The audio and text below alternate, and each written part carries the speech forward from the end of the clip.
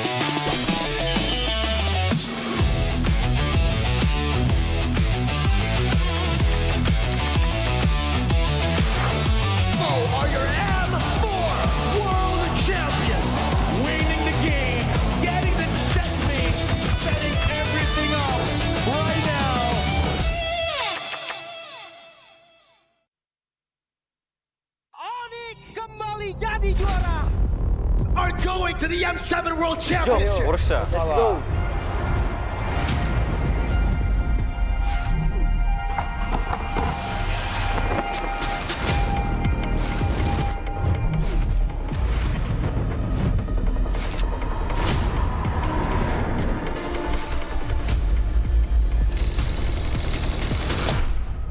Futbol uğraşıyordum, futbolcu olmak istiyordum.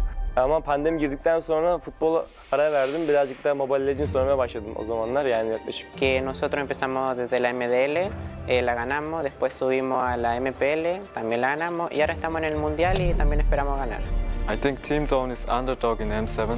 Nobody expected us to be here. Evo was once a dark horse, and we break through the expectation of everyone.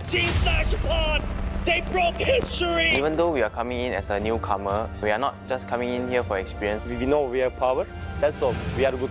Nosotros somos el equipo Dark Horse.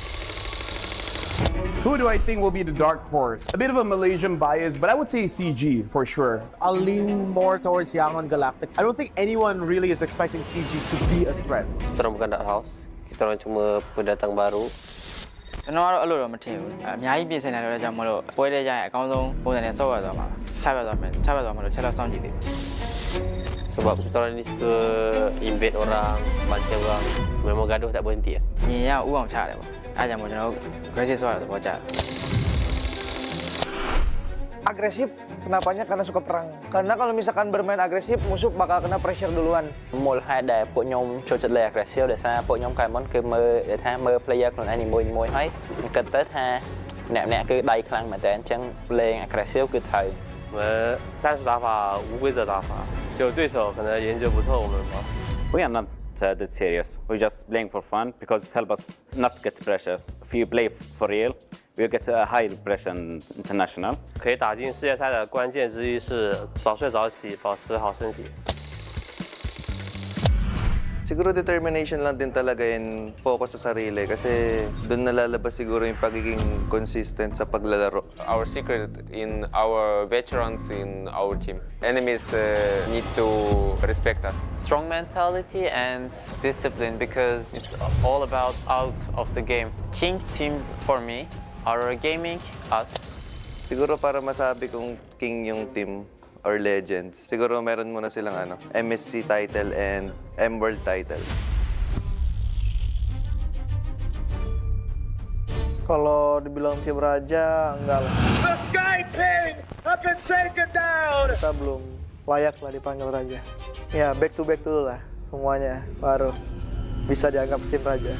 Tingin ko isa kami sa mga king teams kasi sobrang dami na namin pinanalo na tournaments and sobrang dami na namin na-achieve ng magkakasama. Sa tingin ko kapag na-achieve na namin yung Golden Road, hindi na siguro king team yung tawag sa amin, siguro mas angat pa doon. I think we are because based on the recent tournament in MSC we are the top 2 if we win we already show everyone that we have the potential to become more than a king.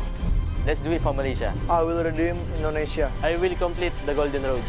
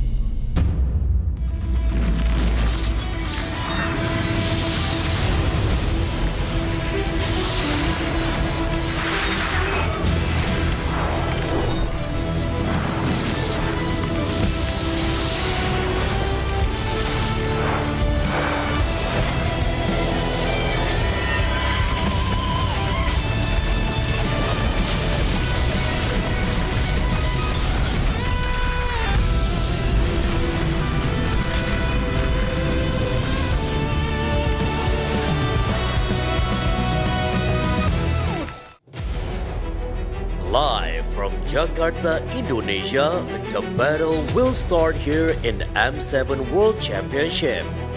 Let the world see us.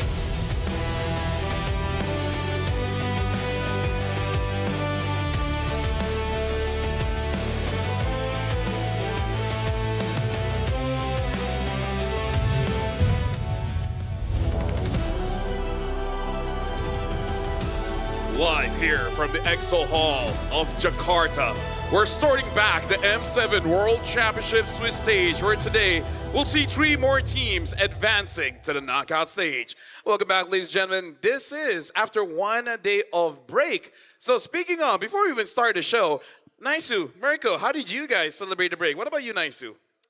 Did you actually get a break? I just relaxed, man. You know, Yeah, you got studying, sick. yeah. that's another way to put it. And you know, I just kind of chilled. I played some Mobile Legends actually. What about you, Mirko?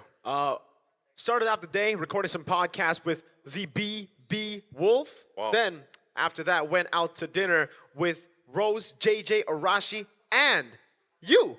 Yeah. Thanks for the invite. Honestly, it's amazing. You're sick. Don't complain. And yeah, I feel like the day's break is amazing because it gives you time to really reflect on the things that happen in your life. All the regrets that you've ever gone through, the conversations that you wish you never had, the friends that you thought you would never lose, and also all the buffs that you lost towards your opponents and all the retributions that you didn't make. And the bans where you didn't do it for the Claude. Speaking of, we got to talk about that. But first of all, welcome again to the M7 World Championship. If you guys have any regrets, type down in the comments. My name is Afel. Alongside me is Mirko as well as Naisu. You have any regrets, Mirko? My regret, like over the course of M series or my life? Your life, of course. My life. I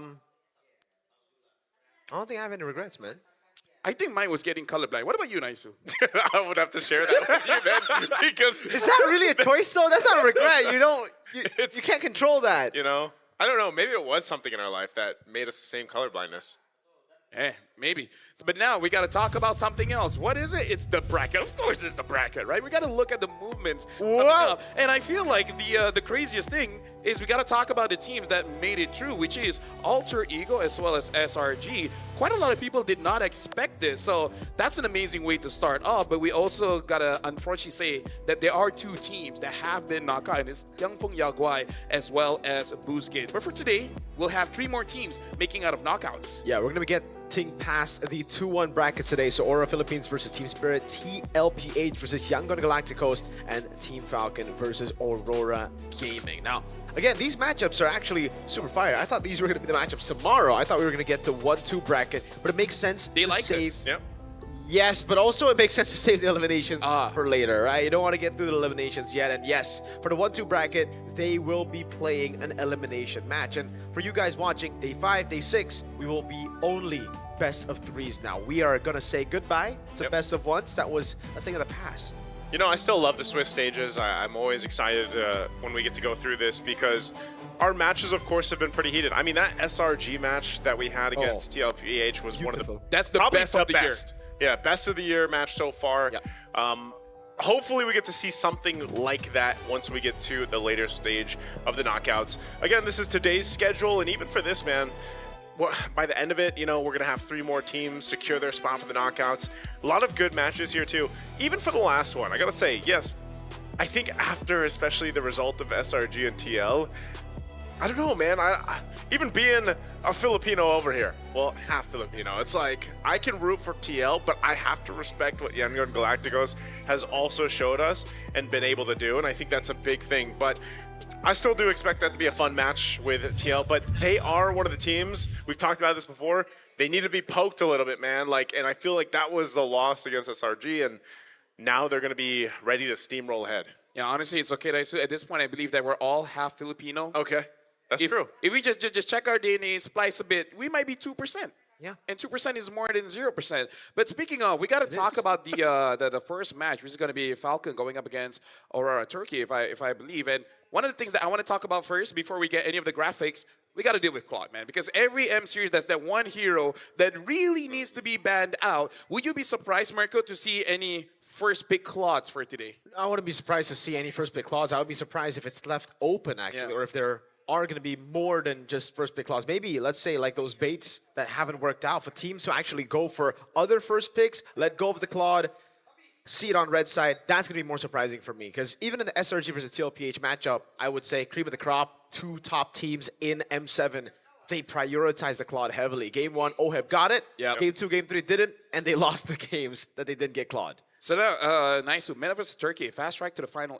This is quite big for Meta because they have not gotten the opportunity to make it out of knockout stage. So if they do it here, now that's big for the region. Yeah, I think on both sides, right? Because even for Aurora Turkey, they don't want to, have this be the end of their journey, just like we saw back in M6. But I think, yeah, for everybody that's been watching Falcons now, and these specific players for the longest time, this would be such a big milestone for them to get to the knockouts, which they're literally one win away from doing.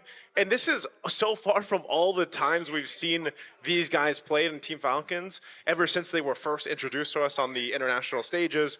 This has to be the best they've looked, right? And I think even if you look at their gameplay, their game strategy, it's very interesting because of the fact that they do still play more towards that utility, that lineup and that composition that we saw, I don't know, metas ago, right? And they make it work really well. The Matildas, the Fredrins, the Bakshas.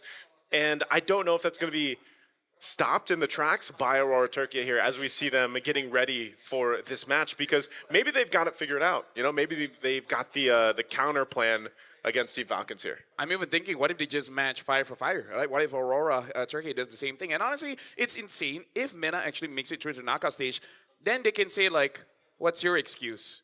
You say you don't have time? We're literally doing degrees in engineering. Med students and we can still do well. But now, we're going to be checking out a video where we were able to talk to Aurora Turkey to see a bit more insight before we actually jump into the game. So let's see what's inside their heads.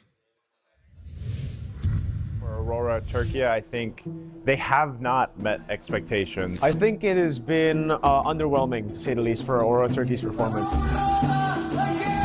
The first day, I don't think we performed very well. I think that we kind of fall into some sort of default mode that we have, and then we just kind of turn off our brain and we just play randomly. I think maybe because of nerves, alter ego fans were like beating the drums.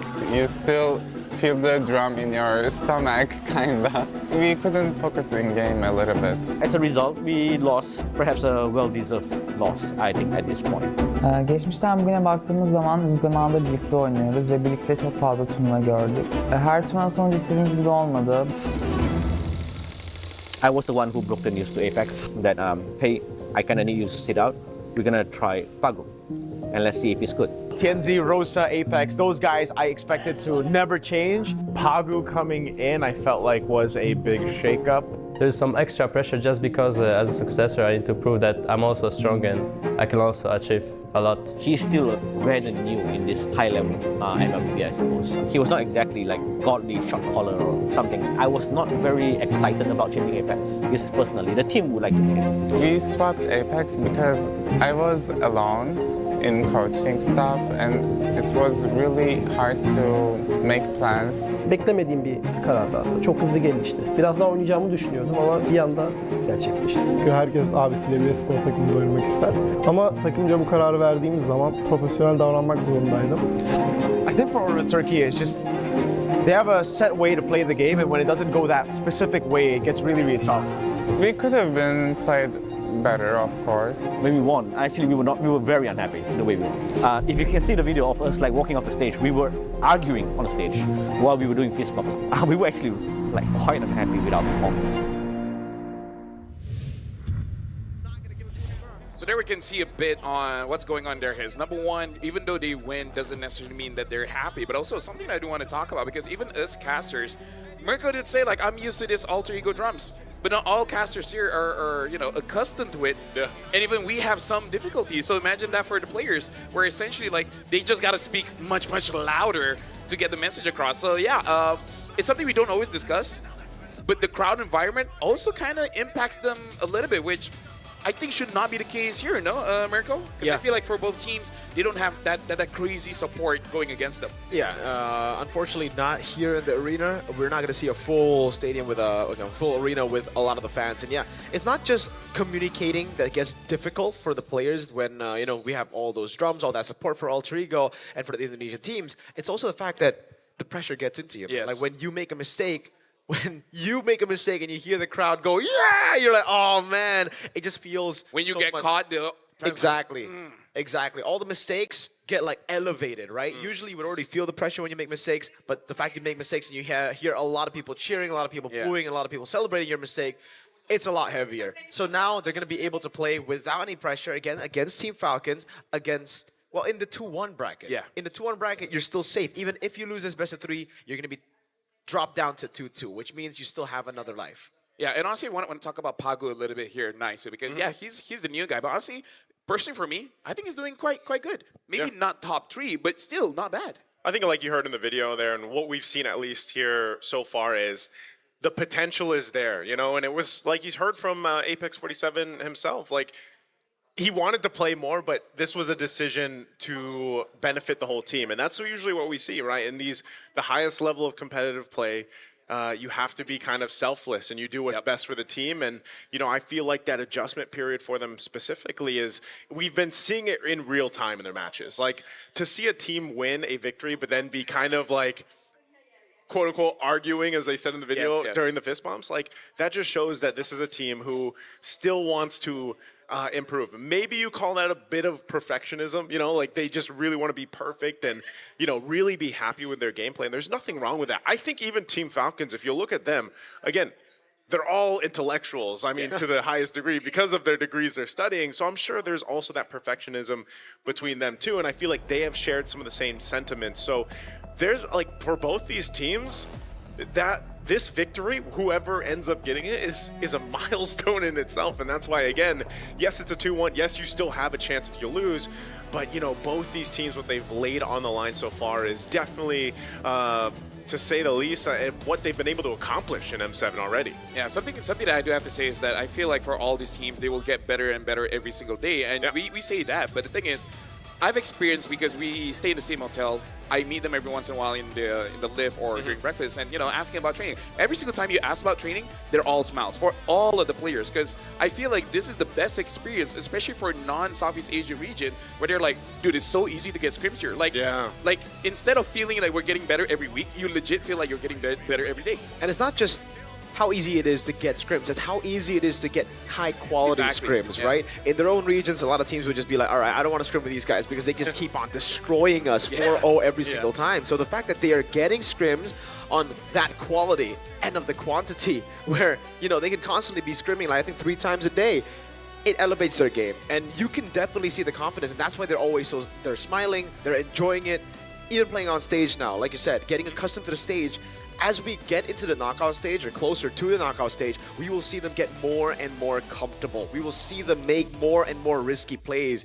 And that's why I love the Swiss stage. We have so many more days to elevate the player's game. Now, honestly, like even TLPH losing is because once you're here, once you're in the World Series, you kind of join this exclusive club, an elite club where you really just see the best of the best that the world has to offer. And I feel like for all the players here, you kind of feel comfortable in your own region. But then when you start seeing the world and the world see us, you're like, yo, bro, this is why I love Mobile Legends. But now we got to talk about Boyet as well as TNZ here, Mirko, and maybe a bit skewed because honestly, like, wait, not the players, but like in terms of their playstyle, might be a bit skewed because Falcon is more, utility jungler, Yeah, they're much more disciplined, they are slower, and that's why you can see a higher KDA because they don't die as much, they don't take as many brawls, but a lower DPM for the exact same reason. They're the type of team that builds towards these big leads through objectives, through lane dominance. So we're going to be expecting a lot of that for Team Falcons. Now, not to say that they can't team fight, which is also a very, very good point to bring in here for Team Falcons. They are disciplined, they want to set up for objectives, they want to utilize advantages, but if they are caught in a position where a team forces the team fight, they are really, really good too. On the other hand, Aurora, yes, they definitely have that style as well. We've seen them in the past actually utilize the Ube and M4. That was their best finish ever when they were still in Senior Supremacy. but they have elevated their game from there. It's not purely just Ube. Now it's a lot more team fighting, relying on the strengths of the individual skill of a lot of their players. Tianzi, to name a few, the best player on the team, I would say mechanically, has been given assassins on assassin on assassins and has been given the space. The rest of the team usually just builds around him when he gets a comfortable assassin. Speaking of, Nice, do you feel like Rosa should have a more comfortable time here? Because usually, one of the problems that Rosa had is going up against all these amazing junglers, Sakai's, Carl TZ, and everything like that. Assassins just keep on getting onto him. The fact that he's probably going to deal with the utility. Utility, do you think Rosa might have a better time here? I think it could definitely be a possibility. This is why this matchup is also interesting, because of the contrast between the two junglers. You know, for the most part, I think I would actually almost love to just see Team Falcons also go against the grain and what people are usually expecting, and maybe pick up an assassin like for Boyette again, because he's basically just showed us those utility junglers. And I'd like to see them go ahead and test that out, because again, if they do win here and they go to the knockouts, you know, your kind of singular plan around the utility junglers are only going to work so much, because then teams are really going to hone in on the draft on that. And I think that's already going to happen here with the way that the draft is for Aurora Turkey here. So I think Rosa might have an easier time depending on, again, this is a best of 3. So you're going to see some of that game plan shift from game 1 all the way, hopefully, you know, if we get to 3 games. So this is a good test for both of them, because they have been very stable in the way they approach the objectives, the way they approach the map, like Miracle mentioned. You know, they're not going out and choosing a bunch of early skirmishes and fights. They definitely can. They've showed it before. They can play, for example, to pick off roams if they have to. But traditionally, they'll lean towards just securing objectives and going from there. Whereas Aurora has been a little more, you know, chaotic in the way they play. Even their picks alone is diverse, I would say. So I think you're just going to have a really good contrast between the two teams' play styles. That's why I think the change of Pagu coming in, substituting Apex 47, actually, again, elevated the strengths that they want to highlight even more now, which is, again, individual skill, letting the players be free over just relying on a system. Yeah, and now, with everything all said and done, let's introduce the teams onto the stage.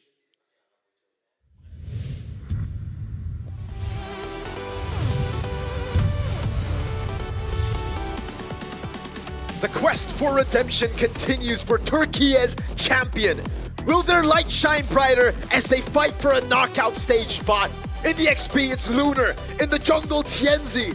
Mid, Rosa. In the roam, it's Pagu. And in the gold lane, it's Sigiboom. Seize the win! This is Aurora Gaming! Through the years, I gotta say, Aurora Gaming, this roster, they stick together all this while. And for some people, these are the favorites because they've been very, very consistent, but they gotta break through Falcon first.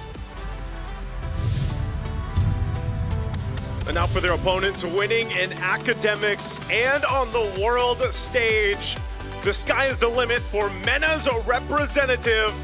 It's Sanji in the XP, Boyette in the jungle, Cuffin in mid, Troll in the roam, and Sano in the gold. Soar high, Team Falcons! Right now, Team Falcons, they're really utilizing Boyette as the jungler, as an amazing utility jungler. And we gotta look at Troll. What kind of hero will he actually get? I don't know if he will actually get the Matilda again. I don't think so. I think it's going to be difficult to utilize the Matilda too, not just trying to get it, because if you look at both of these teams, the fact that it's so much faster for Aurora, I don't think they'll give the space for Falcon to play that slow build. And now introducing the coaches for Falcon, Powie Burn and Kakashi for Aurora. It's Bagel Self as well as Apex 47. And now the teams will be going through their fist bump. This is going to be the final times they have physical contact on stage. And then it gets serious because, again, this is to make sure you join Alter Ego and SRG in the knockout stage. Reminder, only 8 teams will make it through. So slots are very limited. They are limited, and, you know, again, we'll have multiple teams move forward to that knockout stage. It's going to be competitive as hell, just like the Swiss has. Looking at Team Falcons, here's an interesting note.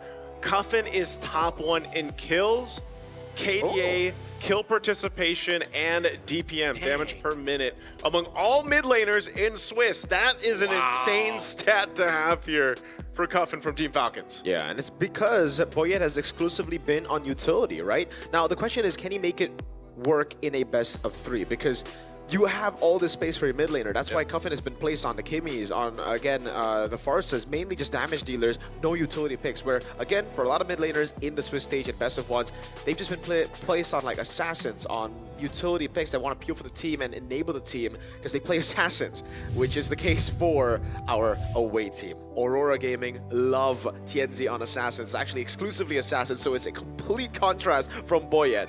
And the thing is, there's quite a lot of good picks here where I feel like if Team Falcons, they bet on something like a Yi Sun-shin, might actually hurt them because then you force out TNZ to use something like a Haya Lance, maybe even a Nolan. I feel like all these picks can take down Cuffin, and then by that time, you basically drop the firepower by half. Yeah. That's the thing about Falcons' composition and the way that they've been able to play best of ones. A lot of people have just been caught by the curveball, right? They don't expect this kind of meta. They don't expect that kind of slow, systematic style. If Aurora just stick to their own plans and stick to their own strengths, play it fast, try to snowball. If you go for neutral objectives, we go for trades. Pull an SRG against CLPH, game number 2. If you go objectives, we're gank your gold lane 9 times and have him play a very, very bad game. Yeah, now we talked to Sigma and said no room for error. Falcon have been performing really well this tournament. While I'm confident we can win, we'll need to bring our A game in this match. I hope we can show our fans a beautiful game. And this is the thing about Swiss Stage as well. The longer that you're here, the more that you're aware. Everyone is leveling up as fast as you are. So some fans will say, oh, this is an easy matchup, this is a skewed matchup, but honestly not really, because again, the growth in a world tournament is so much more faster than any local tournaments out there. Now, which team will get the first blood here? Make sure you guys type it in chat no matter where you are, because for now, looks like Falcons is leading. Yep, 26-16, go and vote Falcon or Aurora in the chat right now. That'd be tough. Again, just because, both these teams have pretty big fan bases. They've been pretty dominant in their own respective regions for quite some time. And, leading into this, like I said, for Team Falcons specifically, getting to see, when I was first introduced to Team Falcons, which would have been in one of the international tournaments, I think 2-3 years ago, and I kind of heard their stories and, how they were looking for that. Like, they wanted that, competitiveness to be able to practice in, because they were so dominant in their region. That was like, man, we would love to just compete on the international stage. It's the biggest one, right? Which is M7. And it's like they've gone through the ringer now. They're here. They're going to be playing on dangerous grass for the first map, this best of 3. And again, the improvements on both sides have been apparent, but especially for Team Falcons over the years. Yeah. Yep. Now we're going to look at the map stats here. We got to look at the times first, because look at that dangerous grass. Actually has the fastest average game time of 30 minutes and 33 seconds. The longest is Flying Clouds with 90 minutes and 47 seconds. But we've only had like, what, four games in dangerous grass? We've had the least games on dangerous grass, but it actually is a very, very good map for Aurora Gaming. It's always great for a team that wants to go for the snowballs, want to just set up and, again, look to get quick tempo in the game. All right, Falcon actually, whoa. They go straight for the Fanny and the Lancelot ban. The Cloud is already up for grabs. Aurora are not going to ban it out. They're actually banning out the Mathilda alongside the Baksha and the Akai. Something we were thinking about, it's either banned out or Aurora are just going to try to play that fast tempo to negate the utility jungle and the Mathilda pick. I think this should just be a Claude first pick. Yep, agreed. Falcons is 100% win rate on blue side, by the way. So up until this point, still 100% win rate blue side. The respect bans are very apparent. I'm sure we'll see that continued on for the rest of the series. Now, I'm wondering, though, because at least for TNZ here, he's one of the junglers that has a ton of heroes you can bring. Whoa, there's a Grok first pick, though, for blue side. There's another thing I'm thinking of. Aurora could pick Claude Eve. And that kind of disrupts their draft, because Claude can deal with the mid, and then the Eve can deal with any, utility junglers like the Frederick, which they have let open. Yeah. Thing is, though, with the Baksha and the Akai ban, I think Aurora are thinking of, just forcing Falcon on an Assassin pick, forcing them to play a completely different style, because even if they go for the utility jungle, something that has been 100% banned away from Rosa, this tournament has been the Selena. So that's something that they can leave open if they don't go for the Eve instantly here. But I do think Claude will probably show up. I don't know if they want to go Sora, because the Valentina can still come through on the other side. Yeah. So that's a decision for Aurora to make. Gaggle stuff. What is it going to be? I kind of feel like Eve is a good pick. But right now, we got to look at the top here. Oh, Hilda. So honestly, it kind of forces them to use the Fredrin. But anyway, I want to talk about which team will get first blood here. 587 in chat says that Aurora will get this one, and 90 of you guys are saying Falcon. So in case you guys didn't notice, yes, we got the fandom war up top for you guys to see real time on how it's been progressing. Yeah, I think it's fair that they think Aurora are going to get first blood, man. Aurora have been the faster team with assassins, with lane dominance. Falcons have been an objective team. So if that was first turtle, I think it would go to Falcons. Yeah, maybe for game 2 we can get that question. Which team's going to get the first turtle? And then it goes over to Team Falcons. But right now, draft-wise, they'll pick up a Jushin and the carry. They pick up 2 quality heroes that are doing... It's interesting because the carry is default pick against the Claude. Not favorable in terms of the stats. Claude's still winning. It's still the favored one. But also the Eve, like you guys mentioned earlier as well, will be picked up here now by Aurora. So that first phase on both sides, if you look at it, it's like, all right, we got our gold laners, our roams, and our mids all locked in on both sides. They almost serve the same purpose too. Vision provided from both roamers, set potential more so from the Grok, but a lot of utility as well for the 2 mages on both sides. For me, the thing that I like and don't like, I like Aurora draft here because not only do they get very strong heroes, because both Eve as well as Claude have the highest win rate so far, and the second one, and I would say more pressing, is that the heroes of Aurora kind of counters whatever Team Falcons want to do. If you want to go for assassins, you got the Hilda. If you want to go for tanks, you got the Eve. This is going to be pretty difficult here. But now we're looking at a player card here, chasing knockouts. Their 3rd straight M series together for Sanji, Sano, Troll, and a Cuffin. It's just finally the run that takes them into the knockout stage. Well, we got to see how the draft turns out, because for now, I'm really leaning towards Aurora. Yeah, I agree. I share the same sentiment here. Aurora Gaming have done a really, really good job. The fact that, again, we were talking about the Eve pick coming through, but the decision to actually put it red 3 to see if the Jushin gets picked by Falcon, or if Falcon try to snatch away the Eve, is really, really good. Because again, if Falcon snatched away the Eve, the Cloud would already be an answer with a Hilda. So they're trying to force them to make that mistake. Instead, they go Jushin, so it's lane dominance now for Rosa in the mid lane, who hasn't really had the best of games, like you said, but now against a utility jungle team, it's going to actually be... Never mind. I thought they were just going to lean into the Fredrin pick so that they can open up for Rosa and Sigiboom. Turns out, yeah, it's back to the plan that we were assuming from the start. Force Falcon on an Assassin. That's why I like it, man. I was wondering if the team would just go that route, you know, cover your bases in terms of the utility jungle picks and the Matilda, which caused a lot of teams that went against Team Falcons some trouble, right? So fitting that Matilda was Team Falcons' go-to pick in the roam. But so now that is interesting because, yeah, it's like, what is Boya going to play in the jungle? He's literally being challenged against Tienzi, who, like I said, his hero pool goes quite extensive, like in comparison to a lot of the junglers out there. And there's still plenty of picks for him to go. Even a Guinevere, for example, that we've seen him play before. We've seen Joy, him pick, Nolan, Leomord. So they'll go for the Phoveus ban here to keep those XP lane options left there. And so that's what I'm wondering. What kind of jungler are we going to expect to see? Do we just see the XP lane pop up here and then they save that last pick for Tienzi? Falcon looks like they're setting up for an Arlet pick for some reason. An Arlet is a good option, but I think also the Joy is something that can still show up, right, for Falcon, banning out the Phoveus. So you get both. You set up for an Arlet, you set up for a Joy, you set up for... Because I feel like they need just a little bit more damage, at least in the early and mid, and I feel like Arlet can definitely do that. What about Lapu? Yeah, the thing is you need a combo with it. Right now it's just the Jushin, and technically, okay, you have the Grok as well to set it up. If they want to go Arlet, it's Guinevere Arlet. If they don't, then I think the Joy comes through, although it is going to be very, very tough with a lot more displacements now that the Sora has been picked up by Aurora Gaming. I was saying Leomord. What if they go Valentina XP? Because the Sora is Sora, right? yeah, makes sense, makes sense. It actually is... You can even take RWM. A very, very good pick. But I think for the most part, especially if you go Valentina XP, you're going to be building tank, right? So you're going to get much more value just stealing away Sora. But what's the last pick going to be for Aurora? Is this... It really just looks like it's a setup for Joy, right? Like, it has to be an assassin. I feel like using Shin is also possible. Yeah, there's a Lapu. Less likely now that there's a Lapu and a Leomord, but yes, it is possible. The Traceless is a good tool to have. We saw how Skies was able to outplay the Lapu of Sanford on a Yisun Chin with Traceless. Yeah. So right now it's just Joy, Nolan, Yisun Chin. I almost think Nolan would... I think Nolan might be better here, just because, again, you can rely on that information with the Hilda, and then Sora tanky enough, but they're... Oh, Oh! Hey, Oh my this is what lord! Wow. This is what I'm saying about TNZ, man. You just...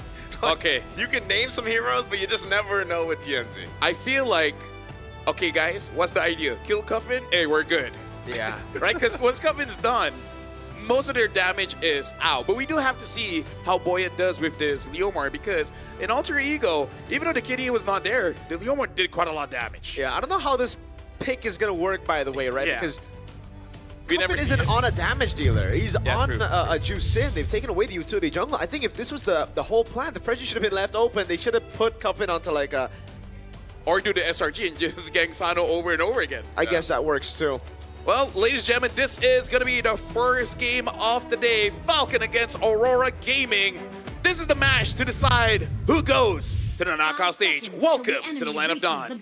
I just want to say, Oh, TNZ is just so anti-mainstream, bro. Yeah. Back in M4, when everybody was playing the meta picks, he would go Leomord. Yep. Now that the Leomord gets picked up, it's like, Now it's cool. it's cool back then, bro. Yeah. I'm going to pick up the Harley. Even in MSC, everybody was going Roger Jungle, all that. He's like, give me that Amon, bro. The funny thing is, multiple teams that have faced up against Aurora now take the Leomord from TNZ. They're like, all right, we got your pick, you know, Yeah, because I feel like that's one of the picks that a lot of people familiarize themselves with Aurora from Turkey, and that is TNZ's Leomord. And you know, now that more people are picking up, he's just like, I gotta, it's Yeah. too, it's done. I gotta go somewhere else. How's the Harley actually? I mean, obviously his whole thing is to just go ahead and assassinate someone here. Like, Yeah. and he's quite elusive, right? The way that he works. It's just, gosh, when was the last time we even saw a Harley in competitive? Or What even did it- in rank. Well, I mean, I depends faced the what rank Harley you're in. when, I think it was wildcard days when we were playing. We were up against a Harley. It was pretty bad. But like, Yeah. But everyone we fought against was Yeah, pretty I guess bad. we're still climbing the ranks here, right? Yeah, we're kind of too good. Yeah, I feel like the Harley, it's either two, right? Either you want to counter jungle as much as possible, Yeah. and then gank either, right? Because the problem for us is that we don't know who can the Harley kill. Because if, say, at level 6, having half items, you can kill an EXP lane, then maybe that might be an avenue that they're looking for. I just don't know of all the members of Falcons here, you know, having the Grog, Jushin, Carry, Leomort, and Lapu. Like, who would he target? Exactly. I mean, Like, if you can kill the Leomort early, then, hey, maybe Leomort's the target. We don't know. I really think the idea right now for Aurora is to actually, well, obviously, if Falcon makes some big mistakes and it leads to Turtle 1 for Aurora, then they're going to play that game. Yeah. But they're thinking Falcon are going to go for the neutral objective take, so they are going to go straight for Sano. Yeah, like you said, I think this is the idea right now. They just constantly gang into the gold lane, they get the Cloud ahead, and they make this carry who's already in a tough matchup. I'll call it that, by the way, because on paper, it's not supposed to be a tough matchup. It's supposed to be carry winning it. But if you look at the stats, it's been horrible for the carry. Yeah, because easy question, Harley comes to you, what are you going to do? Right? Spin the light wheels, man. Like, second skill, flicker, I feel like you're still going to be in range to die. Yeah, you're still going to be cooked, right? You're going to have to burn a spell, and you don't get anything. If you use the flicker, you already lost. Yep. the only thing you can really do is just try to juke as many poker trick cards you can, man. Like, but then the Claw just basic attacks you. So it's like, you're cooked, man. Just accept the fate. You know, you're going to have to lose a lot of minions. That's let what a lot of do people the do. thing. But even if you do that, they get free turret up top. So like, how many times have you in your own games where you've seen the Harley pop the deadly magic trick, and then you're just like, people just stand still because you can see the ticking, right? So they're just like, yeah, I'm dead. I think if you really want to, if you're Team Falcons here, it's number one, just not letting all that chaos get to you, because remember, it's dangerous grass, so the Hilda's gonna be happy, yes, all over the map. Which the sole purpose of that is also going to play into this Harley pick. Like, that information, being able to provide that information with utilizing the Hilda will allow things to be easier, I should say, for TNZ on how he wants to approach the objectives. But also on another thing to take note with the Sora, now after seeing the Savage from Innocent, right? It's like now I've seen some discussion online about which form is better, you know, and obviously that's one of the decisions you have to make. It's dependent on the situation in the game. But the amount of damage that this lineup can do early on is kind of crazy. Like, and it's kind of scary if you're thinking about, all right, objectives is what we want to focus on. Yeah, I feel like for Falcons it's easy just win the mid fight, and then just stop Harley from farming, and then you win. You know, what's so hard about that? You know, you're going up against what do we have here? Hilda and Eve. You know, just don't lose against Hilda and Eve. Push them back. Maybe get a kill early, and then you're good. Yeah. Very easy to say that, but on the Juicing against super Eve simple. and Super Hilda, super simple. No, just keep dodging. Just the try Eve's harder. attack. Yeah, exactly. Just try harder, man. Yeah. Just break the crystal, man. It ain't that hard, you know. Just win the M7 World Championship. Like if you know Rosa pops the RWM, just don't get caught. Facts. Just Right? don't get caught. Just run, Lamau. Yeah. Just deal more damage. Exactly. Like it's not that hard if you really think If about it. your flicker's down, well, that's on you. Yeah, that's on you. Why did you use the flicker to Cool survive? down harder. Yeah. Cool down. So again, right? Like even if we ask those questions, like why'd you flicker? Harley, dude. It's, Harley, it's dude, gonna be hard. tough to you know have those battle spells up when there's a Harley constantly Exactly, blocking yeah. your battle spells. Hey, pull yourself together, man. Yep. Oh man, yeah, everybody really thinks Aurora. I mean, with this composition, it makes sense that they will I was gonna say, get yeah. first blood. I mean, having Claude, Hilda, and Eve, all just by that. Yeah. I'm like, yeah, I'm pretty convinced. Yeah, and then the Harley comes in, and you're like, oh, okay, that's first blood. It's either Harley gets first blooded or he gets first blood, right? I actually legit think it's gonna be mid who gets first blood. Mid? Yeah, because Rosa. I feel like even the Grok and Hilda, if you try to target him, it would take too long. Okay. Right, so I feel like if anyone's gonna die first, it should be a mid laner. Looking at the side lanes, unless they really mess up their laning phase, then yeah, they will die first. It's almost an easy, like I would say, it's almost an easy pick off if you are Aurora Turkey right now. Like with this lineup for the first blood. But the problem with Harley is he is one of those heroes that like if you for some reason, let's just say he falls behind or he has some trouble, or the first blood is towards him and he gets late in the jungle, I feel like then it's a little bit more difficult to actually use this lineup just because again, you know, you're as much of an assassin as you basically can be in terms of magic in the jungle here. Here's our top 5 picked heroes, by the way, for the Swiss stages. Yeah, the carry this doesn't make sense at all, man. 28%. The reason I mean, like, the Gadakacha as well, by the way, it's just been horrible. And that's why you're seeing much more Kalea picks, even with the Gadakacha up. Is the thing right now is the Gata doesn't even counter that anymore. Usually it counters a lot of the pickup heroes. But what I'm most surprised with is the Cho, actually, right? Like the first of the carry and the Gadakacha, on paper, it would make sense that they're meta. The Cho makes sense too. It's just, I didn't expect it to be this meta. I guess it's just a really good substitute to the Kalea that is always banned out. Which, by the way, I think Kalea does have the highest win rate, but it just rarely do you pick it up. Yeah. Yeah. So now the Power Tricks are back. Harley returns on the world stage after the Heroes M3 World Championship. That's your debut. That was my debut. That was your debut. Just for context, to see how long it was. You were a baby back then. I was, dude. I was literally baby. Not Bob. Yeah, that's baby. me. That. By you. Yes. I remember watching M3 and yeah, in my place and being like, huh, that'd be cool, because I wasn't casting yet, so I'd be like, oh, it'd be cool to be a caster. And then a year later, you casted the M4 World Championship. Yeah. Dreams, dude. I literally like put it out, on social media. I was, because that was back when it was like, you say whatever and then you put cutie at the end. Yeah. Ah, right. During that time, you're top global gourd. Yeah. Yeah. This guy's pretty good. The M4. Dude, I tried to play him, How's by he the way. doing it? How's he doing it? I tried to play him, by the way. Yeah. He does not work in this meta. I mean, with Claude? Yeah. What do you mean? Just break the crystal, dude. Yeah. Just old, bro. Dude, if Claude chases after you, dash away. Yeah. What, you don't have dashes in your kit? Come on, man. He's got a board that he doesn't even use, by Yeah, the way. dude, So that- there's... He has a board and then he cannot dash. Yeah, I would love to speak to the design person of that hero, Gord, my favorite of all time, and just be like, what was the logic? He should get additional movement speed when you're on expanding rivers. Yeah. No, here's the thing. With that board, he should be able to pass through terrains, right? He should be like Kimmy. Exactly. He should technically be able to, because he's, you know. And honestly, it should be longer than Kimmy. He just hovers like 5 centimeters off the ground. Yeah.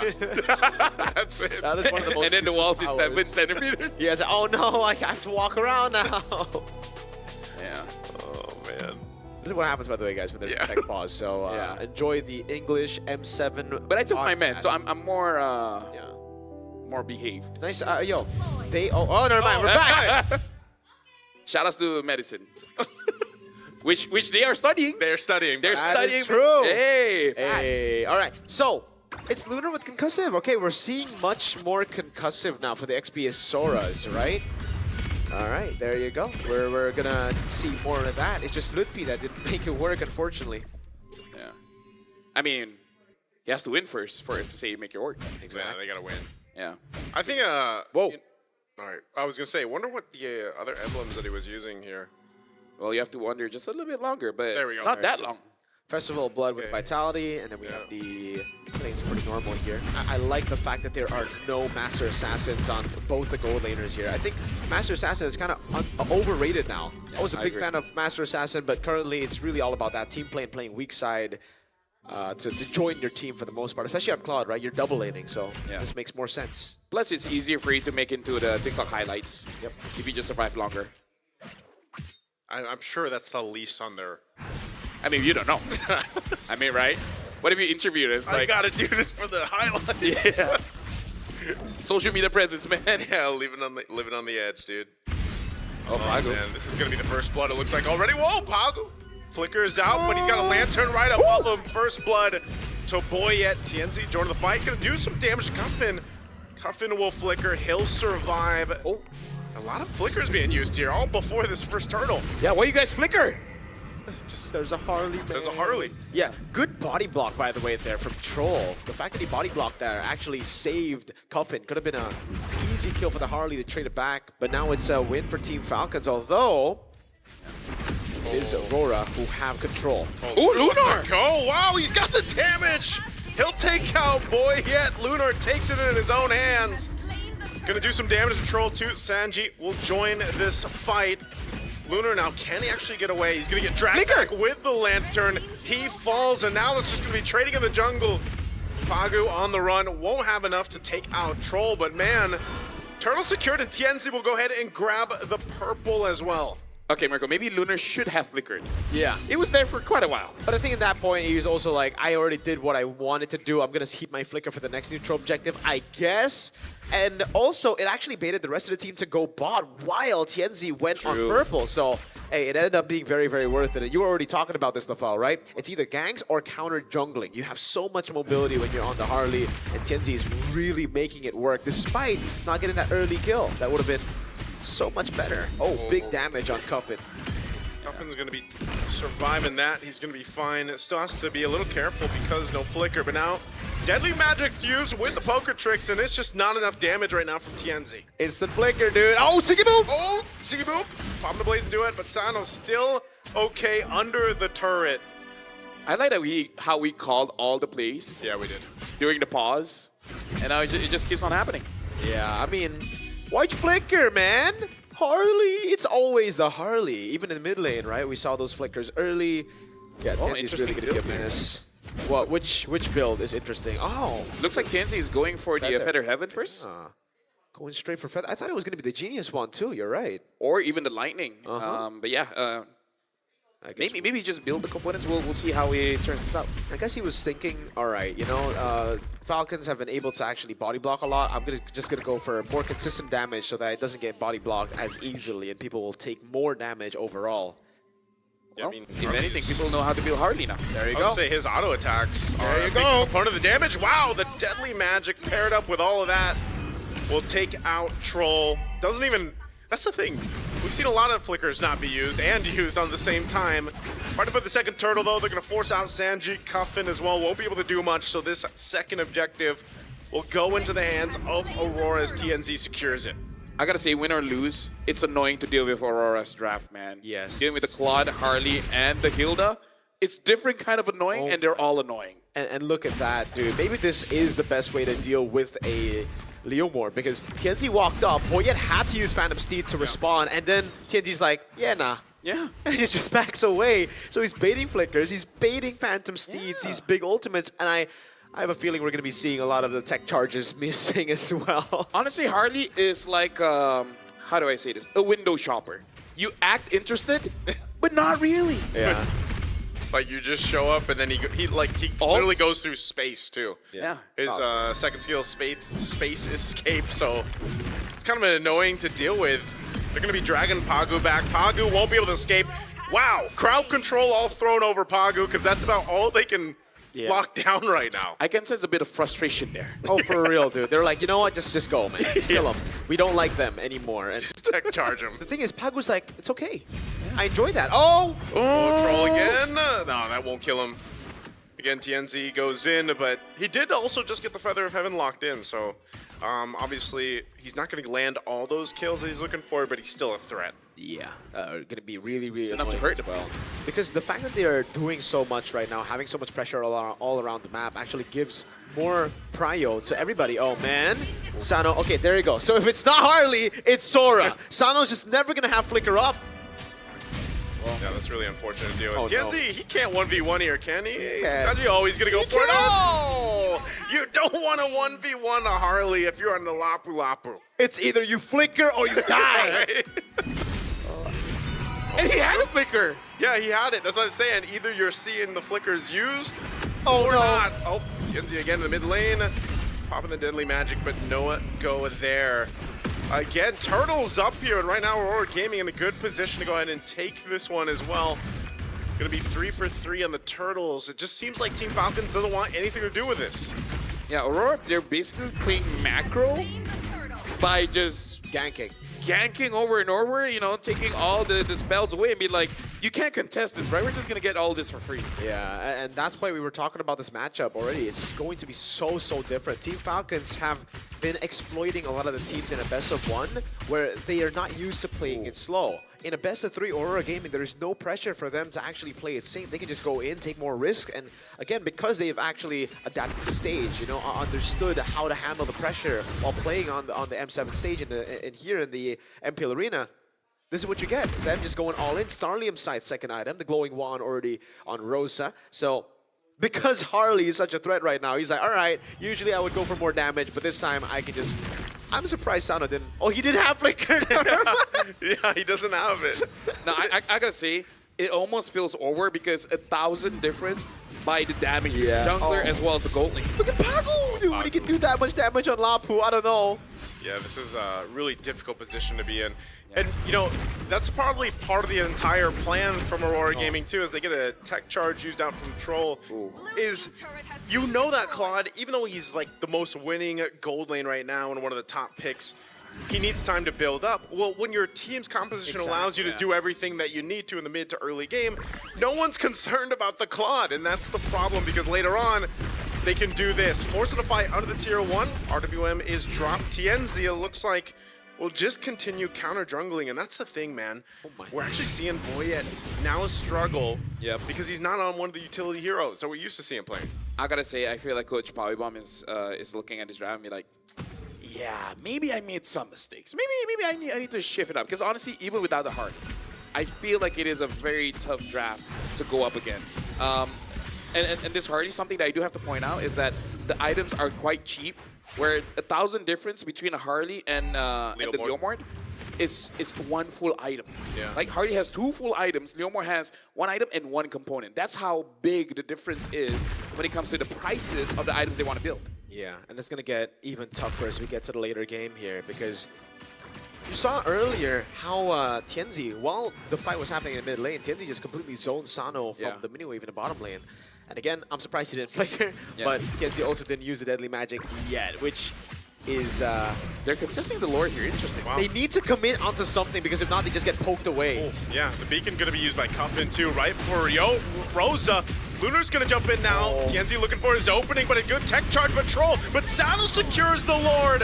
Fight still going through as Boyet falls, and Sano's going to be next. Trapped by the tech charge. A flicker forward from Tienzi. He's going to be unleashing on Sanji. Meanwhile, Troll trying to run from Lunar, and Tienzi will get the Mega. And now Troll on the run as Lunar chases him down to finish him off. Concussive blast and stops him from going with a recall. And it will pick up the wipeout. A massive team fight for Aurora Gaming. I gotta say, I know it looks really bad. I know it looks like Team Falcons forced it, but there was nothing else they could do. It's either they suffocate through the pressure or they try to make something happen. And they decided to fight in the end, which is honestly a valiant effort. That was a valiant effort from them. They got the turtle, they got the Lord. They were able to zone Tienzi. It's just the fact that they use all their resources to get the Lord, to force that play. Let's see if they end it quick. They're not super tired. Right? Facts. Because here's the thing. I feel like sometimes it's okay to give up. You know? Sometimes he's okay. I will always hit refuse, LFL. I will always hit refuse too. I tell people never give up sometimes. So now we know LaFell's the guy who as soon as he dies, he's like opens up the setting. He gets his jungle, loses his orange buff early. I play many different games. Some games they reward you for giving up. You know, so my perspective of life is cut your losses. Actually, you know what? That's actually facts. Right? Sometimes you gotta cut your losses. Like, you know. Which one is more valuable to you, right? The win or your time? Right now, it's getting this goddamn Harley off my screen. That's probably what Falcons are saying right now, because every time this guy just walks up, dude, it's so annoying, you know? It is. He's walking, chilling, and like he's that. smiling. Look at this guy. Oh! That amount of damage. Oh my God. He should survive it. Ow! Okay, he does survive it. If only Sano had it like a Thorn Rose or something. Dude, if Sano had Flicker, he would have burnt it. It was on cooldown. I don't know, man. See, that is a perfect representation of what Mirko was just talking about, though. Yeah. Get this goddamn Harley off my This screen. Harley out of here, man. Look By at the that. way, you're going to see way more Harleys in game now. Yeah. No, man. By the way, they got a Lord, 0 damage and negative 4,000 gold. That's not good. No. That's not good stats. Neither is this fight in the jungle. They're going to go for it. Full initiation. TNZ from the backside. He's going to go a little bit further as Cupfin falls. They're still fighting Troll. Caught off from the team. He goes down as well. It's a 2-for-2 trade, but TNZ will have to get in check. But Siggy Boom this whole time has been untouched. He's going to work on the base turret here with Rosa as they look to get the mid base turret down. A couple shots left on that, but Falcons, they will go ahead and stand. The Phantom Seed is going to be used. Siggy Bum is now the cause of caution here for this lineup from Aurora Gaming. Oh my lord, look at that, look at that, look at that. And he sieges really well, Feather of Heaven, that's the reason he's able to do that much in Starlium side 2, so crazy siege. And again, Sano just got the flicker up, and he was already forced to use it again in that skirmish. You know what, gentlemen? If I was Moonton, right? Watching M7, looking at the stats, I'm thinking to myself, maybe we should buff carry. Oh my god, look at the bottom wave, man. That's going to get a free base turret. Yep, Lord secured already. Lunar going to give the signal to go for the fight. Troll can't even withstand the damage coming through. As he falls, Lunar jumps back in, forcing Boyet on the retreat. And now Aurora Gaming, they've already got the Lord secured. They'll get ready to knock on these base turrets. Already sitting at less than half health across the board here, and that bottom one being gone. There's not much left for Team Falcons to defend this game one. They're going to force it once again. Base turret up top goes down, and they jump on in. They have to go heal back up because they can't even fight or stay around where Aurora Gaming is. It feels like fighting two Claudes, man. Yeah. Why the Harley? But the thing is, like, he can instantly go back when the Claude has to, you know, just chill for a bit. Oh my lord, this is just disgusting. Aurora Gaming have found a pick that will scare a lot of people. Now Lunar jumps in, able to get crowd control too. Sano's already gone. This could be the winning moment already for Aurora Gaming under the 14-minute mark. They're just going to clean up house as they can before they go ahead and destroy the base. What a game one for Aurora Gaming. Get this Harley off my screen! Is basically the game that Falcons was playing the entire time. Siggy Boom saying hello to the camera here. He's feeling good. Everyone on Aurora Gaming are feeling good, and that is going to be a big question coming into next game, especially if we get another dangerous grass selection on the map. Mirko, if Falcon have to ban it, give me that draft, I would feel good as well. I will be all smiles, and this just adds another fast game on the dangerous grass. Like, it's kind of feel like unrelated, but at the same time, though. Yeah, it's actually it's pretty fast. Yeah, it's way more related than you think because, again, it enables a lot of these picks, like the Hilda, to get so much more strength in the start of the game, especially when they snowball, and it allows teams to actually play that fast tempo. That's why when we saw the dangerous grass selection, I was instantly saying, oh man, this is going to be a very favorable map for Aurora Gaming over Team Falcons because, again, if we look at the track record in the best of ones, Falcons have relied on sending curveball towards their opponents, playing it super slow and playing it so methodical in a meta that we would think would be more chaotic, more brawly. And you can see it from Aurora here in this game. It was just so chaotic. It was so awkward in a good way.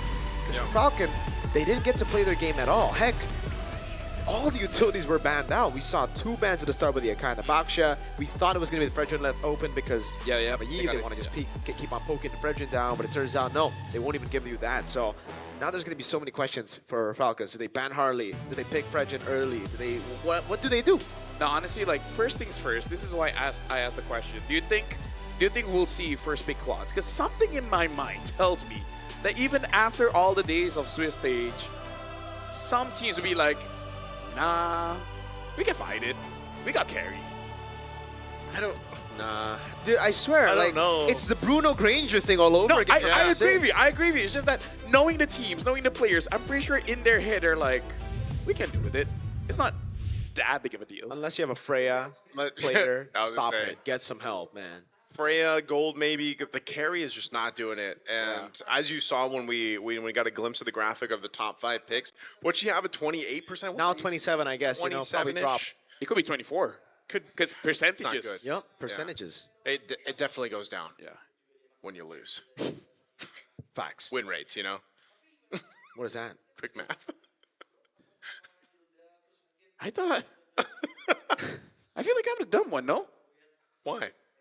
Why? Yeah. Yeah, there you go. I was going to say, that's what I was looking. There you go. Can we check out the MVP? Nah. It's gotta be TNZ, no? Get this Harley off my screen. Hey, you know what? If you enjoy rank, maybe play Brawl for a while. Dude, yeah. You know what? You're probably going to see more Harleys in Brawl. I know, right? you're going to see him in rank too, man. And Classic. Dude, Team Falcons, they saw a Harley in-game. They'll see a Harley in MVP. When they go to sleep tonight, they'll see a Harley. Dude, they'll see a small kid with a cap. It's going to be that walk, dude. That little walk with the trick. blink. Dude, after this, when training is over, it's like, what you guys want to do? Play cards? No cards, Please. no more. No. All right, we got to look at the MVP. Honestly, even if they want to play football, like, no red cards. Yeah. Anyways, the MVP, of course, is going to be TNT 6-0-4, 909 GPM, which is actually quite high in today's standards. And yeah, go for the Feather of Heaven first, and then see what you feel like. Yeah. Feather of Heaven, again, consistent damage instead of the Genius Wand. Again, I think if it was more of a snowbally game, Genius Wand would probably make a lot of sense as well. But hey, the Feather of Heaven works so well. And it built it up with the Starlium Scythe and anything Lightning Truncheon next. Then you saw the Divine Glaive, and then it was a problem for Troll. But if you look at it all the way towards the start as well, it was already a problem for Troll, dude. He was getting bursted down like it was nothing. And here, the fact that they were able to bait the Phantom Steed early gave so much of an opening towards everybody else. Like, Lunar just got a solo kill for free, and Tienzi, he did this, and Sanji was like, I don't want to flicker, man, I'll just die. Yeah. Honestly, I feel like after the play that Innocent showed, I feel like all the Sora players will be like, you know what? Sometimes I can be selfish. Sometimes I can get the kills for myself and not set it up for my team. Yeah. Because what have they done for me? I'm EXP, they leave me alone. They sometimes even take my crab. In this game, the team did a lot.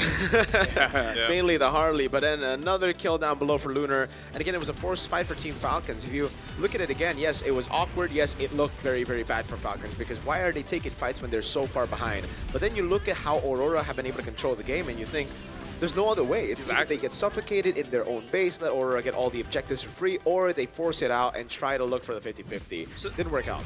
That leaves me the question, like, then what would have been the way to approach this, right?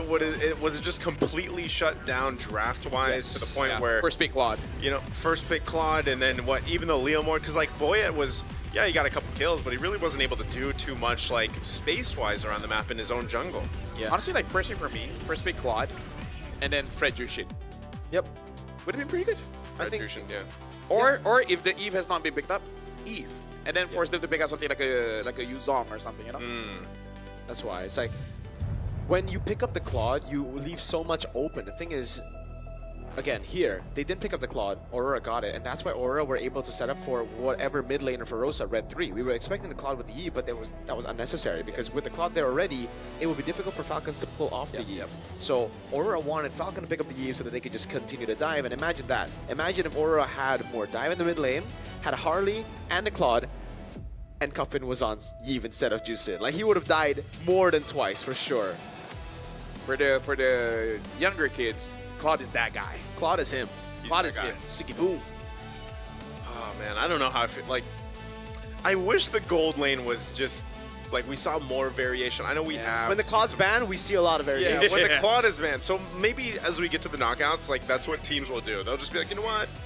Just ban the Claw. Like, or they'll, obviously they'll be playing towards it too. But I think maybe there's going to be more answers to deal with that Claw, to deal with those options as we get to the knockout stages. But even just having a pick like this, who I'm not even that surprised that it came from Aurora Gaming from Turkey to do this, right? To bring up the Harley, to bring up one of those unique picks that now could be one of the answers that even other teams end up using. Just like when we saw the Freya Gold originally picked up, some of the teams did that. So this is a good little variation in the meta that was setting up. The person for me, unless we see a hot fix like what Munton did towards Bruno, I feel like especially a game where it's like one more to knock out or one more to potentially get eliminated, just ban the Claw. Like, I feel like the risk is not worth it. Yeah, and I don't think the hotfix should be for the Claw. I think the hotfix should be for the fighter emblem. Huh? Yeah. The fighter emblem is the most important thing for me. Over Honestly, just like nerf if you nerf the Claude, I feel like the one that won't hurt too much, but it still hurts, is like increase the cooldown of the BMI or something. I think this ban I think Claude is in a really good state right now. I think the fighter emblem just makes him very broken. Yeah. So what would you do? What would you do with the Fighter emblem nerf? Just the fighter emblem nerf. Fighters are for fighters, like implement it. Yeah. But now, before we even move on to more, we actually prefer a special thing for you guys to check out before we talk even more about the game. So let's check the video out. Hey guys, this is Rose, and right now I am with Coach Pao Weeburn. Now, since we haven't seen each other in quite a while, I have quite a few questions to ask him. Now, Coach, recently our audience just found out that your players from Team Falcons are currently balancing being students and being a pro player. In your opinion, as a coach, how does this show their dedication for the team? Can I speak Tagalog? Go ahead. Sa akin very committed sila.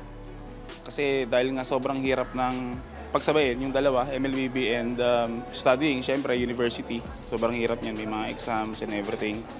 So ayun, very committed sila, yun yung nakikita ko sa nila at very love nila yung game.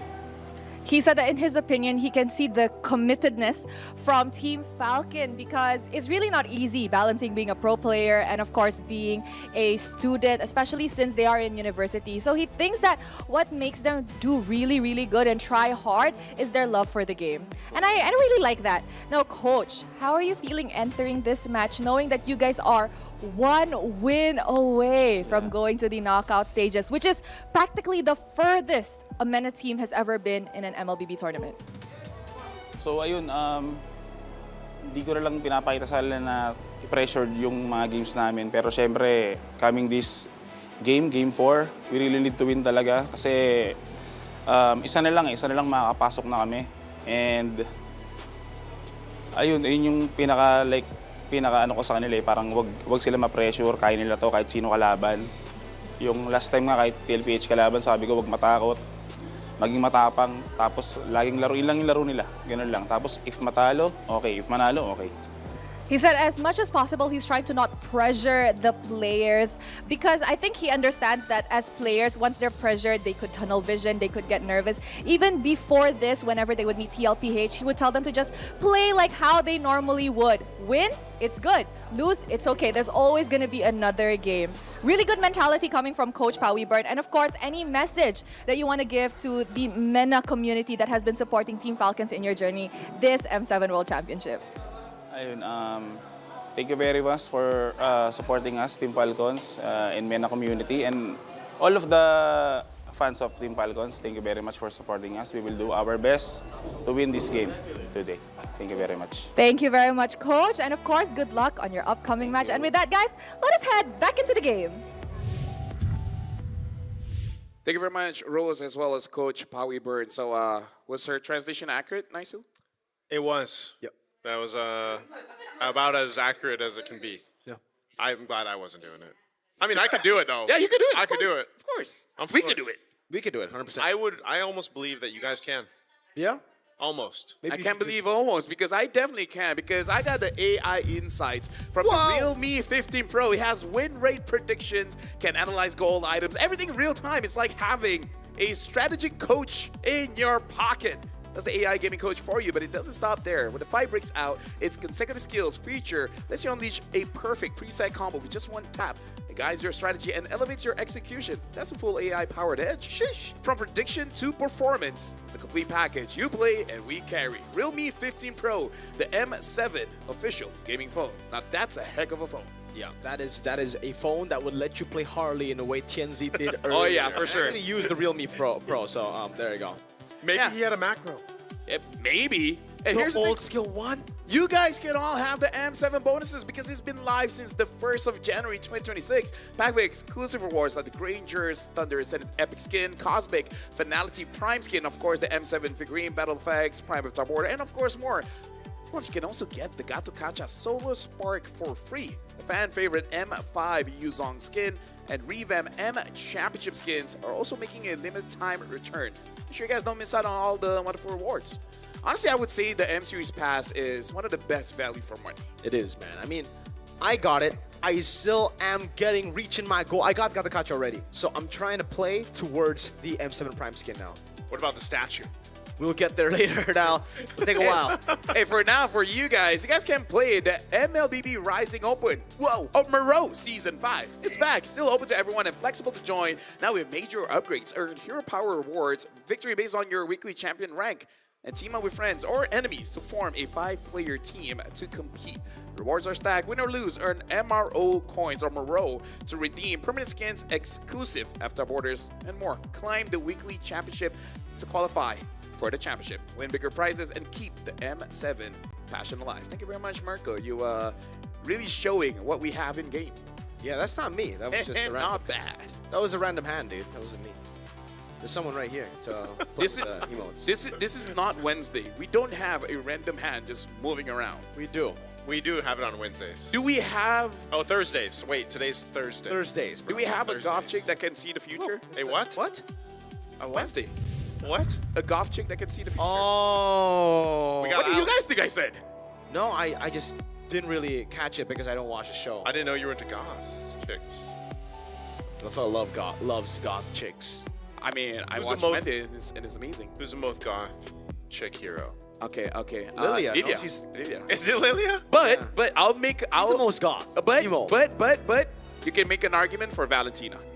Valentina. I would say you'd make an argument for Alice. Like she's Benedetta? What about Benedetta? Oh, the Soul Vessel. Oh. I think I'll take Alice. Yeah. Alice Especially the teacher skin. That's amazing. Whoa. Now we got to look at the previous game recap. Pretty one-sided, huh, Marco?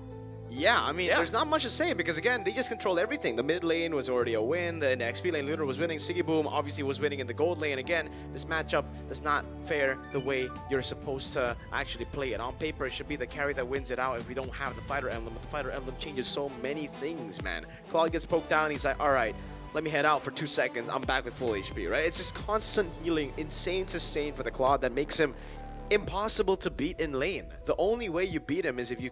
Even if you gank him, he probably stays alive, actually. Just pops in the Blaze of the Wet and actually heals all of his HP back. So, that's the problem. I think you got to ban or pick up the Claw. The fact that they were on blue side and they didn't pick it up is a big problemo. And that would be Team Falcon's first loss on blue side, by the way. Yeah, and guess what? It was when Claude was left open. And it's like, we've been preaching about Claude. Folks, if you have a good Claude player, if you're higher rank, you can't not spell epic, Claude without OP. You can. You can? Yeah. I don't think there's an OP in Claude, bro. Yeah. Hey. There's no P. I don't. We gotta You're go just back to the lacking phonics. imagination. We got to go back to the phonics here. What's a phonic? All right. I know phone and I know onic. I don't know what the heck is a phonic. That sounds like a made-up word. Oh, yeah, it's made up. Bro, come on, man. It's made up. I know my England. Come on. You know your England? Yes. I love England, man. Yeah, dude. I love England, too. Welcome to the England Soccer is the stream. best. What? Soccer is that I like saying that. Hey, too. right? Yeah, I'll get that fist bump right in front of the soccer guy. These guys. He loves soccer, man. Soccer Shut up. Bruno's the Oh best my soccer God. Hey, Are they we went with serious. Guys, I think we just call it now. I think we're just gonna go back. It's Say open. we meet back here in next match. Yeah. Yeah? 30 minutes, come back. Oh, man. 30 minutes? Yeah. Less than that. Oh, man. But it's not Great Dangerous Grass. It's Expanding Rivers, Lafel. So it's All right, thank you. like, I think 4 minutes longer usually to end games here. Just now it was like, what, 13? So it's 13:40, something like that, yeah. Oh, I like it. Because again, earlier they were able to pick up the Hilda early with the Claude because it was Dangerous Grass. Now that it's Expanding Rivers, you need more tempo. You need just more prio. And the Cho definitely gets you that. So I love the change for Aurora. Now it's Claude and Cho. And it's still devastating for Falcons to go for Yves. Because if they go for Yves, then it's a good matchup for the Claude. If they go for Jusin, then Aurora just pick up the Yves. And then it's a good matchup for Yves. So what do Falcon do? I hope it's not carry. That's just the only thing I hope. Okay. Well, they finally get the Fred. That's Yes. step one. Please don't go carry. Oh, That's carry. I think that's GG. It's and again, carry. the Yves still works here for Aurora Yep. because they are like, okay, we just go for Yves. We get the value against the Fredrin and the carry. We zone both of them away. We set up for a possible Harley, but even if it's not a Harley, then it's probably going to be the Lancelot, right? It's probably going to be something else that we saw banned out, but now Falcon have to make a decision whether it's going to be the same bans, like the Haya, the Lancelot, or do they ban the Harley and leave one of those open? I think It's a I lose-lose. would actually ban the Harley. I was gonna say I think you might want to ban the Harley. Man. I'd rather go up against a Lancelot than a Harley. Because at least with the Lancelot, you can be like, yeah, that's a good hero. With the Harley, you kind of feel like, What do I do? yeah. Especially if you want to play it slow like this, the front to back just doesn't work. I don't mind playing against a Harley if my flicker is a 20-second cooldown. Okay. But that's never gonna happen. Yep. So you I'm don't- sure there's going to be one game mode that Moontown will introduce that has a 20-second flicker timing and 120-second retribution timing. I know Brawl's pretty quick. I don't think Yeah, it's it's 20. pretty quick, yeah. Okay, so it's an Esmeralda ban for Aurora. They don't have any plans to go for any shred, so, you know, makes sense. Only they need to ban. Actually, the Uranus ban makes sense too. You know, it's already Brock on Falcon's side. It's just then they need to go for a carry in the mid lane, which is what, Farsa? And it's not really the best against this comp. What else would they go other than Farsa? Like, yeah, other than the Farsa, it's not the You've best. still seen a whole lot of, yeah, Kimmy or Lunox has been the other if top they want mid something like an Arlet, I can make an argument for Zetien. Oh yeah, we did. But again, like, it was kind of an okay game for Arlet, but they didn't pick it up, so I don't know if it's in their repertoire. Repertoire. So you do know England. Yeah. I think that's Paris. Repertoire. Yeah. It does sound Kind of sounds, yeah. English word. Yeah. Could be Italian, could be France. Okay. All right. Good thing we're on the. Aurora. This is the international broadcast, not English. Oh, That's true. I think it is the English broadcast, by the way. I don't think it's the international broadcast, but Uranus gets banned out as Okay. expected. Is They this don't respect or not? I think it's respect, man. They already have a Grok usually sets up for one of those picks as Uranus to come out, and Aurora don't have enough shred to really deal with that unless they snowball, so they don't want to take any risks, unlike, you know, some other teams. So the big question here. Harley or ban. not? Yeah. You know you were affected from the last game, depending on this ban right here. Yeah. It could also not be that, and then just saying, like, they wouldn't pick it again. Yeah. Like, that could also be another case. Because I do think, let's say, TNZ picks it up again, but you got a Fredrin and a Grok here. Maybe you'll be able to handle it better. I just don't know what else. No, but the other- carry's still going to suffer, The carry's dude. going to suffer, yeah. The carry will still suffer. Maybe they just don't like Sando. Maybe. Maybe they just don't like... Well, it's the Hayabusa that gets banned out. The Harley and the Lancelot are both open. So Aurora, I think they're just going to wait for the last pick to pick up the jungle, right? They can just go XP first. Yeah, XP. What is the XP going to be is the question now. No Sora. Do they just... Lob. Oh, no. Hey, The Rizza. set up for a neutral objective take, man. This box that they're setting up is deadly. Yep. We got a circle. We got a box. box. Two not circles. a circle. If they pick up a Lancelot, that's it. That's the squid going combo. Yeah. Got the shapes. All the shapes locked down. This is great, though. Like, the amount of crowd control that Aurora has. Thank you. Better than great. Oh, Sir, better than ever. Let the world see us. That's just completely ideal, by the way. Dare to be great, man. That'd be great. I think they pick up this Teresa also saying just in case if they pick up an Arlet, they can do with it. Well, there's the Arlet, Arlet. Kimmy. And the Kimmy. Okay. All right, so this could be a Lancelot, could still be the Harley, could be a actually no, not Joy. Yeah, I mean, whatever, I think TNZ, what do you want to go for? Probably Lancelot. Imagine they go Leomord, dude. Nah, there's so much CC for Leomord, right? Yeah. I would not mind seeing a Hardy again. Just to see it go again. Yeah. Let's see. They are... Oh, that was definitely not hard. Gwyn. Okay. Haven't won the game so far. Oh my god, but this is such a... See, I love Gwyn when it's actually picked in a good matchup. Against a Fredrin, this is what you want. You win on the red trees against the Fredrin, just lock him down. I like it. I really like it. But let me just say, in that previous game, Grok suffered its first defeat. First defeat in Swiss stage. It has been 100% all the while. Holy Grok. And in terms of Claude versus Carry, Claude has won 9 times and Carry has won 4. What so a more than matchup. half. What is that percentile? That's not good. That's 60. not good. Yeah, More than half. Something like that. At least 57. At least positive for Claude. It's not 6-7. Yeah, that's true. Well, ladies and gentlemen, speaking of 6-7, we're jumping into our second game here. Falcon going up against Aurora Gaming, where Aurora won very devastatingly in game number 1. With this Claude and Eve again, can they do it again? I think they can. Let's jump into the line of dawn. Let's go. Here it is, folks. Lanadon for our decider match. Will it be an equalizer or will it be a 2-0 sweep for Aurora Gaming to be the 3rd team in the M7 World Championship to make it to the knockout stage? Siggy Boom on a Claude. This time there is a change. Sanji will be on an Arlet.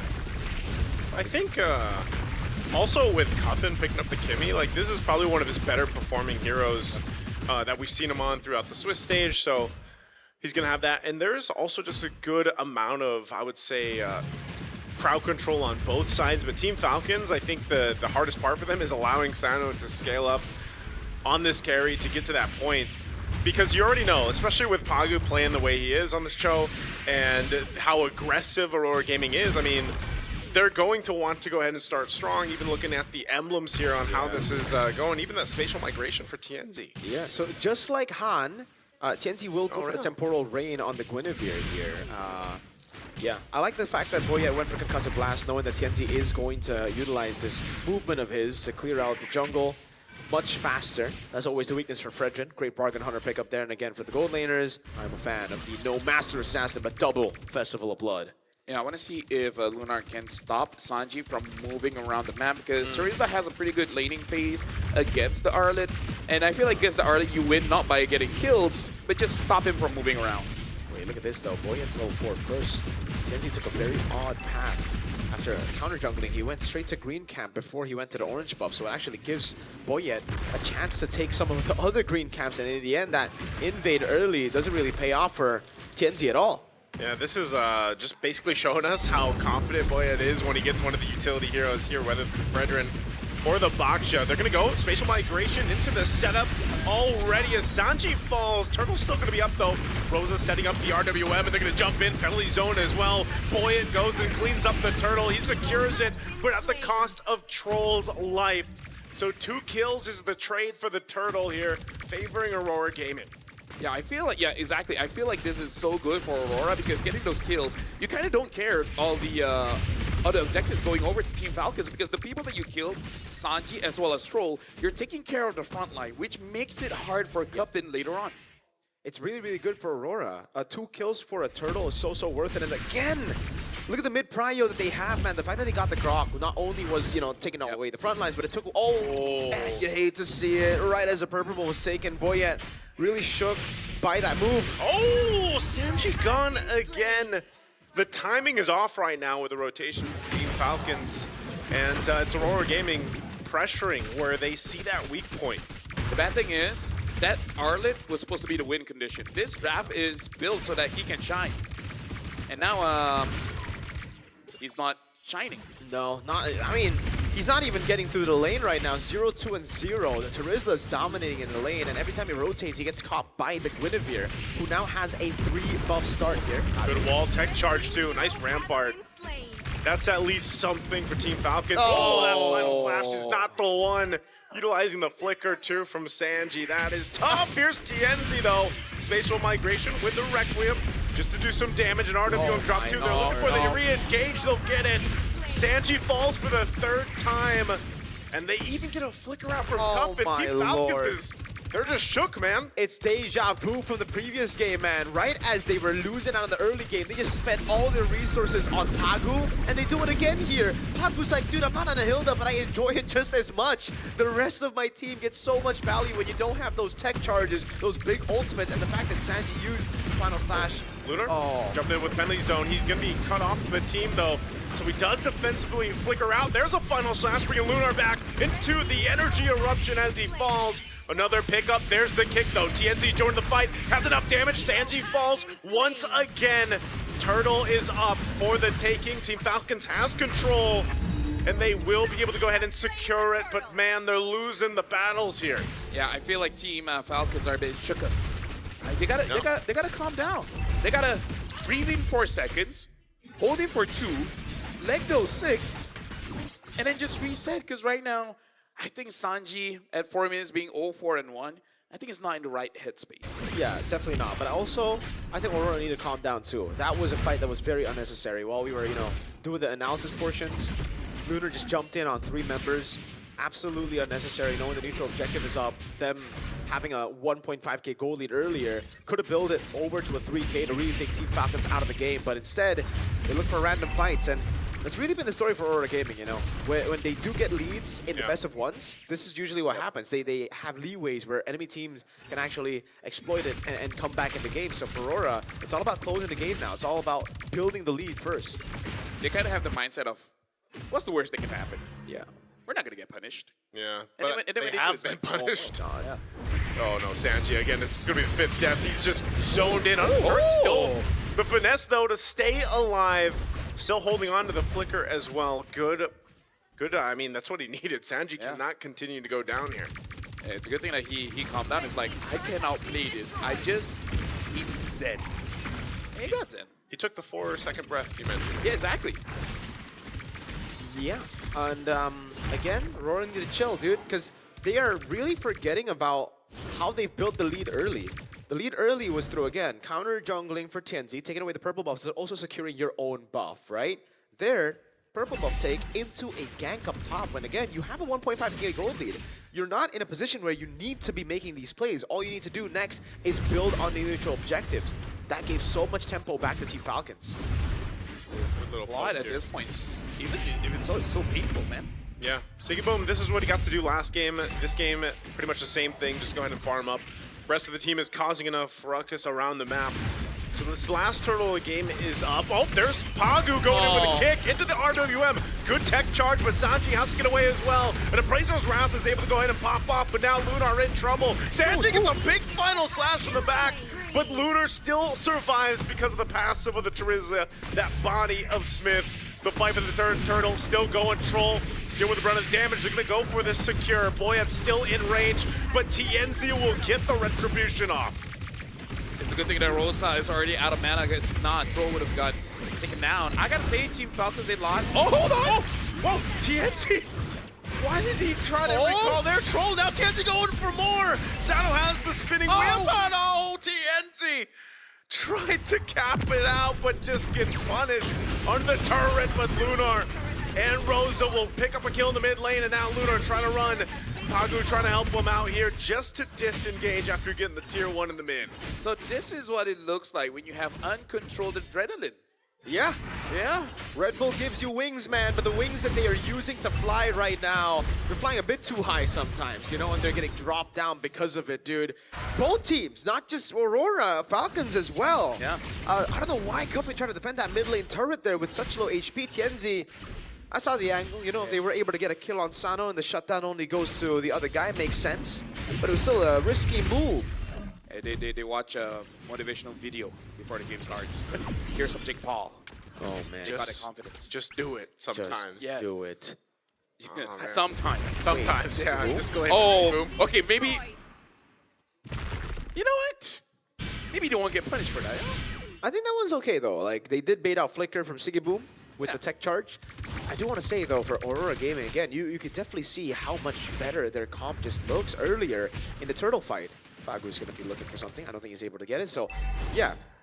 Aurora actually missed the combo, if you didn't notice, in that turtle fight. Pagu got the way the dragon, but TNZ was off with the spatial migration. Couldn't get it, so the combo didn't lock them down. Still, they won the fight though, so it shows you how good the composition is at taking fights even when you don't get the combos. So for Aurora, I really think take less of those risks, just play towards the team fights where you know you have a significant advantage over Team Falcons with a 1-5 Sanji on Arctic. Yeah, honestly, you don't have to force out because Rosa on this Eve, again, one of the more winningest heroes here in the M7 World Championship. Just make sure Rosa doesn't die and Rosa keeps on free hitting, and then you're good. Oh, nope. Again, comboed to death.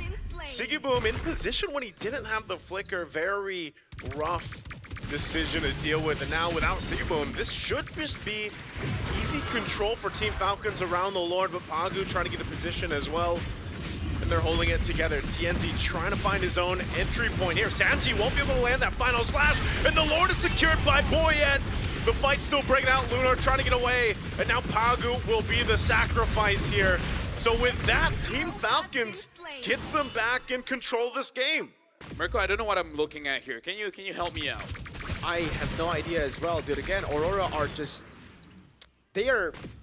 It's like they were drinking water and someone was making a joke.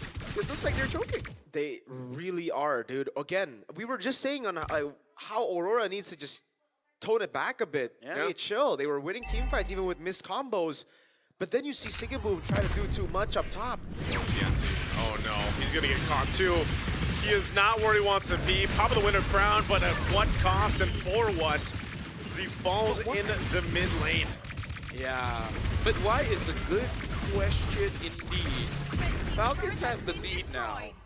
If they win this after the start that they have, that's amazing. It's a big tilter for Aurora for sure, and it's going to be a big, big momentum boost and confidence boost for Falcons. Pagu trying to get away. Again, they're going to lock him down. A final slash too. Pagu can't get away from that one just yet. Sanji finally falls, and Pagu survived. The rest of the team still able to help him out as Boyet went down too. Man, Aurora Gaming, just on both sides, questionable things are happening here. Yeah, I kind of feel like Team Falcons look pretty good if they can take out Sigiboom first, and that one Sigiboom was free, there was a lot of damage, same as Rosa, so yeah, I feel like for Team Falcons, you kind of just have to take fights where you take out either one. I feel like even if they take out Rosa, I think it's going to be enough. Yep. I think, again, if we look back at it, a second, Tech charge can be used, but it's on Lunar. Pagu joining the fight as well. They're already quite low. Rosa just unleashing on the back. He takes out Troll. So with one kill now, Aurora Gaming will go ahead and look to take some damage on these tier 2 turrets.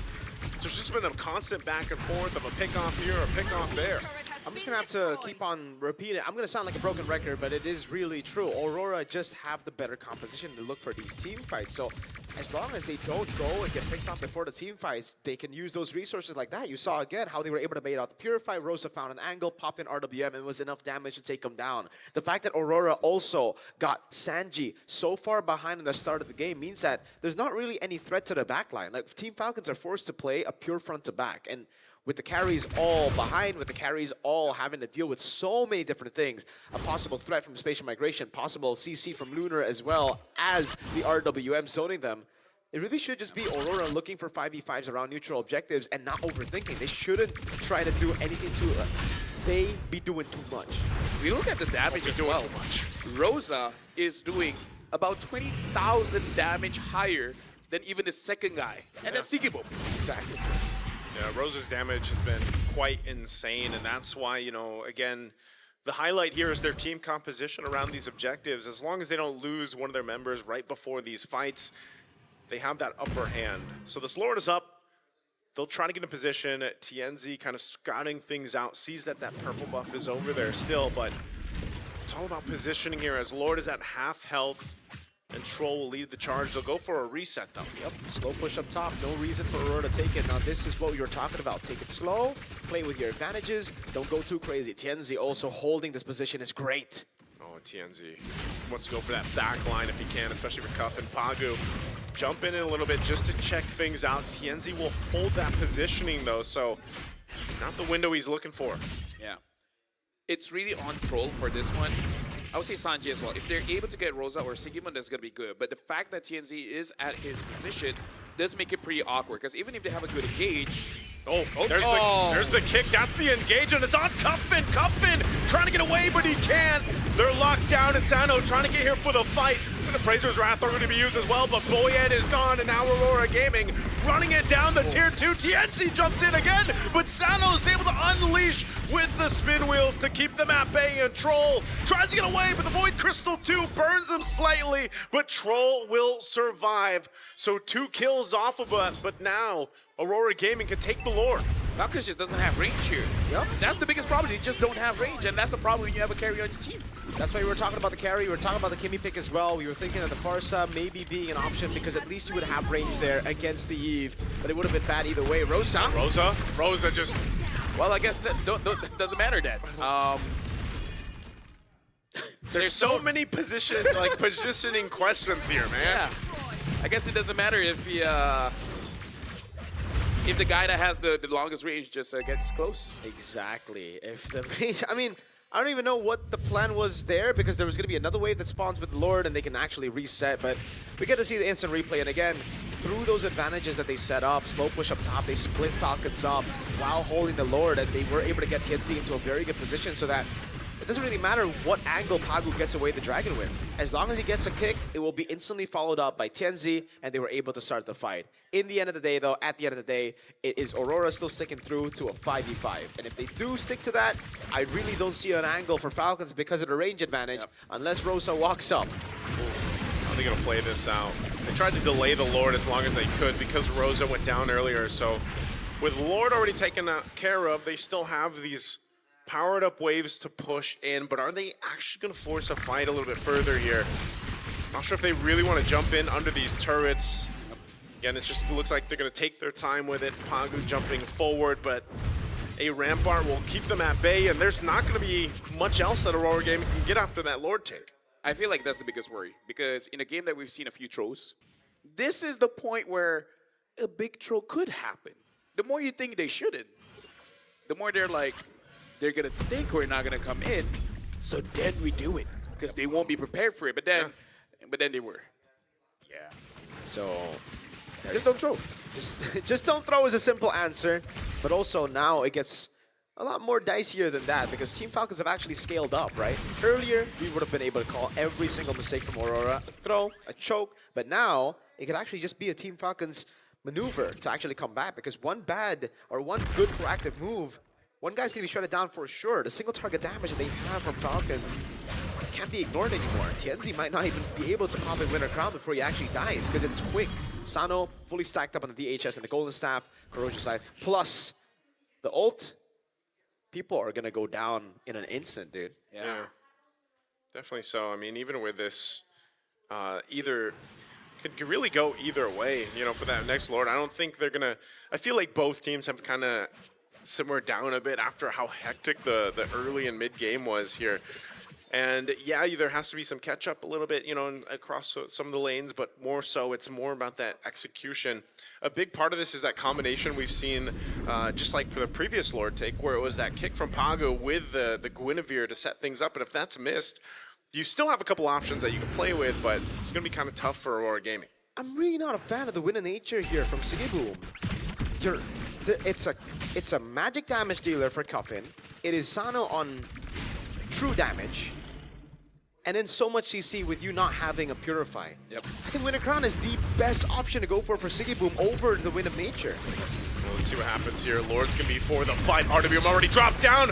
They come down to the Retribution, and TNC will get it. But now Team Falcon's on the run for the big final slash. There's Sigiboom coming through. Can he survive? He goes back with the BMI, and they go in further. Pagu falls. Just no one falling from Team Falcons until now. Cuffin already gets a double. Now Sigiboom in trouble, trying to disengage, but Cuffin gets a triple. He's going for the Maniac. He's going to run down TNZ, but stopped in his tracks and all that. Team Falcons only lost Boyet. And honestly, Team Falcons played that perfectly, and Aurora, they played that unnecessarily. They got the Lord. There was no reason to go and pull it forward, and now they might actually lose this game because of it. 8 seconds on Lunar. Team Falcons, they see the win in sight. They see Game 3 ahead of them. We're going to work on the base. TNZ doing what he can, but it's just not enough. What a blunder from Aurora Gaming as Team Falcons takes Game 2. I got to say, we called out a lot of the plays, but even we're surprised. Because we're like, this is the biggest time for you to make a mistake. and then it happened. But hey, you know what? Shout out to Sano. He made that carry look pretty good. Yeah, I mean, I'm so speechless again. Just the... Oof. I wish I was streaming instead of casting. Yeah. I just wish I was streaming. That is... Remember the video that they were like, even in wins, they were arguing, well, in this one, yeah, I feel like everyone should have a lot to say because especially when you consider there was no big reason for you to change the draft. And Gwyn, mind you, still has a 0% win rate from day one of wildcards to us almost finishing Swiss stage up until now. There's 0 Guinevere wins. Yeah, it's... And this is the most tilting one because it's not the Guinevere's fault. It's Yeah. just them making it so much more difficult than it should be. Exactly. And that's why I was saying leading up to that fight, you know, it's going to be difficult for Aurora to pull off if they don't get that setup that they were looking for around the objective. And Team Falcons did an amazing job. There was a couple item swaps towards the end of that last fight too that really played a part of that because, again, after everything was thrown at them, especially in their corridor around the jungle, no one went down except Boya, you know, and that alone to be able to kind of bob and weave through all that damage being thrown at them and still survive it is just showcasing that Team Falcons knew the plan. They knew what they had to do. Sano, I don't think he went down at all in that entire game, you know, and so on a hero that typically doesn't do as well against the Claude, you know, that's quote unquote a losing matchup, right, in terms of statistics. He stayed alive throughout all that crowd control and all that objective prowess that lineup from Aurora Gaming had. Yeah, I gotta say, in games like this is the most difficult for analysis because most of your analysis is just gonna be the same thing, which is, why were you there? Yeah. Right? It's like you said, you will sound like a broken record, but you're not wrong. It's like, okay, why did Rosa get caught here? Why did you here? Why did you fight in this situation? Why did you buy this item? It's all just why instead of saying like how the opponents really outplayed it, you know? And I'll just be honest with you, man, this was just incredibly disappointing. Yeah. How have we forgotten about just basic fundamentals of MLBB? Like, I mean, how are we going Wind of Nature when we're up against a comp like that with no Purify? I really don't understand it. You take Rose Gold, you take Immortal. We literally just called it out as well. Should have been Winter Crown instead of Wind Nature. And then we saw the fight that determined the game. If he had Winter Crown, game's over. Aurora 2-0. Because he could have literally just popped the Winter Crown in that fight while he was blazing Duet. Exactly. Healed back up, and then he wouldn't have been so low. When he decided also to go back into that fight, it's just a lot of whys. Yeah, a lot of whys, but we got to look at the MVP by Real Me here. 6-0-4, Sano. Again, playing an amazing game. Much different when he's not facing a Hardy, which is like, why did you just... I don't know, man. I don't know. Yeah, really, I mean, you got to give the man props, man. He was doing a really good job. The positioning was on point, and we were talking about how carry against the Claude was a really bad matchup, which is true. 77% win rate for the Claude before the series, but now it's like down to 70. Shout out to Redmar for talking about the stats there in the group chat. But 6-0-4, 56,000 total damage dealt, GPM pretty high as well. Nothing too crazy in itemization, you know. Rose Gold Meteor as well. That's why he got really, really low towards the end there. It was just because it was a cancel. But I think the Fredgen knocked up the Claude. Yeah. That's why the Blazing Duet didn't continue. And he also used the Wind of Nature while all of that was going on, buy and sell and all. But yeah, this is again one of those games where you're looking at it, it's like, okay, Aurora had a pretty good start. We have to remember, Sanji was 0-4 in the first 4 minutes. How do you fumble that? Yeah, that is a really, really good question. And it's not that Team Falcons played perfectly after that as well. Falcons were just reacting this game, right? Aurora were the ones that were making very unnecessary moves all across the board. They were constantly making these big mistakes, and it led to Falcons coming back into the game. Again, take a look at Siggy Boom. Whenever the Blazing Duet doesn't get cancelled, you do see proper damage. This was the play where they were able to find a really good angle there. What a flank by Tianzi. Pagu just kicked it towards him, and he got Spatial Migration. But then, let's take a look at the next fight, right? Let's highlight that Winter Crown, the Wind of Nature choice over the Winter Crown again. On a Claude, Wind of Nature, when you're up against true damage of a carry, when you're up against magic damage of Cuffin, and you're up against so much CC, and you don't have Purify, so your Blazing Duet's going to be cancelled. Take a look at this. They go for the Lord, they take it, right? First step should be already back away, play with the Lord. But they decide to take, look, if this was Winter Crown, he got cancelled. He got knocked up, yeah. He got knocked up. That's why the Blazing Duet didn't go through all the way. If you had been a crown, it would have at least been one more member dead or more members lower, right? Like, so many things could have happened. And like you said, Naisu, the fact that he went back in after already using everything, Wind of Nature down, Flicker down, Blazing Duet down. I don't know which one's worse. Yeah. I don't know which one was worse. Not going for Winter Crown or going back in. Or just starting the fight initially after getting Lord. I don't know which one's worse. I would say not getting with the crown. Because I think there's potential. That with the crown, he could have won, yeah. That one change of item, that would have been a very different team fight, at least towards the end of it, you know? And it's just unfortunate because it's those little things that have huge impacts here because, yeah, Aurora Gaming, it was that, of course, that team fight, but also a lot of the positions that they found themselves in.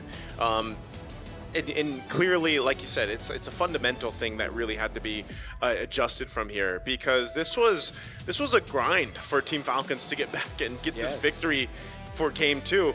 And even for Sanji, to go through that hell that he went through in the early game, being 0-4, and then being able to be very useful on the Arlot, especially towards those end of the fights there, you know, that's the whole take a deep breath, lock back in, and help turn this game around. And this was a huge team effort. Troll as well in the Grok, man. He had a lot of good tech charges and even ramparts that really changed some of those team fights towards that big Lord fight that we saw where Aurora Gaming just, you know, lost that fight, lost that game. GG's. Well, we're going to Game 3. I would say some people would have definitely seen that coming, just not like this. Right? Not like this, because Game 1, it was very dominating. Don't know if that's the reason why they went a little bit too aggressive. Looking all around, we might be having an interview. Someone from Aurora, I believe Rose is going to be the one handling that interview. I don't know what kind of questions she's going to ask, because I feel like for us, it's just too much. There's just so many questions. So for now, we're going to be throwing it over. Again, I believe it is going to be Rose talking to a member of Aurora, maybe the manager. So, Rose, what you got for us? Thank you very much, Tower Casters. This is Rose, and right now we are outside of Aurora Gaming's player room. And with me here, we have the manager of Aurora Gaming, which is Rain. Hello. How are you? It's okay again. I think everything seems fine. Think we could have made that game a bit easier for ourselves, I think. Yep, definitely. Now that we have entered the 1-1 mark, how is the vibe like in the room currently? How are the players? I mean, obviously, they are a bit sad that we kind of threw away that game. I don't think we're exactly sad that we lost per se, but it's more that we are a bit disappointed that we kind of threw that game, actually. Yeah. Okay, can you maybe share with us which part you think was the decision-making that probably costed you guys game number 2 in the series? I think we had a few moments that we kind of overchased a little bit. Probably shouldn't have done that. I think there were much better things to do other than just killing them in general. We had a pretty good lead. I think it's a little bit hard to lose that lead like that because we kind of lost the lead mostly during the team fight, during Lord and all. Probably didn't have to fight that hard, I think, once we already, got the things going. Yeah, I think we could see that perhaps the deciding factor of losing the game was more towards the decision-making of the players and their discipline in game. Is there anything that you try to say to calm them down whenever situations like this arise? I mean, just basically, just don't get too excited, I guess. People tend to get too excited when they are, obviously having a big lead, right? So just calm down, and I think everything's gonna be just fine. They gotta keep their composure right now. In a video we watched right before the match, it was mentioned that Aurora Gaming is quite a perfectionist in game, and you guys obviously strive for excellence, which I'm pretty sure a lot of teams do as well. Now, as a manager, how do you make sure that this doesn't result in tiring out the players too much or resulting in a burnout? I mean, there's many ways to do this. Obviously, one of the I guess we just scrim a little bit less so that people are less tired in general. But we do a lot of reviews instead of doing just scrims all the way. I think that there are a lot of points where we need to look at our game instead of just scream non-stop, and just we take more time having meetings and talking about our games and what we could work on very specifically. I think this is a very interesting angle because I see some of the teams closer to tournaments, they would spam a lot of screams. For the side of Aurora Gaming, we can see that it's quite the opposite. Less to scream, but more reviews and more in-game discussion and all this kind of stuff. Yeah, so basically just, I think there's a lot of, I mean, every team is different. Some teams will benefit a lot from, screaming a lot. For us, I think we need to have a lot more meetings because we do make some mistakes in scrims, and I think those reviews are a lot more important. Understood. Now, thank you very much to Rain. And with that, let us show it back to the casters to actually get this last game of this series started. Casters, back to you guys. Thank you very much, Rose, as well as Rain. Really actually giving us quite a lot of insights on what's going on in the team. And it's nice to see that even he knows, like, yeah. Glad we're on the same page. Too excited chasing for kills when there are better things to do on the map. Yeah, it's the real talk that needs to be said, you know, because, and yeah, I like the point too that it's not all about just continuously scrimming and scrimming and scrimming. Like I'm sure they're going to whatever the result of this, they're going to review this and really take home whatever lesson this series ends up being. Yeah, because the thing is, here in MLBB, the small details matter. In fact, we got V here, a good friend. He'll be talking us through. V's here. Come on, camera. Show up for V. Let V have his moment to shine. Nibang. Yeah, over here. Yeah, go for it. Yeah. Okay, so V, tell us a little bit more about Visa here. Hajimemashite. Boku no nama wa V desu. Sekai ji o sunagu Visa kara yatte kimishita. Mina no taireru masukata da yo. Supiri anzen. Soshite sumata no osharai. Sapotu soru no ga boku no yakume. Shopping mo, ryoko mo, mainichi no chotto shita kairamo mo. V ga erabe itsu demo anshin. Sa, issho ni motto benri no tanoshii kaishiru life o hajimeyo. Kore kara roshiku ne. All right. And on to you, brought by the official payment partner of the M7 World Championship Visa. Thank you very much. Wow, you speak Japanese? Yeah, dude, V is amazing. How? He's been traveling all around the world. V-chan. And yeah, this is V-chan. With Visa, you get all these benefits from the small details all to the world-changing impacts. Look at the legs. Thank you very much. I did not know that's what V would look like, by the way. Yeah, same. Or sound like. Yeah. I think he wanted a bit deeper, but hey, sometimes you just caught in character, right? So, yes, this is a he, by the way, yes. Yeah, it's a he. By the way, that's a challenge for the next people that have to be up here on desk. You have to continue, Honestly, legacy. No, honestly, I feel like he'll just keep on changing the... I was going to change the language. Next time, Spanish. He's a global ambassador, man. He can talk everything. All the languages. Well, now we're about to jump into draft here. At this point, even if Claude's first pick, I have no idea what's going on. Well, what I'm wondering is also, are the sides going to be exchanged here? Do they keep it the same? Team Falcons now, that's back-to-back blue sides. They have really prioritized and opted for the Grok. And so I'm just kind of wondering, whether the teams prioritize Claude or not here. I don't know, man. Now that we've seen Game 2 especially, and even back in Game 1, it's more so of cleaning up the errors. I feel like more than I don't want to say more so than the draft. Obviously, the draft is still super important here, but I almost wonder if Aurora wants to go back to the plan of, all right, let's go ahead and ban out some of the utilities just like we did, and then just fix our errors in terms of positioning.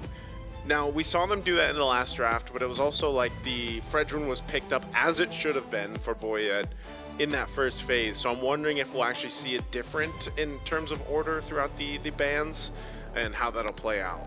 I honestly think the draft wasn't bad at all. I think for Aurora, they can go back and do the same thing again. It's just they need to be way more disciplined because I think both the games, they actually outdrafted Team Falcons. I have no idea. Well, even Rain was like, I don't know, we were throw-in. There was no reason for us to throw that game. Yeah. I agree 100%, by the way. W Rain. Flying Clouds this time around. So we have another map where I think this is actually the map that we see a lot from Falcons. Oh, whoa. Okay, they're swapping. Okay, they are swapping. Aurora are on blue side now. So Is this still a build-up for a Claude first pick? Now that's the question. I think so, man. Like, I still think... Oh, no, they take the Grok. Ooh. Wow. Now the Falcon pull up with the Claude is the question now, because then it changes everything. Valentina this early on? I guess it's steal away the tech charge, but yeah, that is very early. Let's see what the idea is right now, because, well, I guess the Yves and the Jusin have both been taken out. But the Calais, oh wait, the Calais is still up for grabs for Falcon. They can technically still use that. The Grok's already picked up by Aurora. And could this be still flexed? Be a Claude. Like, could the Valentina be flexed in the XP lane? I guess, but there's no Sora, so I don't think you want to flex it. It's so interesting, too. It just is because very interesting pick. that they would want to bring that early on in the draft. There's a Claude. Since it was open, Aurora go ahead and grab that. So Seaboom. Hopefully, you know, even though, again, we've talked about how winning the Claude is right now, but even so, like those micro decisions that the team fight decisions that you have to make, still crucial here. And they'll pair up a Lancelot. So we'll finally see the Lancelot come through in this draft for Game 3 in the hands of TNC. So they pick up the Valentina here, despite they themselves batting out that Sora. I wonder what is going to be the third pick. I wonder if they want to go for that Arda, because it did kind of work, but again, in the early game, it didn't do all that well. In terms of roamers, the Gato is still there, but they go for the carry. I mean, hey, Sano had an MVP performance and rose the win rate all the way to 31%. Damn, with that one win, numbers are weird. Yeah, so they're actually going to pick up the Lance here this game. So something we were expecting in the previous game after seeing the Frederick. Now the Yuzong gets banned out. Really good ban here. I thought actually the Yuzong would actually show up there. Very, very good ban coming in from Falcons. I'm just really like caught off guard by the pick so far. Like, I did not expect some of these to come through this early, like the Valentina again. There's only one big ultimate to take. And I guess for Rosa, the big question now is what pick is available for him? We've seen that the Selena has always been banned away, but we haven't seen him picked it up. But usually, well, in the last two games, because Yves is open. Yeah. So Yves Jusin banned out. Is this the time to go for the Selena? Selena, Farsa. We've also seen a whole lot of Lunox. I think Rose has played the Lunox probably one of the most times from all our players in the mid right now. But yeah, there's a Farsa ban, so that even narrows it further. So we might just see that. And that would be such a, almost like a traditional lineup in a way if it is going to be a Selena over here. But now that Uranus is banned out, we got these last picks to come through Team Falcons on red 4. We'll see what they end up going. If they pick up their roam now, or do they wait for the XP? I just think... I feel like it's still safe if you want to go for something like a Gatot, which kind of does do okay against both the Claude as well as the Lance. I just don't know if there's any other picks that Tro would want. So they pick up the Esmeralda first, which I think is safe. But I wonder if they really want to have something funky for their roam, which I think they shouldn't. I feel like Gatot is just so safe. Yeah. I think it should just be a Lunox pickup here. There's no shred. You need someone to deal damage towards the Esmeralda. I think the Farsa works in both ways. You know, you have a little bit more shred, some burst, plus you can zone the carry, and it's really good against the Fredrin too. It's just then you need someone else in the XP lane to peel for the rest of the team against this Esmeralda. Yeah. So in terms of picks coming in for Aurora, I actually do believe that Lunas will be good. So Lunas does get picked up, and they're gonna pick up the Terizla again, which is okay. But again, as someone that sets up for the fight, you kind of have to make sure that your team can actually follow up, you know? So I don't want to see those mistakes again in Game 3. Yeah, that's what I was saying. It's, you know, you can always look at the draft, break it down, but if your execution in terms of like positioning is off, you know, battle spells being used when they don't necessarily need to, it can throw off your entire game plan here. So Aurora has a pretty good lineup all around. Whoa! This is what we were asking for, I actually like that.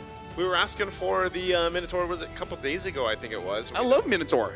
It popped up in the wild card, right? Yep. Yeah, exactly. Guangzhou Gaming, a signature pick actually for Guangzhou Gaming.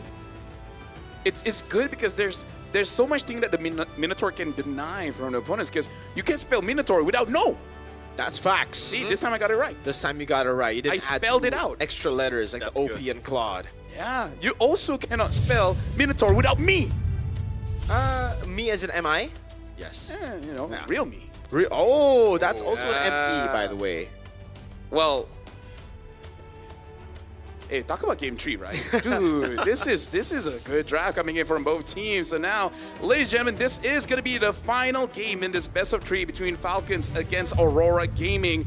One win brings you all the way to the knockout stage. The question is, who can do it? Here we go, ladies and gentlemen, into the Land of Dawn we go. It was an equalizer earlier by Team Falcons. We're into game number 3, 1-1, and it's already very, very different here for both these teams. Again, we here on the desk really like the Minotaur pick, but it is going to be, I would say, weaker in terms of just pure meta. You're gonna have to play it in a certain way where you peel for Sano, and it really just looks like the composition is built for that. Why are they taking 1v1 level 1?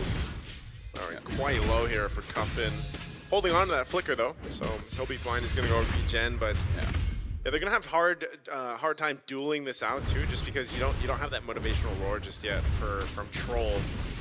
We'll see if they try to delay that a little bit further, but yeah, it's more or less going to be how this is utilized. You can do some crazy setups with a Minotaur, but I mean, look at this. The purple buff already going to be started up and stolen. Boy, trying to get there in time, but a little bit too late.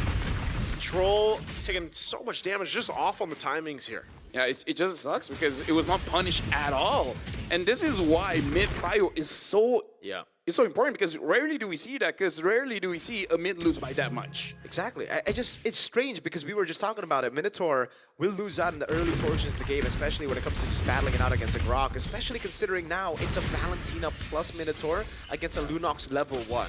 Level 1 Lunox is one of the strongest picks because of the constant sustain you get from all of the minions bouncing back. Let's take a look at the emblems here. It really doesn't look like there's anything too crazy. Yeah, it's just pretty standard all across the board. Honestly, if this game goes 50 minutes, then the Minotaur would be doing quite well, because especially around those Lord fights, the knockups coming in from the first kill as well as the minimum 3 can really help out, especially if Aurora Gaming are prone to mistakes, overextending. Then yeah, this pick can really turn things around. So we just gotta wait all the way up until around, maybe the soonest is at 13. Yep. 30 minutes, well. Oh, good steal there. Yeah, Cuffin will take that tech charge. First turtle of the game. Both gold laners going to go ahead and chill, and it looks like Tienzi will just give this one up. He wants to take the orange buff instead. Good little delay there too, resetting the turtle. Great choice, but they get the information too. You've got Troll going up there to handle that take, but I don't know if that's really going to help to fight this turtle. They'll go ahead and secure it out. Boy, it's going to be fine. Goes in, it gets it off with the retribution, but they have to deal with this damage in the jungle as TNZ now goes, and he's fine. Yeah, that take was so slow, by the way. The turtle take, they resetted it unintentionally, I think, the second time around. Rosa. Oh, Rosa. Trying to get Troll, but Troll's going to be fine. I'm not sure if they're actually going to be able to engage into a fight here. Energy Eruption with the Appraiser's Wrath, but it's Pagu who's tanky enough. I would say at least when we look at the goal difference, it's not that much yet. Most of it is in the jungler, but again, I think Boyet is completely fine as a Fredrin. As long as he doesn't lose by 1,005, I think it's still okay. I don't know why Cuffin didn't use Tech Charge there, by the way. Like, it looked like there was a lot of different angles for him to go for, and a lot of good timings for him to go for the Tech Charge, and was also on the wall, right as Boyet chain CC'd him. In the end, the Tech Charge doesn't really get them anything, and Tienzi's still able to counter jungle really, really well. On top of the fact that, remember, early on he got the purple buff, right? So he's still steadily ahead of the Fredrin despite Turtle 1. Yeah. How ahead is he? He's going to be about a level ahead. Well, it's still there on the bottom. He's been doing his best to keep farming up, and you know, I don't know if the Fredrin loses another buff or so. It may not be that big of a deal in comparison to a Lancelot, but as you mentioned, you just don't want to fall too far behind. So orange is going to be up. Boyet does hit the level 7, so it doesn't seem like he's too far behind Tienzi for now. But Pagu will go ahead and give that information, and they'll rotate to the next objective here once it's up in about 15. Well, Tienzi's here, and I do agree with Mirko. Cuffin holding on to that tech charge. It's fine for you to wait for the perfect moment, but at the same time, I don't want to hold on that all for like 6 to 7 minutes. Oh, he's been holding it for a few minutes already. Exactly, it's been a while, man. So the next turtle's coming up. I hope by that time, he uses it. Honestly, for this fight around buff, I'm okay if he uses it here too. Yeah, if they really want to take it away, they're trying to bait out the red tree. Ah, Boyet, red tree, okay. Yeah, Boyet actually takes it with a Retribution. He's going to go ahead and slide on through. Tech charge, though. They're going to initiate the fight anyway, and there it is, all thrown into the mid lane. TNZ trying to get away from the Blazing Duet. Patrol falls too, and now Sigiboom has the go as he picks up and does enough damage here. Picking up a couple of kills now for Aurora. They'll go for the turtle. Sano gets the turret, but the fact that, oh, hold on, Sigiboom taking quite a bit of damage. But yeah, Sigiboom having 2 assists there, and Aurora Gaming winning out that fight, getting this turtle. Now that's huge. But at the same time, I'm worried when they have the lead.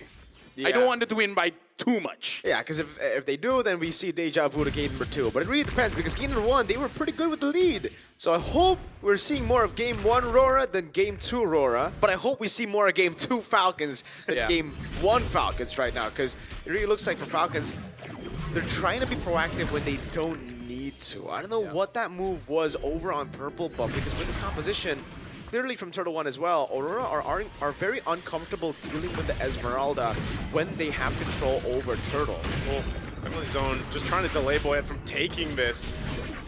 Won't be able to get it. He's trying to get away now too, but they're going to be trapped once again. Tech charge, throwing him in the air. Boyet getting taken out. Another mistake here on this side of the Aurora Gaming's jungle. The only possible reasoning I can see where, say, Coach Powerburn is basically saying, like, you're going to throw your body, you're going to pull TNZ away, giving some time for Cuffin as well as Sano to get some farm. Again, I don't know if it's worth it. Personally, for me, I don't think so, because your jungler is kind of important, right? You don't want him to be down in levels, but, you know, we'll see.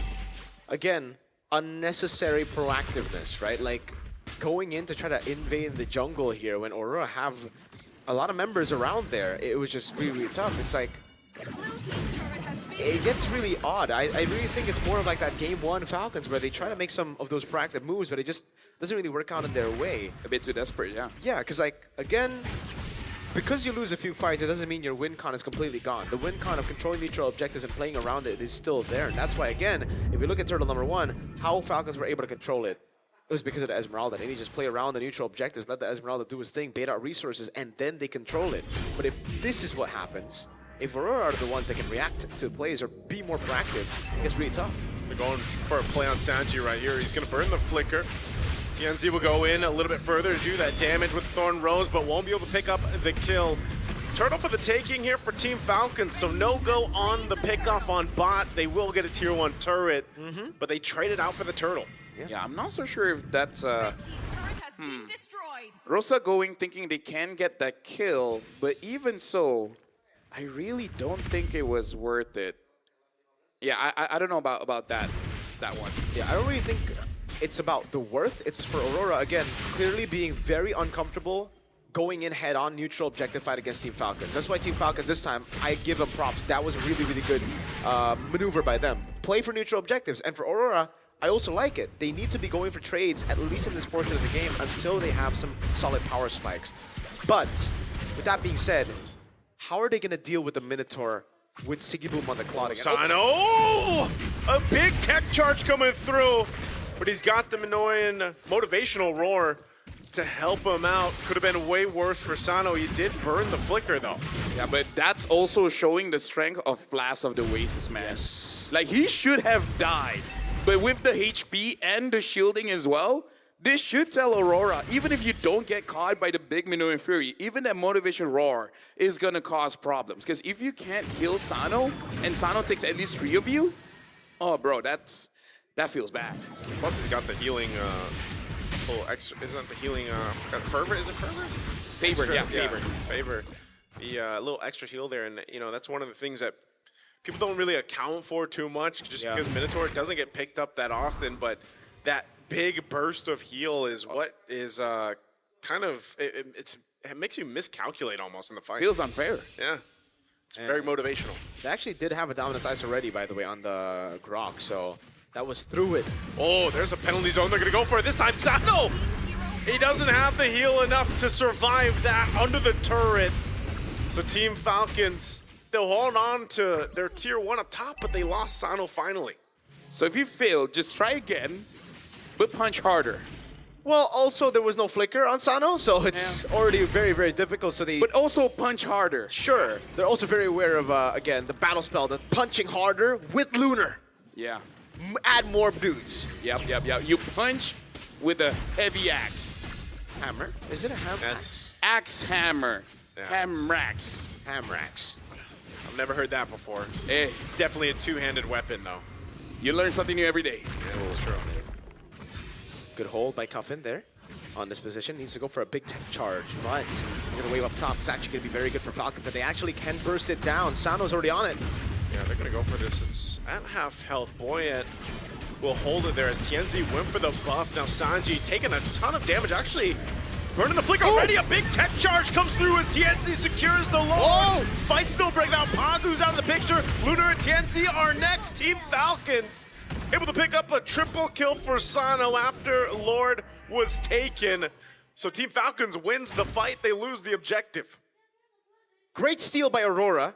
I hope we get a replay of that because I don't know, my eyes deceive me, but What? Oh, doesn't get away. Rosa comes in with a cleanup, looking for Cuffin as well. Pops the brilliance to survive the last shot from the turret. All right, Sigaboom definitely made up for, I would say, the mistake around Lord, dude, because he blazing duet on just the Esmeralda, if I'm not mistaken, on the Lord there. He couldn't get the angle on the rest of the team because he put the BMI backwards, but he could have just flickered in as well. I think, again, like he was trying to wait for Troll to use him in his Fury, and he did, but he just didn't go all in the end. Maybe a little bit of jitters from previous game where he actually went in a bit too deep, right? The second time around. At the same time, I'm not so sure if Team Falcons really should go fight for that one because look at the items here.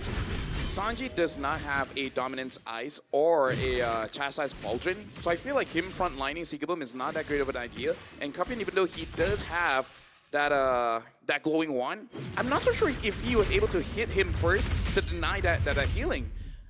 I can see the idea of killing Sigaboom there, but I feel like the execution can definitely be much better. Yeah. Hold on now, Sigaboom.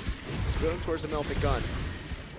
Queen's Wings, I believe, is next for Boyet there, right as he goes for the Dreadnought Armor. Brute Force, it's next on the block for him. Nothing too crazy on the other side, though. Everything else is quite standard. It's just Aurora now really utilizing these waves to try to crack those turrets open with the Lord. It's just unfortunate that they lost so many members because of the peel coming in from Troll. Yeah, much slower game in this game 3. I mean, much lower kills too, just because of the nature of these compositions. And so it's what we're going to see from now on is really just kind of playing into the Lord takes as they fight for that space and the objectives. And, you know, one of the advantages that they can go for is at least taking down some of these turrets, and that's why you see TNZ up there. What? Oh, Sigaboom! Oh my Goodness, Sigaboom again getting caught. You know what? That was on Boyet. Boyet was so good on that Fredrin. Yeah, but like he baited and taunted. He taunted twice. They taunted twice. He used the retribution, but it's like, man, Sigaboom didn't really necessarily have to be there. Plus, he still has a flicker. No, he was taunted, not with the skill. You know, just like Taunted by him. Exactly. So it's like I gotta go in. See, it's not just micro mechanics. It's psychological as well. Yeah, definitely psychological there. That was a psycho move by Sigaboom walking up like that. Sure. Because like, yeah. I'm trying to protect him here. All right. Okay, I just want to give props to all you analysts. You guys have like really, you guys are very patient. Oh, you have to be. You have to be. We're professionals, no? I just want to say, and the EQ. I never want to analyze ever again. This is the last time. This is the last night. Yeah. Well, Lord's up. Table host. Analyst is fun. We'll see if this team fight's going to be fun or not. Pagu in position here for a potential This is dangerous. charge on forward. It's already at a quarter of the health. They're going to go for it. Big tech charge control. Gets the Lord anyway. But they're still going to fall. Lunar goes down. Sano unleashing on Pagu next as he gets a double. What happened to Aurora Gaming in that fight? Gentlemen, let me just say, this might be the first time Meta goes all the way to the knockout stage. They're catching Aurora Gaming here. And I love the Minotaur, man. 50 minutes, that's where he shines. Give the MVP to Troll already. I think that's going to be the votes coming in. And it might actually go all the way. Sigaboom, can he make up for the mistakes? Well, we'll see. Mid turret's already be knocking down Team Falcons. flying around outside of the base of Aurora Gaming. They still have a Lord to march with them, wanting to take out these tier 2 turrets, still top and bottom. They wait to push in a little bit further, but it will be the full force of Aurora Gaming up on the defense. I gotta say, no matter who the MVP is, I gotta shout out to Cuffin as well. He's playing this Valentina quite well. 0-0 and 7. Like, all the heroes that he's been using is actually quite good. Cuffin really stepped up since the last time he was in the M series. Yep, it's been phenomenal. Cuffin, really, really good stuff on the board. They're able to get the base turret in the mid lane, but that's about it. No far lane base turrets here. So Aurora are actually still in it. And now the question is, how do they play around the Minions Fury? Because that ability is just so disgusting when Team Falcons are the ones holding on to the Lord, right? Because for Aurora, they're forced to react to it. They're forced to go in, but when they do, they get knocked up 3 times. Troll, really solid on those resets. Plus Cuffin's tech charge. And the Plus thing is, Cuffin's tech charge. The thing is, as Minotaur, you will use your Minotaur Rage early if you're threatened. But honestly, this lineup is not that threatening to Minotaur because with the new passive, the more you get poked, the more you heal back up. Yeah. So you can't even poke him out, you gotta all in. But I don't know about the all-in damage that they really have against this Minotaur, especially because he does have that chastised pauldron. If he drops down, he's gonna get back up. Right now, Aurora needs to get Winter Crowns on the board. That's the only way to deal with the Minions Fury knocking you up, plus the carry getting those free hits, right? Because if you don't have the Winter Crown, you're just there, constantly getting hit while you're in the air, unable to do anything. At least this time, Siggy Boom's going for Winter Crown, man. Oh, thank you. Picked it up this time. Okay, I want to be analyst again. Yeah, he heard the analyst. You know, that's why our jobs is important. Yeah. If it was with nature, you guys are casting duo. I'm okay with casting with Nice. He's a nice guy. He's a nice Sue guy. Get it? I think even with nice a hey and an ooh. Even with a Winter Crown, though, man. Like, I'm glad he picked it up, too, but that last team fight, it's still a matter of them getting that favor. Because they're fighting around the Lord Pit like that, knowing you got a Minotaur across from you, plus your own kind of tech charge used against you. Sano's had all the space in the world to work with, you know? They really haven't been able to get to Sano easily except that one time. And that seems to be the problem with Aurora Gaming. For this Lord, Team Falcons, look at them. They know their advantage. They'll go ahead and start this Lord up. Aurora Gaming popping the conceal. Siggy Boom and Rosa staying on the back foot here. Half health on that Lord already. Lunar might be the one to set things up too with that penalty zone if he can get it, but it looks like it's just gonna go for a reset. Yeah, wave is good for Aurora Gaming actually.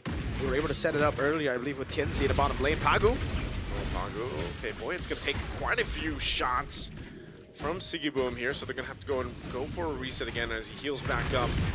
Still trying to decide who's going to initiate this fight. Neither team wants it yet. Yeah. Again, you gotta take care of Troll, but Troll actually is positioning as a support more than a tank.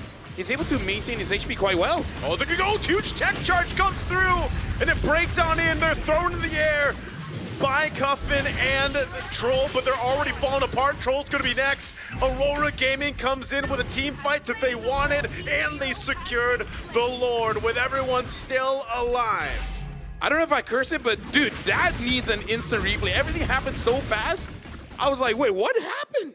Yeah, Aurora identified the problem as well. They've just not been able to go in because they've been staggered a lot. And by the time Team Falcons go in for those CC lockdowns, it's too big. This is so tough to deal with. You don't have much clear at all. Lunar's gonna jump in. They're trying to delay this Lord as Cuffin is blasted by Siggy Boom, and that'll be another that falls. Aurora Gaming might have struggled, but they made it happen anyway. They'll move on to the knockout stage. Congratulations to Aurora. Falcon almost did it. But again, this is the game where one mistake, especially around those neutral objectives, can really turn things around. But again, congratulations to Aurora. But being professional here, I feel like they still have a few things they need to work on to survive the knockout stage. And thank goodness they'll have a lot of days to prepare for the knockout stage, because they have qualified to the knockout stage here. They won't need to play tomorrow. They're gonna get a few more days to go through some of the mistakes that they were showing here today. But yes, GG Pagu. What a tech charge. And to go through it again, I agree. We need to see the replay to really bring it up and to really dissect what happened. Slow-mo as well. The slow-mo, if possible, in that final fight. It is identifying that, okay, we don't have Winter Crowns available just yet, but what do we have in our tool set currently? It's we can go in first. We can have that combo before they can even react to it, right? All this time, it's all about the proactive team around the neutral objectives. For Team Falcons, when they were able to hold the Lord, they forced in Aurora to react, and it was an instant reaction from Troll as well to go for those knockups, and that's where Sano can really get those free hits. But when the fight started by Pagu going in for a random tech charge out of nowhere, not telegraphed at all. You see just a random tech charge flicker in, and you see two members knocked up. That's when you can see the follow-up. Lunar instantly with the penalty zone flicker, and that's where Sano had to walk back, had to try to flicker out, had to try to get into position before he could go for the free hits. Where again, in the previous fights, he could always go for free hits while Troll was knocking people up. Yeah, and that's that goes to show you why Grok's been prioritized. A lot of times. I mean, he only had what was it one loss, right, on the previous games here throughout the series. But in the hands of Falcon, yes. Yeah, in the hands of Falcons, and it's like, again, Cuffin was basically cosplaying the Grok. Like he had the tech charge himself, but in that position, I hope we will see it later in the highlights, but. That positioning, here they are. Yeah, look at this. That is it right there. And it was Sano who was caught, that's why, right? You see him get knocked up, and it was the double as Lunar joined in with the penalty zone. Yeah. And now looking onto the stage, looks like Rose is ready with the rest of the members of Aurora Gaming. Again, big congratulations to them. Hope for good results in the knockout stage, and hope they utilize the time that they have before knockout stage to really get ready. But yeah, all in all, Falcons, they're still not out just yet. Gotta fix a few things, man. They were close, just not enough. For now, let's go on to the stage where Rose is alongside Aurora Gaming to celebrate and interview their victory. Aurora Gaming is the third team to officially qualify for the knockout stages. And with me here on stage, we have the whole team. You know what? Let's start off with Rosa. Rosa, congratulations. How do you feel about securing your knockout position? Aslında bugün biraz gerçekten çalkantılı geçti. Beklediğimiz gibi olmadı. 2-0 yapmayı planlıyorduk. Bazı sıkıntılar yaşadık ve son maçta gerçekten gerildik ama çıkmayı başardık. Gerçekten mutluyum şu anda. It was a bit messy. We were expecting 2-0, but we did it. Yeah, that was a very close game 2 and 3 actually from the side of both teams. And you know what? Speaking of which, Lunar, maybe we could talk a little bit about what happened in game 2 because it looked like you guys had such a massive lead. But how did things turn around? Was it a miscommunication? Was it discipline issue? Tell us a little bit about it.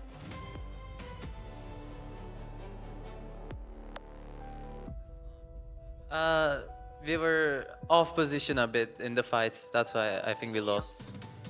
There was no good communication at the late game and mid game. Just lack of communication. All right. I hope that entering the knockout stages, Aurora Gaming as a team definitely can improve and work on the problems that you guys have had throughout the Swiss stages. And of course, a special mention to TNZ's Harley in Game 2. The last time we saw Harley in the M series was in M3. So it's been a while. Tell us about it. Why did you guys decide to pick Harley? What was the idea behind it?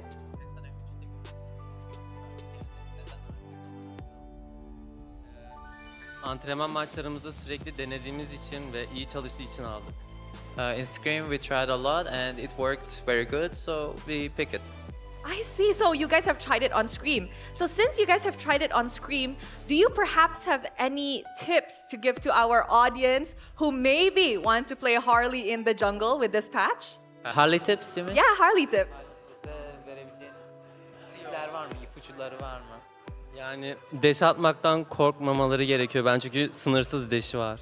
Do not be afraid to dash because you have infinite dash. Yes, do not be afraid to use your skills. Really good tip. And of course, Sigiboom, with the knockout stage officially secured for you guys, how confident is Aurora Gaming as a whole team entering into the knockout stages and, you know, perhaps beating your previous best record in the M series?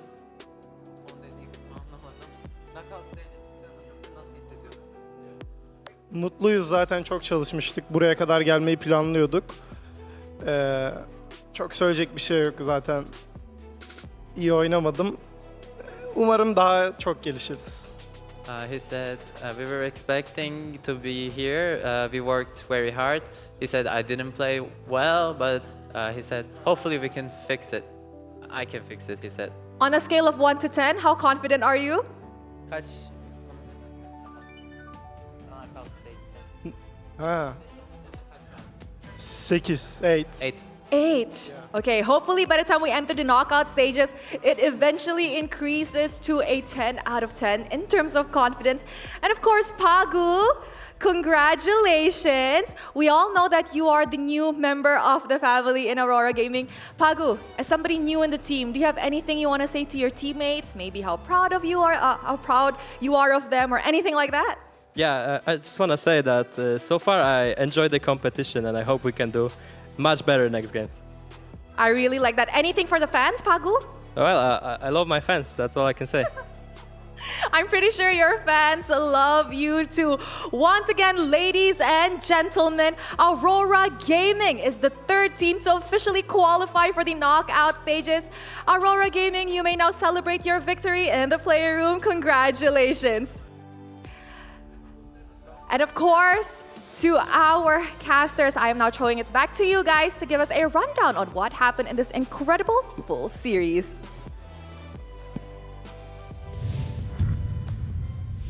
Thank you very much, Rose. And yes, even in the interview, we heard that they were saying that they were having position issues, you know, some communication issues. But yeah, I really feel like it's really on that positioning. And in the knockout stage, 100% that will get punished. Yes, and that's where 100% they need to get it worked on by tomorrow, right, Max? Because there's going to be a lot more that you will have to innovate. So you can't just be like, all right, we just have to fix the errors and the breaks that we have. We need to be like, all right, one day for fixing errors, all of the rest, we need new strategies. Because knockout stage, a lot of teams will be preparing lots of more drafts. We already saw the Freya Gold in Swiss stage. I don't know what we're going to see in the knockout stage. We saw Innocent play the Sora Gold, so I mean, we've seen Harley. Harley. Exactly. Unlimited dash. Exactly. They need more, dash. right? They need more. Yeah. That's what they mentioned, though, right? They did mention that it can't be all scrims. That's clear by the way that they played these games. They definitely need to sit back one of these days and just kind of focus on the things they have to fix within the game, especially their positioning and execution. Here's the MVP, though, for this Game 3. It's going to be Pagu. I think we're all in agreement here. The tech charges, Pagu's performance in general. And by the way, it's great because when we had that video leading into this matchup, we did highlight that change when Pagu came into the lineup instead of Apex 47, when Apex 47 went to coaching. And I mean, look at this performance that we got to see from him. You know, I think he had a big.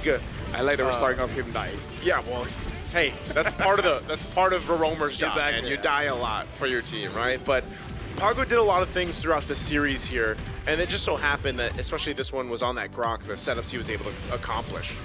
Yeah, and it's really about the impact and the game-winning play.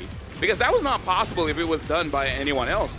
Lunar could have gotten it, but he didn't. It was on Pagu actually getting Sano. And Sano was having a basically, just like in number 2, an amazing game. A game that he was set up to carry. Yeah. He had an amazing game because of the positioning that he had. And again, you can always see him play so far back. So the rest of the team had an easy way to peel from him.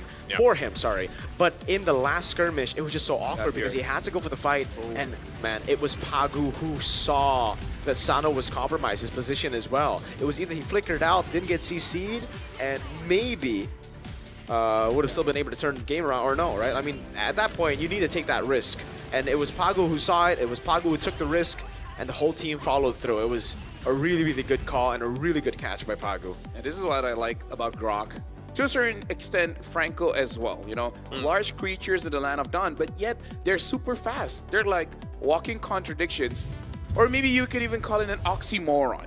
See, that's another big word. That's a big word. That's a pretty big word, where you think that it's slow, but no, Grok is super fast. Especially with that flicker. Yeah. it's very hard for you to react to it. I was just gonna say that it's hard to even react to that combo from Grok, and you know that's why he's picked up so many times. He's prioritized so many times. The setup potential, not to mention the rampart. Like I feel like that's another thing that's huge, man. Really throws things off for the game plan of teams that are opposing the Grok. It's just because you know your exit routes and your kind of escape plans can be stopped with a rampart in your face. It's nice if you go in game, you check the coding, and you read the coding for the Earthen Rampart. It actually makes it so that when you're close enough, it just automatically spawns behind your opponents, ensuring there's a knockback.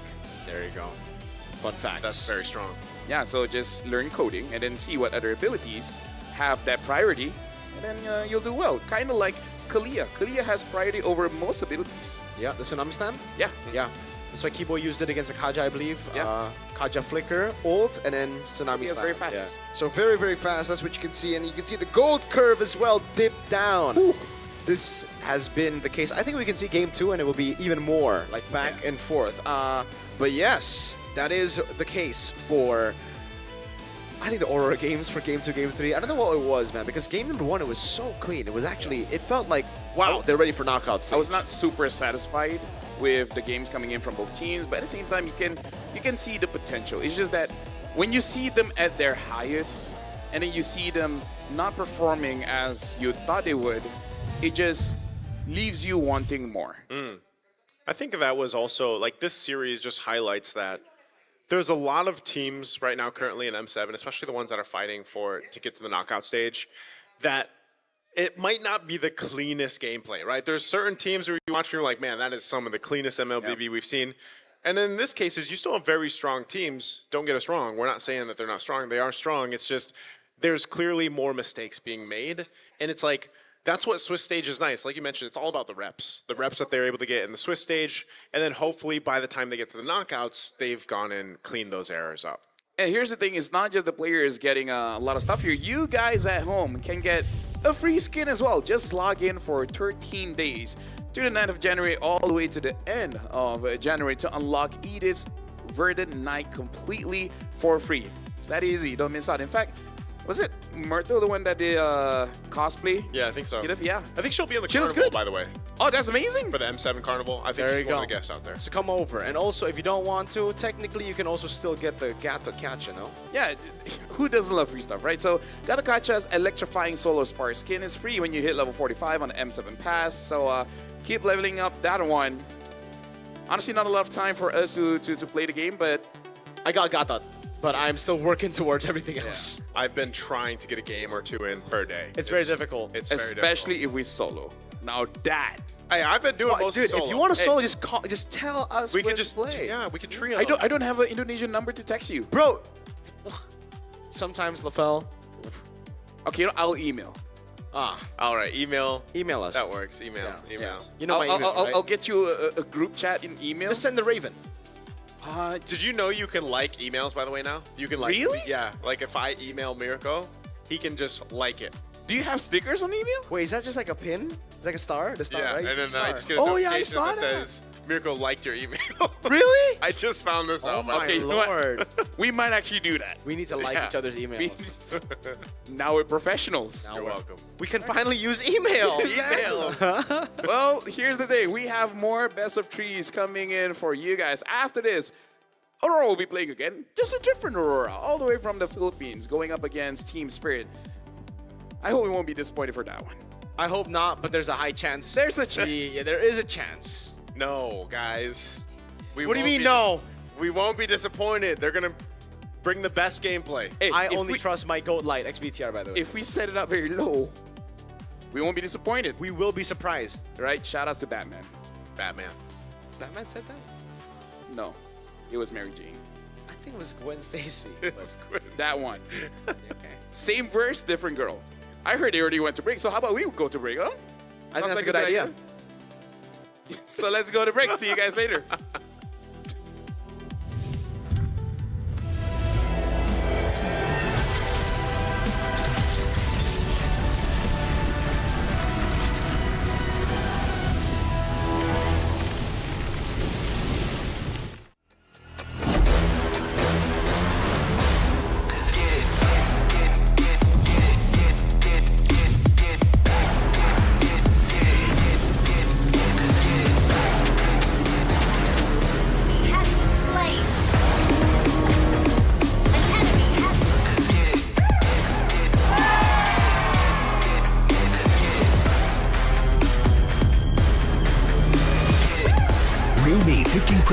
M7 official gaming foam.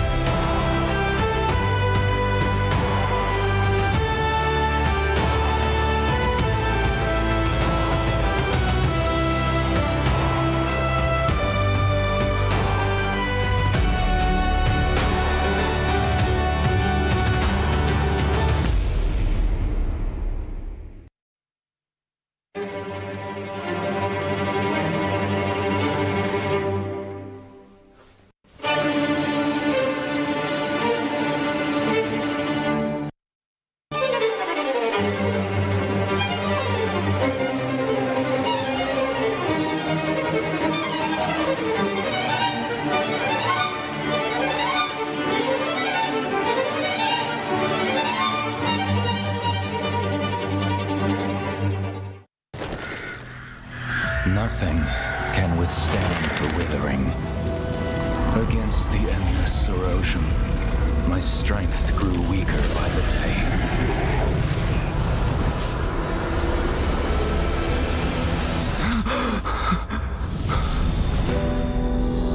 True power dwells within the spirit. Try to embrace all that you are.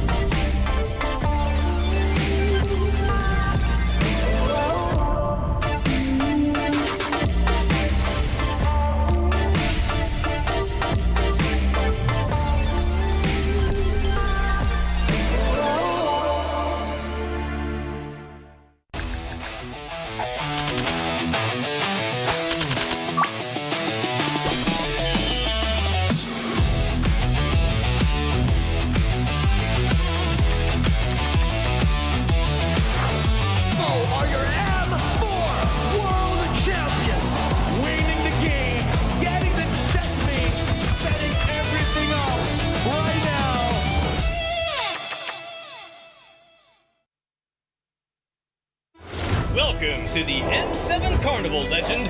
You traveled all the way to the Land of Dawn? Don't worry, we'll guide you through all the activities and wonderful experiences we have.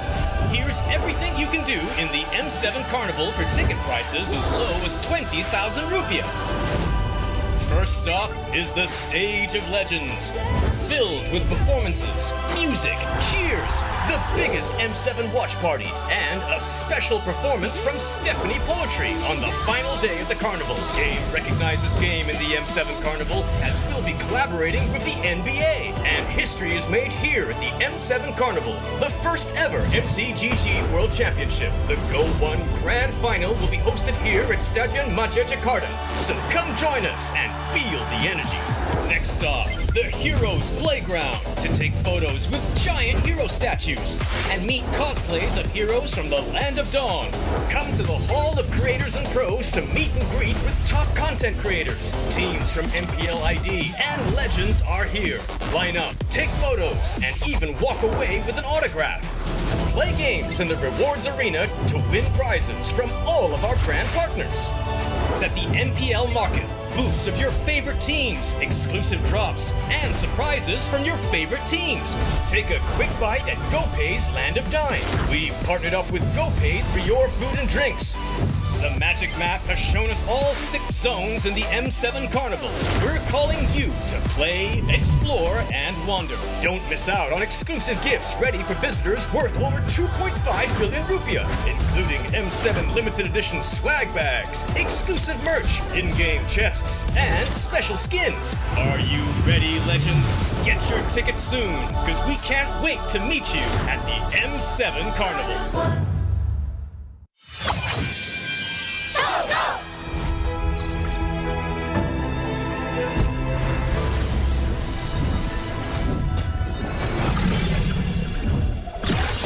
Rise beyond greatness and reignite your star.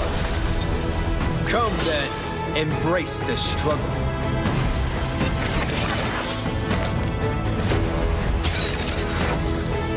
Hold on. Let it become your strength.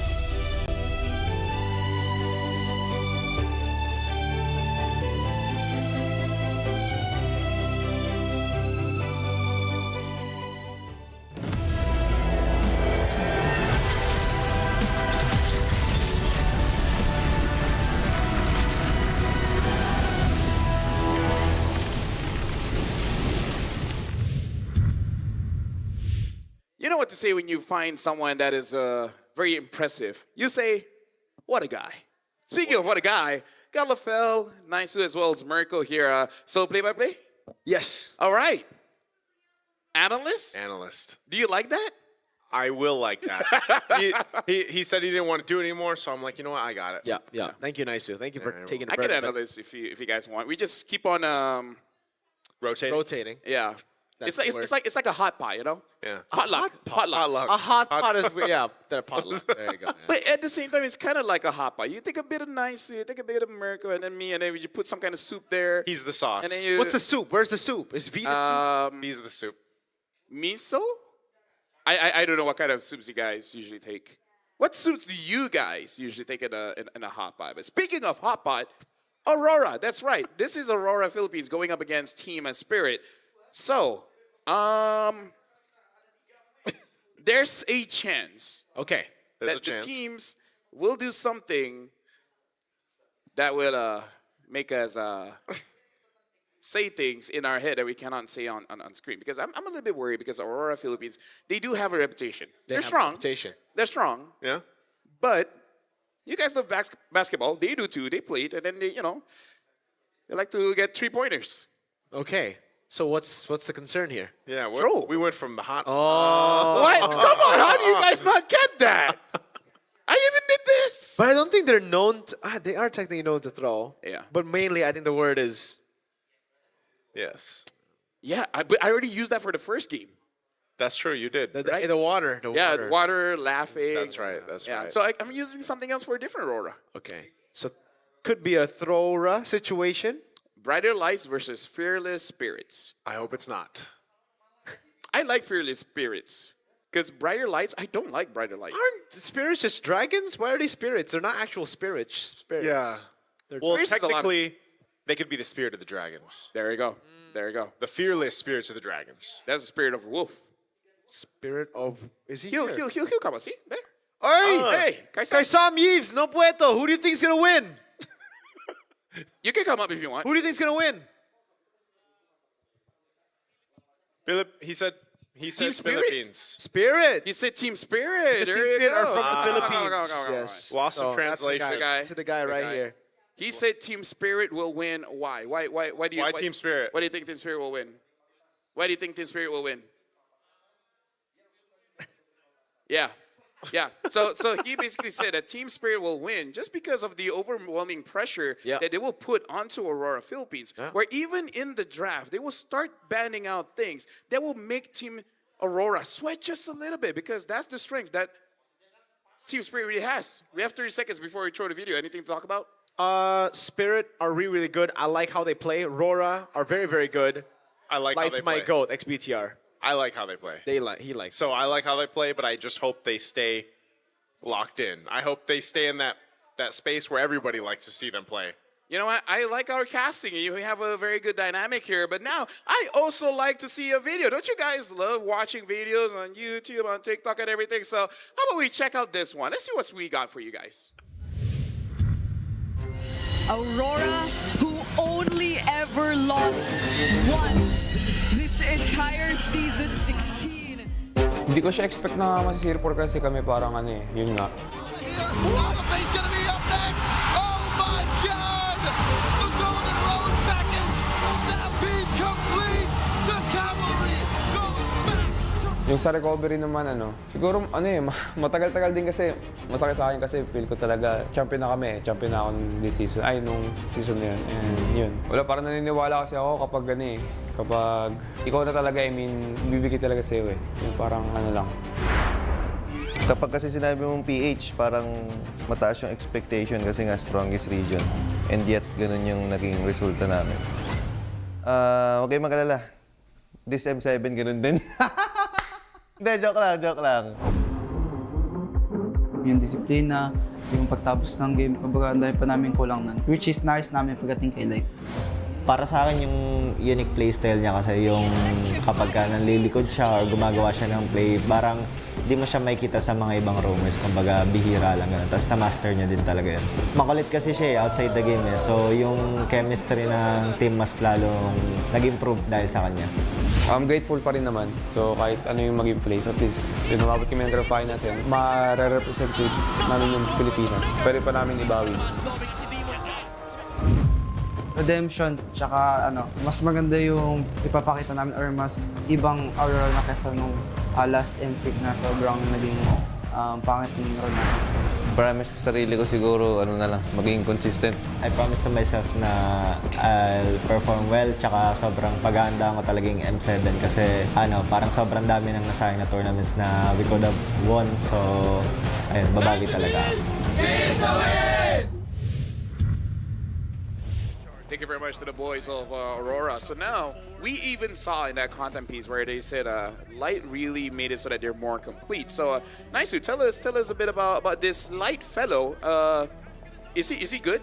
Like, how good is he? Well, I was gonna say, he's XBTR, so he's Mirko's Go, but realistically, Light, he's always just been a player that's really been highlighted, even back when he was a Raider, in the RSG with Demon Kite there, and I feel like him and Demon Kite work really well together, but even so, when Light came up to this lineup, last season, he was a big piece that I feel like was missing. Not to say that their previous roamer wasn't successful either, it was just he fit better. Light fit better into this lineup, and they were able to find massive success through the regular season. And unfortunately, as they jokingly said, even like we heard from Edward about the last M-Series performance, they fumbled the ball, basically, and it just didn't work out the way they wanted to. But I feel like when you do see them in their flow state, if you will, Rora is just that team that you have to look out for. The problem is sometimes, I don't know what it is, man. They just fumble the ball. Maybe ADHD. Maybe. Because I don't know. I think it's because it's such a low action kind of style they have. It's so objective that sometimes a little bit of the style they have, a little bit of the individual skill that they have wants to creep in. It's like, I want to go in, coach. I want to go in. But because they want to tame it back, they want to pull it back, they always think about it. They're like, I want to go in, but also not really. And whenever you do have those doubts about you going in, that's what can happen. Mistakes start showing. So I feel they need to get more comfortable taking risks in the game. It's okay, especially in the World Championship. Yeah, it really has looked like a valuable skill for any professional player is to learn how to calm yourself down. I have ways, but it's not ways that we can really advertise. We got to talk about team spirit here, because they've been here for the longest time. Sao, Sunset Lover, now adding more members onto the team. I don't know, they look solid, but at the same time, whenever they lose, even I question myself, really, like, why did they lose? It's not as apparent or simple compared to most of the other teams that we've seen in the world stage. I think in this particular game, it was also just because of the composite. Well, they were up against SRG. SRG are really, really strong. But the composition for Team Spirit, they were still trying to find a way to implement all of the new things they learned from GOTF to here, to the M7 World Championships. And in that game particularly, very lacking in CC. Right after that, against Onyx ID, they fixed a lot of those errors.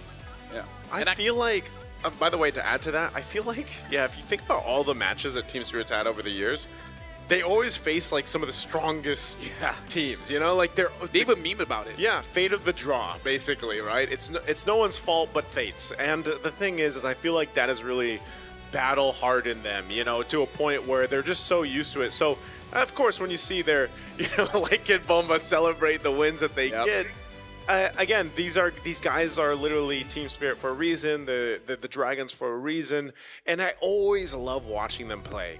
I always am also low-key rooting for teams outside of Southeast Asia to go ahead and have that success that they're looking for on the international stage. So I do hope that this time, at least for M7, we get to see Team Spirit take it further.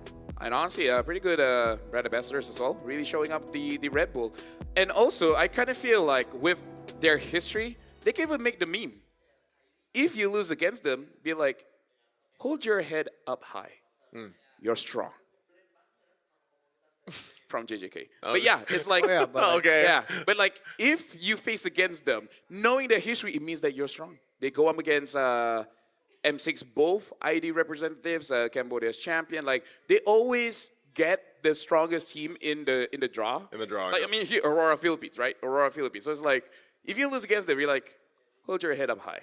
the fact that you're going up against this means you're strong. Yeah, Spirit, I mean, for Sawo as well, he's always comfortable facing off against strong teams. Even from before, when they joined in the earlier tournaments in M Series, they're always so comfortable. I remember as well in M3, remember? Na'Vi with Sunset Lover almost took down Todak at that time as well. So really, really cool stuff. Mentality, always their strong suit. Yeah, the part of that whole thing is just the experience and the veterancy that is there. Obviously, when we talked about like Hiko stepping in, and he already kind of like made a name for himself back in M6 when he got that Savage. But then Hiko clearly also struggled, and that was one of the things that we also talked about in their previous international tournaments, and then even here through the Swiss stage. But I feel like even so, like that adjustment and probably the guidance of his teammates and the staff behind them as well has helped him kind of hone in, because again, Hiko is one of the youngest players here in the league.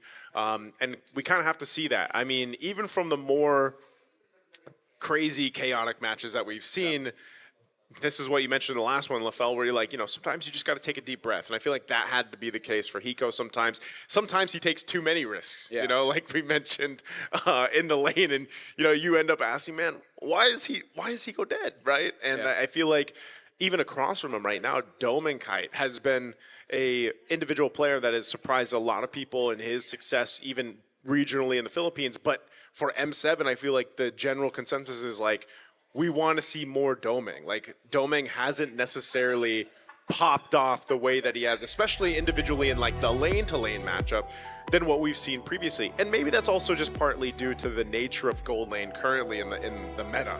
Yeah. Honestly, yeah, that's a part of Hiko growing up. You need to go through growing pains as you grow into the body that you're destined to get, the life that you're destined to get. You have to go through pain. You have to go through experiences that will make you more mature. Make it so that you can see the mistakes of other people, and then you can tell them, I'm better than you. But, that's something that I've learned, I just love that we always have life lessons. Yeah. Every broadcast that we have with you, if the audience isn't appreciating your life lessons 2 L's from LaFell. Yeah. Life, yeah. 2 L's, double L. 2 L. Life LaFell lessons. Wait. Triple L? Triple L. Quadruple LaFell's L. life lessons. L. Triple L. Dude, you're a triple L. You're quadruple L.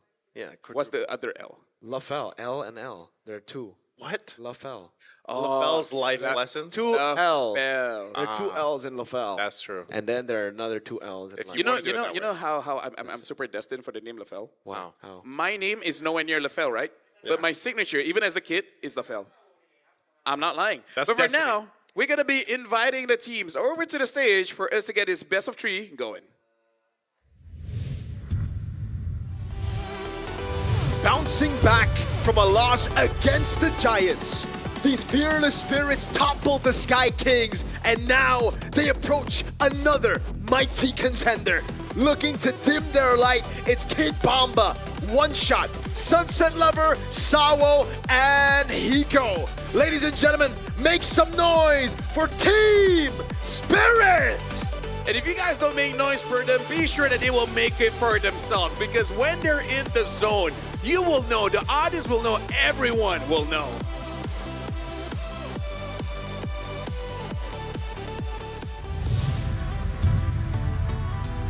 One win after another. Their light just keeps on getting brighter.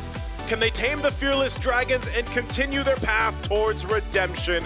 It's Edward in the XP lane, Demonkite in the jungle, Yue in the mid, Light in the roam, and Domenkite in the gold. Seize the win, Aurora Gaming Philippines. And we 100% know that Aurora really wants this win so that they can have a better run compared to what they got back in MS6. This roster is completely amazing. They just got to make sure they can calm themselves. And these are the people that has been guiding the teams, both in game as well as out of game. We got to introduce the coaches from Aurora. We got Coach Master Basics and Dexstar. From Team Spirit, we got Polestar and oops, no one there. Yeah, no worries. He's a solo kind of guy. He's there in spirit. Huh? He's a cold. He's there in spirit. Huh? Yeah, the other guy is there in spirit. Yeah. W. Hey, I will say this. He's in spirit. Yeah. We Team Spirit. Yeah. I put 1+1. I'm so smart. You are smart. I am. Every day I'm surprised. I am too. Do you know that some artificial flavoring from before actually came from beaver anus? What? Yeah, Yes. especially vanilla. But it got expensive, so now we use other alternatives Like? plants. Ah. We should have gone that for the first place. You know, flavor. You can't. You know. Anyway, Aurora Gaming Philippines, Edward Dimakai, UA Light, as well as Dominkai. And yeah, I kind of feel like part of the discussion that should really be reserved for a podcast is really just the state of Gold Lane right now. Yeah. It kind of feels like Claude or nothing. It's literally Claude and Care. Claude or everything, actually. Yeah, if the Claude gets banned, then everything looks pretty good. Exactly, and that's what Spirit have been doing, actually. Against Onyx, they actually banned the Claude, and then they pick up the Granger with the Cho so early on. So I wonder if that's going to be the same kind of deal up against Aurora. Or maybe they'll take a different approach because it is best of 3. By the way, Spirit winning even before this happened. Everybody going to TS, man. Who will win TCA. game 1? Ooh, that's a question. And where are the Filipinos at? You know the thing is, it's funny. Even before the chasm start, someone came up to you guys and be like, "Oh, who's gonna win?" Yeah. See, they're so prepared for this. They asked us who's going to win, and we gave our vote. Yep. Yeah, you gave your vote for sure.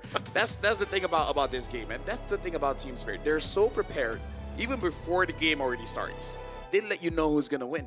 And the Team Spirit fans, they're saying that, you know, they're gonna win. They're there in spirit. Oh my lord, look at the chat, dude. The That TS is- fans are wow. going crazy, dude. Roar of fans! Where are you? They might be intimidated. Maybe it's because it's 2 letters instead of 4. So it's just That's easier to true. type on the No, keyboard. no, it's 6. Rora PH. Well, no, I mean, they only have to type Rora, so. Fine. Come on. Find a way. You gotta follow the rules. Playful. Come on, Dude, playful. Dude, the rules are for not me. Not you. Not you. Yeah. Me not Tor. Me, yeah. They're for me. Me not Thor, exactly. That's how I'm gonna introduce to everyone else. Me not Thor, me Patrick. You're Patrick? That's your name? That's different. Okay, I might be mixing up my animes, okay, but Your animes. I think it's more of a live action. Yeah. That Patrick guy. do Definitely. you think SpongeBob is not anime? No, it's real life. SpongeBob, is it cartoons or is it anime? It's real life. No, it's live action. It's live action. Yeah. Live action? It's live action. Yeah. Okay. They're basically I disagree with you, man. I disagree with see, you. see how easy your life is if you just say, yep. Yeah. See, Ignorance this is bliss, man. You gotta learn, nice. If you argue Yeah. with stupid people, you're the one that goes down, not them going up. Facts. See? That's why I argue with stupid people all the time. Yeah, that's why I love Marco, I love you know? going down. Yeah. We know it's a bad idea to argue, but we do it anyways. You're the smart one. You're like, yeah, not worth it. Speaking of not worth it, we got to look at the bans here. Team Spirit betting out the Lunox as well as the Grog. And now for Rora, betting out the Yuzong and the Hilda. Ooh. So, no. Okay, Claude first pick, I guess, for TS. That's what they're aiming for. I mean, Rora can still ban it out if they want, right? Yep. I want to see it just banned out, man. Honestly, like, in this series, let's bring something else to the gold lane. Yeah. Let's just ban the Claude. Yeah. I keep it open. Don't laugh. I'm agreeing with you. Yeah, I know you The are. way you say it, though. It's It's the way kinda you're funny. saying, yeah. Yeah. That's V. What are you guys talking about? Yeah. Oh. Well, hello. Oh, that is V. Well, no, I thought he... Among the plains exists I guess that's the not holy Japanese. I was saying. I Wait. thought he spoke Japanese. They No, he want the- speaks every language. Okay. Do they want the Claude or Juice in now? Because they ban out Yeve. I think if you want the Claude, usually you would leave the Yeve open. It's okay. I think they're thinking, like, we know that they know that a Claude should be banned so that they can get it for free. But then, what if Aurora be like, I know what you're doing, and I'm not just gonna ban anything. Well, I mean, I ban something, but not Jushin or the Claude. This is an interesting fact. But I would ban the Claude. Here's an interesting fact about the Claude. What's the fact? Hiko has not played the Claude just yet. Nani? Yeah, that was definitely V. Or a fighter Or gold a lane. fighter gold lane. Yeah. So where does that put it? There's a Jushin ban. There you go. So It maybe has to be Claude. Yeah, maybe they won't play it. No. Maybe. No. All right, Listen. So this is the first Claude game. I think they were, to be fair, first game against SRG, second game against Evil, or the first game against Evil, second game against SRG, second game SRG, they learned. So in the first game they didn't play it. Game number 2 against SRG, they learned. Claude was on Innocent, and then game number 3 they banned the Claude. So ever since that game 2, it's been contested and they've learned the hard way. So it will be picked up here. That's how hard it is to play Claude, you know? 28% win rate, by the way, on the Gatakacha. 40. Wait, wasn't it 28 earlier? All right, 14 times picked up. We didn't see the Gatakacha. It's 29%. Yisun Shin, very early. No Yu Zhang. Also shows that they might want to play double fighters here. Yep. Yeah, double fighters. That's something more that we've seen Dominkite play too. You know, when this YSS is picked up, is go ahead and grab that fighter. We haven't seen too much of like the Ruby gold lane so far through M7, but that's still a possibility that could pop up. I don't know if we'll actually see him play for example, like the Frey and the gold lane. Maybe that's up their sleeve after seeing the first couple days of the Swiss. But these are already very strong picks, man. The Farsa, Kalea, Claude for Team Spirit off that first phase of the draft. So they're going to leave their jungle and the XP lane up for grabs right now. And most likely, you'll probably see some of those big XP lane options banned out further. You know, the Yuzhong's already gone. Maybe the Lapu Lapu to an extent, or the Uranus, depending on what they want to do here. I feel like for Team Spirit, they're also looking at this as, is it a bannable game? I guess, right? With the Kalea already picked up right now, it should actually set up for one of those picks later on. Even if it's not bannable, at least you force Rora to ban. Yeah. Exactly. But for Aura right now, I guess now you understand why they went for the Gatakacha, right? I'm just actually kind of weirded out by the Harith pick. Yeah. You usually don't want to go with a Harith when you already see a Claude, but even more so when you see a Farsa, right? So 2 counters on the other side already against the Harith, yet they still pick it up. So they're going to have to get some more picks to open up the Harith space. Ooh, look at this. It's quite even between Rora as well as Team Spirit. Difference only being in the tens. That's very different from what we saw earlier. So I guess everybody supporting Rora popped Shout out to you guys in chat. Yeah. Keep voting, guys.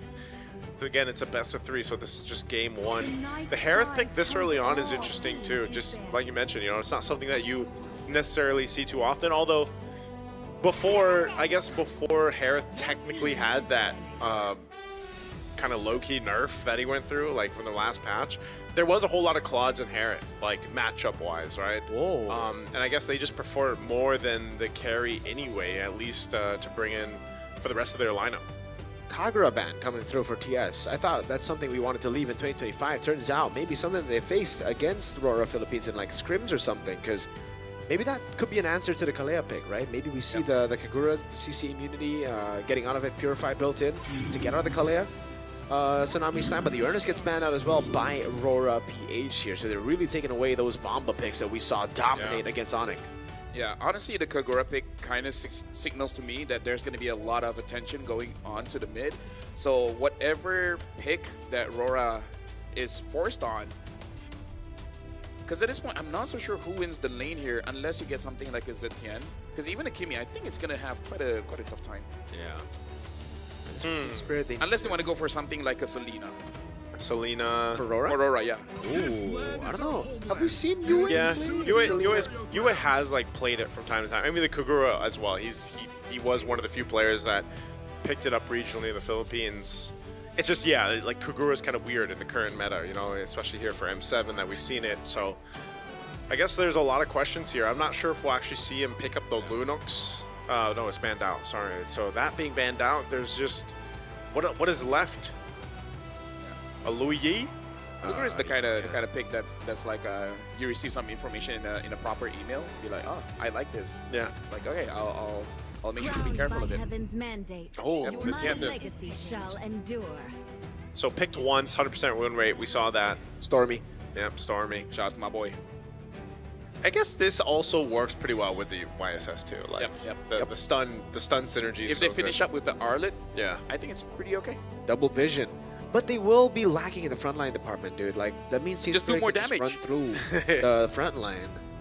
It's literally Gatakacha. Yeah, but that means... their front line is literally Gatakacha. Yeah, right now it's literally just Gatakacha. But if they go Arlet, right, that means it's just going to be Gatot. Yeah, you can try to deal more damage, but then it relies heavily on you snowballing in the early game. And TS, now with the glue, they have more ways to actually just stick towards the Yisun Shin, stick towards even the Gatakacha there. They don't have ways to deal with the glue. Oh, Nolan. Interesting. This might be the R line, and maybe the game plan here is they know they're most likely going to be reacting. Like if it gets to that point where they're reacting to the Kalea setups, for example, that they might just choose this lineup to go ahead and like try to have a counter play as much as possible. But there's the Sora. Sora being left open. So it's going to be that last pick for this lineup. So there is a lot of crowd control here. Like if you look at Aurora's lineup, there's quite a bit of crowd control that they can use to go ahead and fight these team fights that are most likely going to be started by a Kalea like we've seen in the past. The only problem here is that the damage profile coming in from Aurora doesn't really do that well against the glue, unless the glue hops onto Sora and Sora just keeps on dashing towards a nearby turret or something. Yeah, if Kid Bomba has a good game, Aurora will not. Yeah. That's what we saw. I mean, that's what we saw in their last match, right? Kid Bomba and Esmeralda.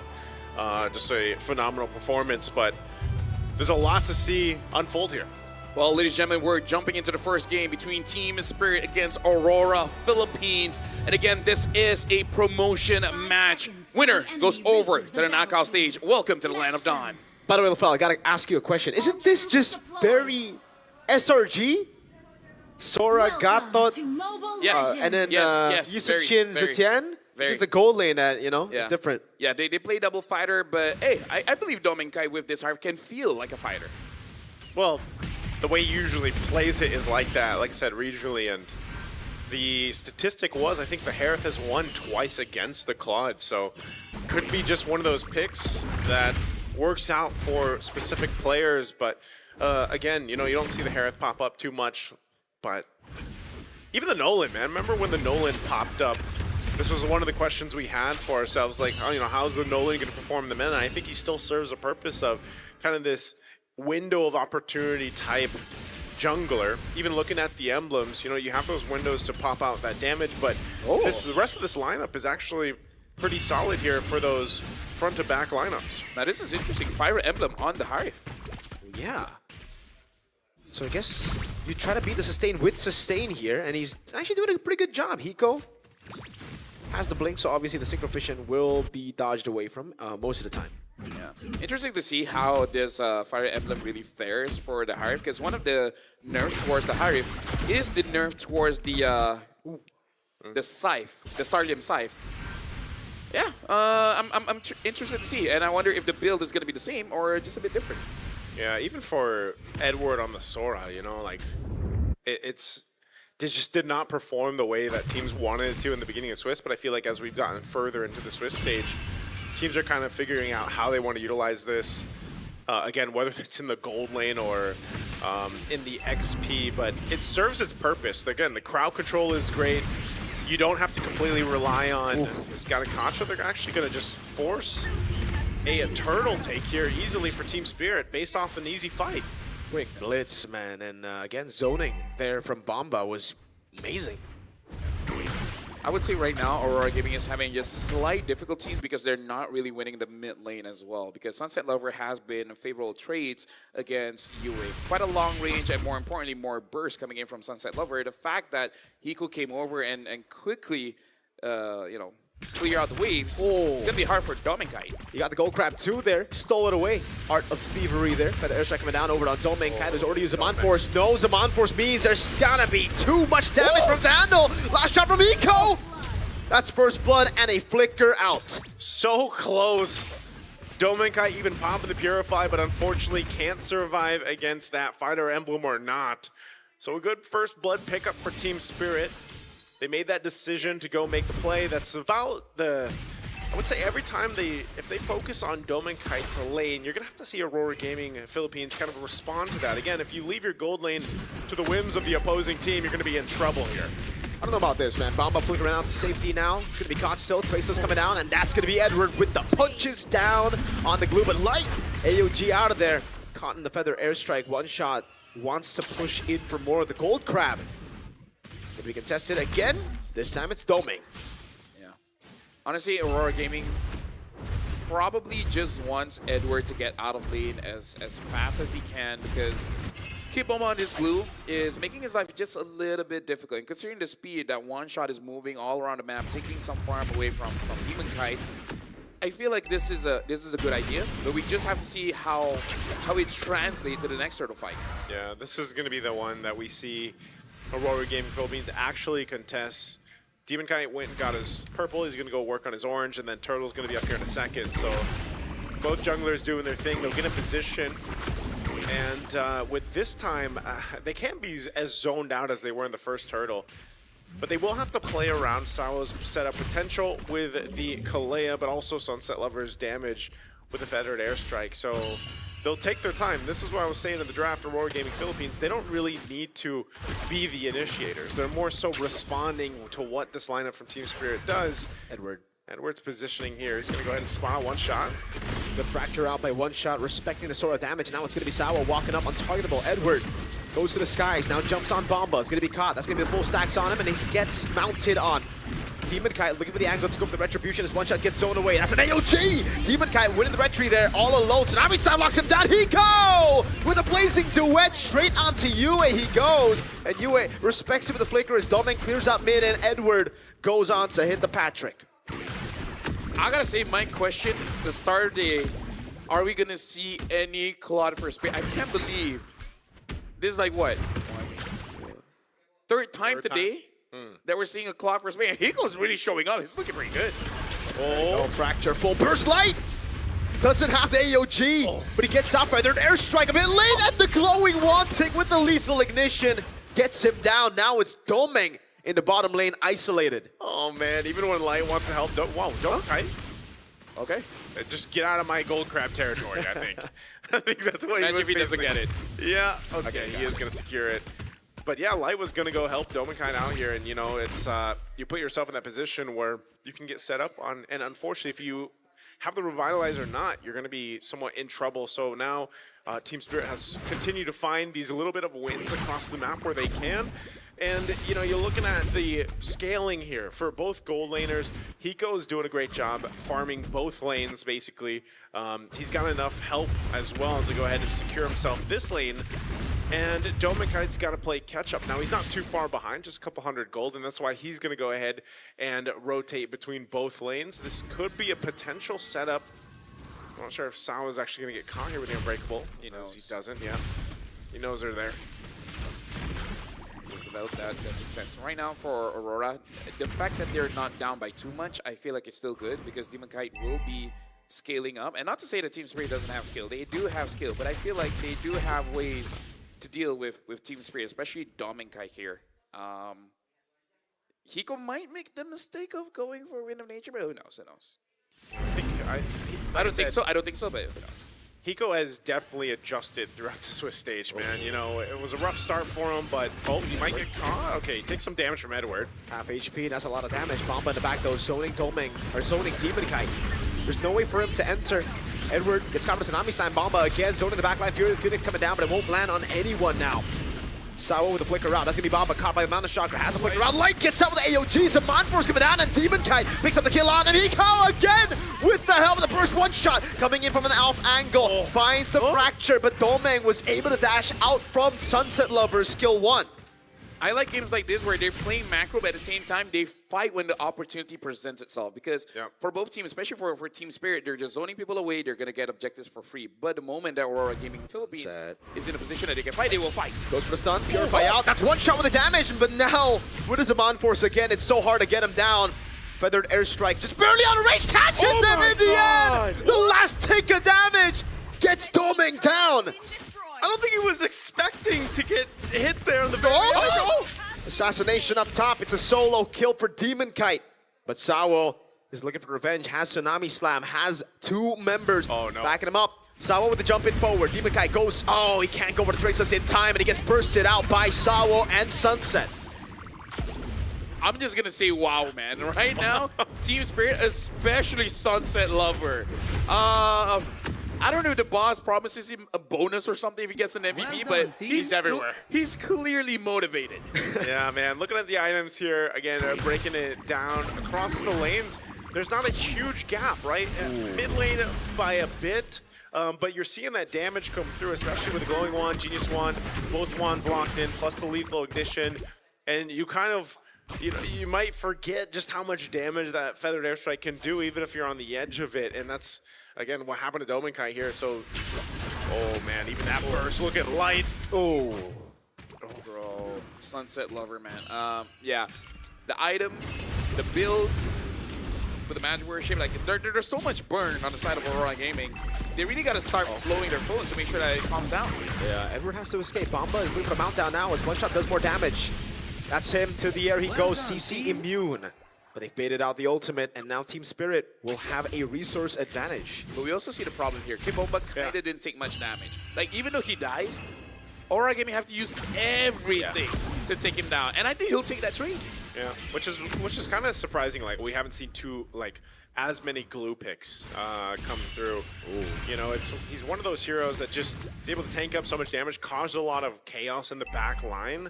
And so far, Kid Bomba's done a really good job at doing that when the team fights do break out. That's why, you know, like you mentioned, LaFell, they're both playing at the macro level, but these team fights are almost like a chess match in itself, where you're seeing just how important the positioning is, especially for the gold laners, and why it's so difficult for Dominkite to find that space to work with, whether he's got the Zaman Force drop down or not. So both junglers, by the way, staying up top, doing some off-lane, off-map pushing if they can. Those tier 1s are still up, so no one can really claim the space around the Lord just yet. Yeah, honestly, Aurora's having a hard time here. What? That's a solo! Oh my goodness, not a solo. Sawo gets an assist, but Yue just got bursted down and he did not want to flicker out. If we're talking about chess pieces, man, Sunset Lover is moving like the rook, and now Kid Bomba's moving like the knight. There's really not a lot of spaces that Aurora can use on the map to get themselves in position. I feel like we always highlight Sunset Lover on the Farsa. Every time he plays the Farsa, he's kind of good. He should go pro. He could go pro on this. I mean, my goodness, 4-0-3 right now, and that's twice now. Oh, Nico gets caught. Octoblaze Duet gets pulled down by Dolming, and Edward, though, could not flicker out in time. I feel like we have enough clips to show Claude's getting caught in that position. Right getting there. Caught by Frederick. Boom earlier. Yeah, so, hold on, Light. First down on Light. He has the AOG, but he's going to be caught with a Tsunami Slam now, and just going to be bursted out by One Shot and Sunset. So it's a 1-for-1. Roam for gold. Lord of the bottom lane gets a actually does not get a charge down. Good job by Aurora Gaming. Philippines Edward.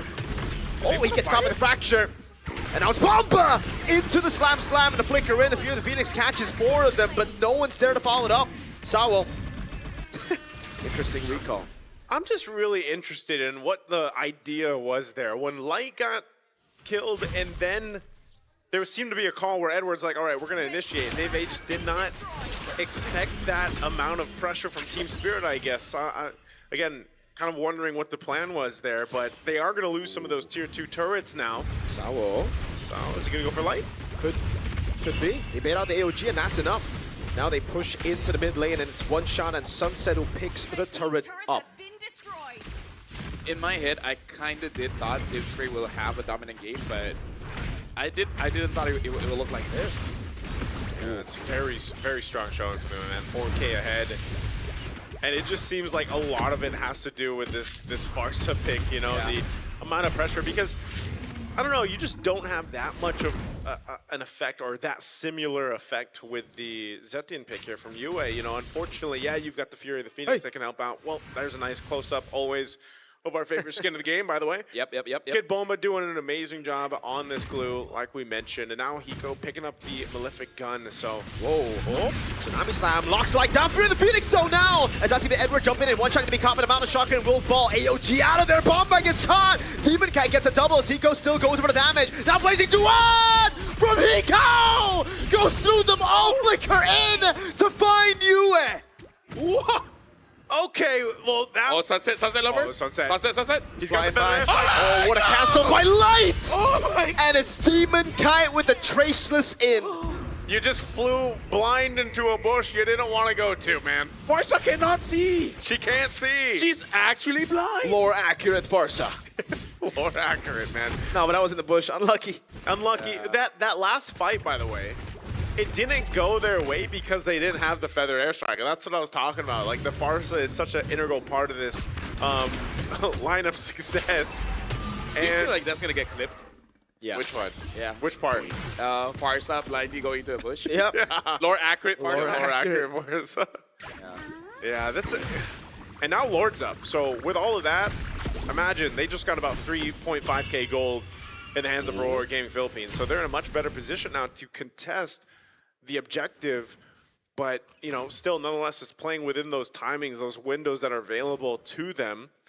And they'll, that's part of the game plan. Like I said, just take your time with this Lord take. Yeah, we can definitely see that Aurora, they have the damage, especially coming in from Demon Kite. But also, Hiko has shown that he is looking pretty strong at this point. Demon Kite, with that Holy Crystal, might be able to two-shot Hiko if Hiko is not careful. Yeah. And all the basic attacks hit onto Hiko. But yeah, Aurora Gaming, they have the tools to punish Team Spirit if they put themselves in a very punishable spot. Yeah. Winter Crown, though, for Hiko. All right. Gonna help. He's got that. That was the question earlier on, but it looks like Aurora's going to go ahead and start this Lord up. They don't have to fully commit to it, though. I think they're just trying to spawn out. Oh, nice little shot there, Hiko. Getting checked at half health, but it's more so just spotting out where Team Spirit is here for Aurora Gaming Philippines while they go ahead and take their time with this. Light does pick up the anti-Karas, but they'll just go for a reset. They don't have the positioning favor they want to. Plus, they've got a nice wave pushing up top that they're going to have to deal with at some point here. This is looking really, really good for Team Spirit. Yeah. Kiboma does have that flicker, so if he finds an opportunity, he can jump with someone. The question is who? Ideally, you want to get Demon Kite, but if you don't, who's the next target? Wait a second. Oh, they're going to go for it. Edward jumps in on 3. That's even what he's going to win with the crown as well. That's a mistimed Unbreakable by Light. Now Asawa jumps in with the Tsunami Slam, gets caught as the Mount comes in as well. Light bursts it out by one shot on the Nolan. And that's a turret up top falling, the tier 2 falling to the big slow push built up by Team Spirit. Ooh, that was not the fight they wanted, man. They lost the tier 2 turret. They're going to lose the Lord off of that. That was a fight initiated by Edward. And that's why I was saying this composition is a little bit different just because of the sense of usually they're reacting to Team Spirit. But that time they chose to go. Yeah. And they got punished because the layering wasn't the way they wanted it to be. And once that's gone, especially like we've seen before with the Sora, once that initial crowd control is gone, and then you don't have that follow through, you're kind of just left as a sitting duck to be taken out. Yeah, honestly, Sora in the late game is a different kind of blast cannon where your initial attack, doesn't matter if it's a setup or the damage, is going to be incredibly strong. But after that, like I said, it's going to be a sitting duck. You're going to die to almost anything. So that's the dangers of using a Sora. And they are on the defense. Sawo hovering over earlier. Hiko unable to use the wave. Just the mid-base turret taken down for now. Aurora doing a good job at manipulating the waves as well, just holding it in. And this is a comp with really good clear, you know? They have a Zetian, they have a Harith, the Eastern Shin doing work as well. Yeah, they've got, so they clear out the Lord. They still got a couple waves to handle, which should be fine with them. They should be able to hold on to these 2 base turrets after losing that mid.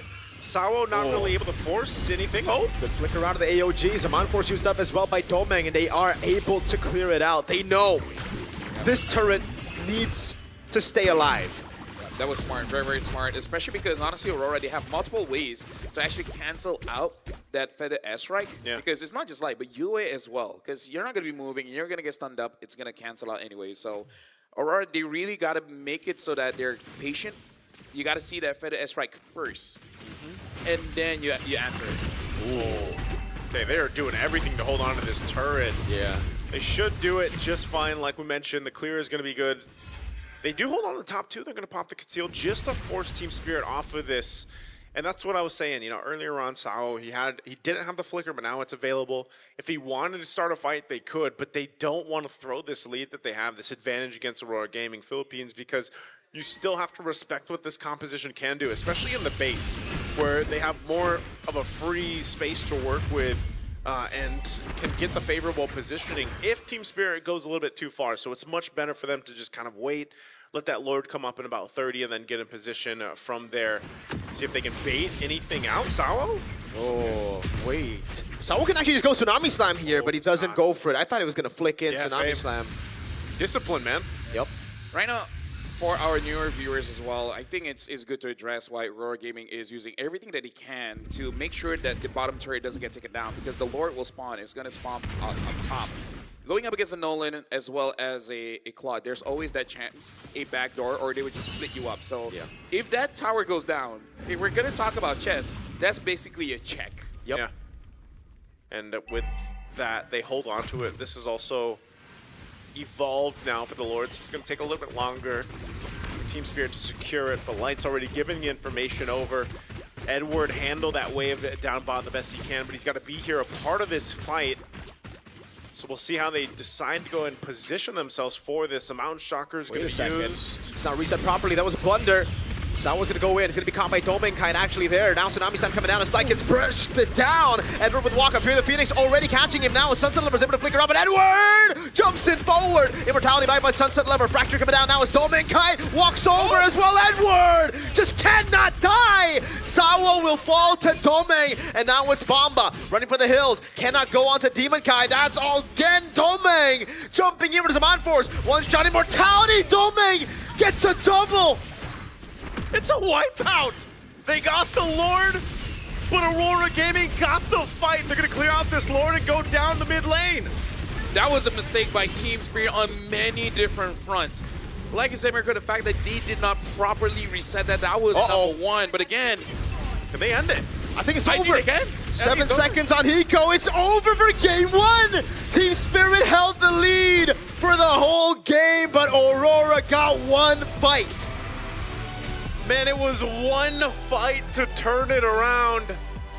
And like you mentioned, it wasn't the reset of the Lord that Team Spirit wanted, and so they capitalize off it. And man, talk about Edward leading the charge on that Sora to keep things together, and Domenkai finally having the game, man, where he was able to pop off towards the end there. Yeah, I feel like we got to dissect that just a little bit more because we got to talk about step by step. Number one, they failed to reset, and then after that, it did seem like Sao panicked a little bit. Yeah. Tried to grab onto Demon Kai on the Eastern Shin, failed to just grab whoever is next, and then put themselves in a situation where Sunset Lover on that far side is forced to use the Feather Airstrike so that they get some kind of trade.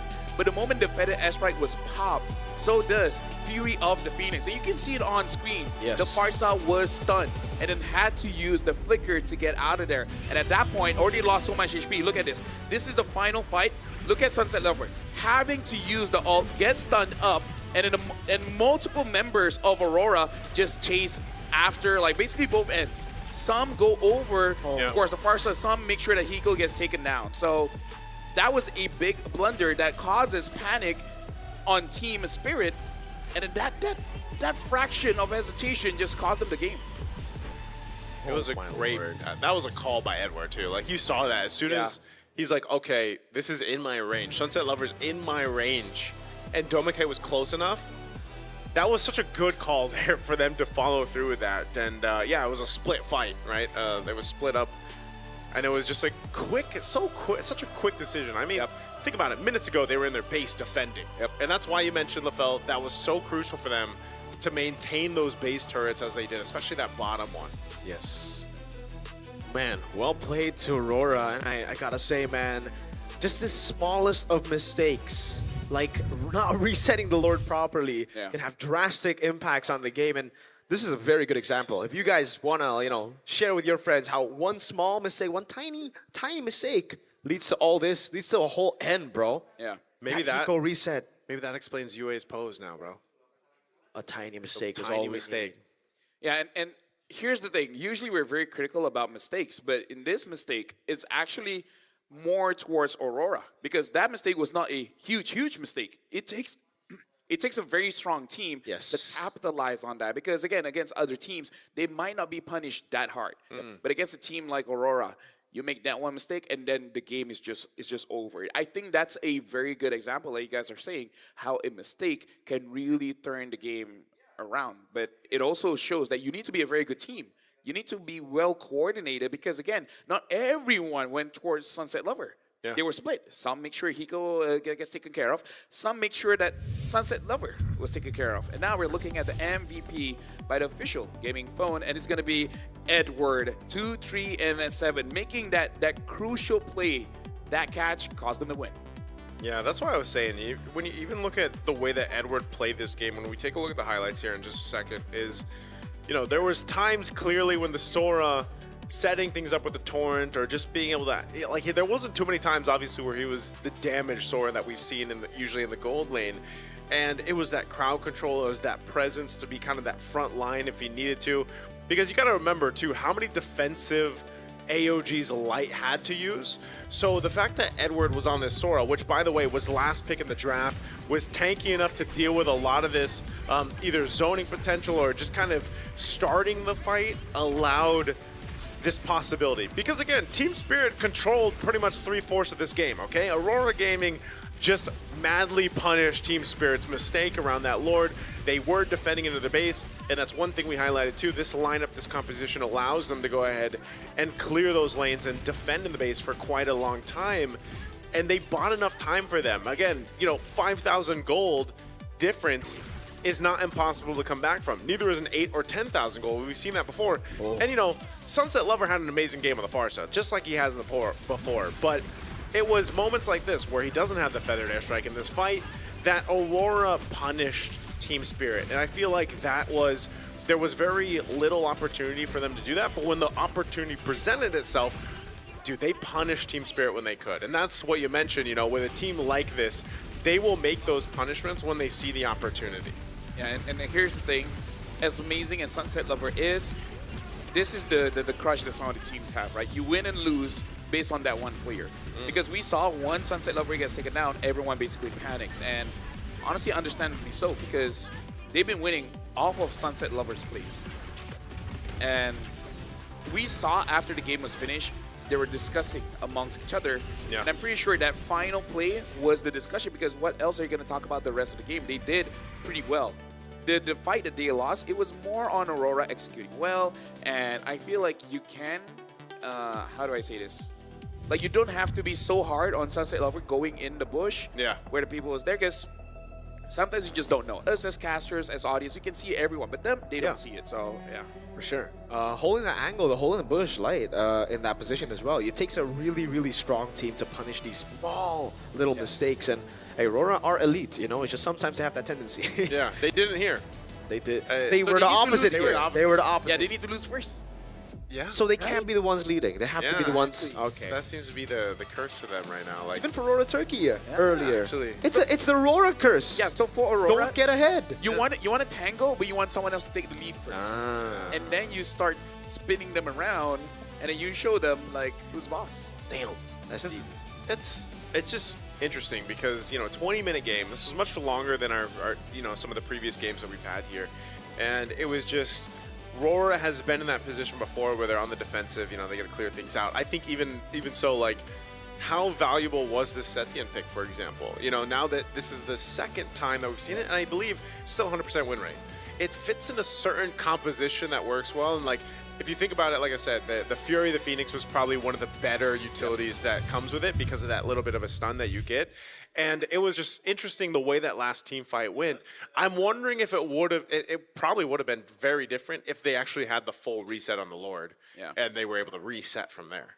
Yeah, I really feel like Zetiana is one of those heroes that can punish mistakes because, again, the Fury of the Phoenix, AoE stun, that's huge, but also that speed up. Right, that enables for anyone out of position to be caught. But right now we are going for an interview, I believe with someone from Aurora. So hopefully Rose can get a lot for us that we can use in the cast. So Rose, it's your time to shine. Thank you very much to our casters. This is Rose right outside of Aurora, Philippines player room, doing a little bit of a vibe check with Matt, the team manager of Aurora, Philippines. That game was so intense. I felt like everybody was at the edge of their seats, and I'm pretty sure you guys were definitely at the edge of your seats. Tell us, how are you guys reacting inside during the game? During the game, we're going to this series. I think we're confident with this series. However, during the during the game one, there was this situation wherein Team Spirit got the lead. So all of us, even the coaches, even the staff, were like, there's a bit nervous for us because we felt like Team Spirit will snowball for the whole game one. However, when we saw that in the snap of in a blink of an eye, Team Spirit, all players of the Team Spirit were just like wipe out, and then we're just cheering for the team. Is it like endable, or we need to reset, something like that? So we're happy that we won the game one, and it's an advantage for us to get a 1-0 lead going to this series. Definitely. Right now, we are at match point. But how about the players? Were they like also shaken up? Did they not expect to win game one, actually? I think they're used to this kind of situation because during the MPL season 17, we're having this like same situation. So I'm confident with the players that they are composed, and definitely we trust them in those kind of situations. Oh, that's very cute. They trust each other, which is what a team should do, honestly, right? Now, let's talk about how the players reacted when they found out that they were going to be meeting Team Spirit. Because if we recap, just a few days ago, Team Spirit is coming off from a really good momentum after beating Onyx ID. So, knowing Team Spirit, they're strong. So, I think we're not that too confident with Team Spirit because we know that every teams in this in M7 are really we're a champion team. So we expect that this will be going a hard series against them. So yeah. It's rather expected that everybody has to play their best, exactly. right, Matt? Now, let's talk a little bit about something I've heard and all the comments that I've read online. I see that some people are rather harsh to Aurora Philippines in terms of their commentaries and everything. So, as a team, how do you guys deal or even digest the hate that you guys actually receive?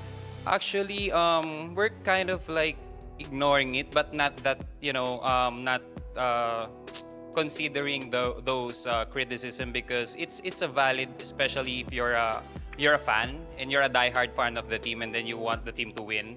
And knowing the previous tournaments, international tournaments, we really fell short as always. So I think this time we just really need to prove them that they can support us even though this it's challenging for us to figure out our identity. So yes, Aurora, we can see that they are kind of figuring it out slowly, although a bit late, but still slowly but surely. And to the people out there, I think that a little bit of constructive criticism is definitely okay, but we do remember that players are also humans with feelings. And as much as players do want to kind of ignore this, sometimes it does get to them, no? Yeah. Now, let's talk about something that lifts up the team naman, right? In Aurora, there's players. Which player is the most happy-go-lucky kind of guy?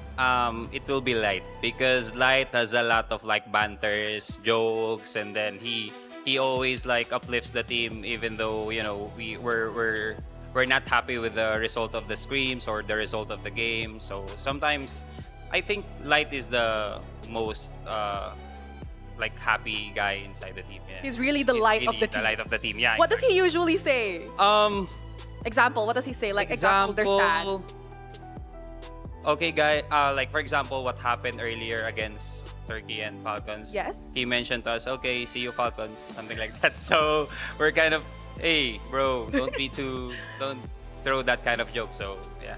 Oh, so he was kind of saying like, okay, see you in the 2-2 bracket, that kind of thing? That kind of thing. Oh my goodness, Light is definitely very, very silly. Yeah. You know what, Matt, if you could say anything to the Filipinos, maybe ask for their support or, don't stop supporting the Filipino representatives in the M7. Anything you want to say to them? Thank you for those Filipino fans and then for those Aurora fans who still supporting us, even though, we're not bringing the trophy as always, but hopefully this M series we get the win or the championship for you guys. So how about to your boys? Anything you want to say to them? For the guys and for the coaches, just do what you're always doing outside and inside the game. Especially, I know we always saw the hard work. We know that we always stay late just to practice and to keep up with the momentum going into the game day. So yeah, we trust you and then we will support you no matter what. So. Aw, there you go. Now, you know what? Thank you very much, Matt. It was a very insightful interview, and hopefully Light does not go into the 2-2 bracket with Team Falcons. Hopefully. But with that, let us throw it back to the panels to actually prepare us into the second game of this best of 3 series. Thank you, Rose, as well as Matt. What a guy. What a guy. What a guy, man. Light. Yeah, the fact that they're already playing in season 17 just shows how forward-thinking that they are. They live in tomorrow, same as me. Living in tomorrow is amazing. I live in the present. How do you live in tomorrow? Exactly. You until you're there, you don't get it. Until you're in tomorrow? Until you're in tomorrow, you just don't get it. So you... Do you know, in fact, you never... Are you in tomorrow right now? Do you guys know that you guys are never in the present? Because the amount of time that your brain can process what's happening right now, it's already in the past. So you're never truly in the present. Because what's happening right now...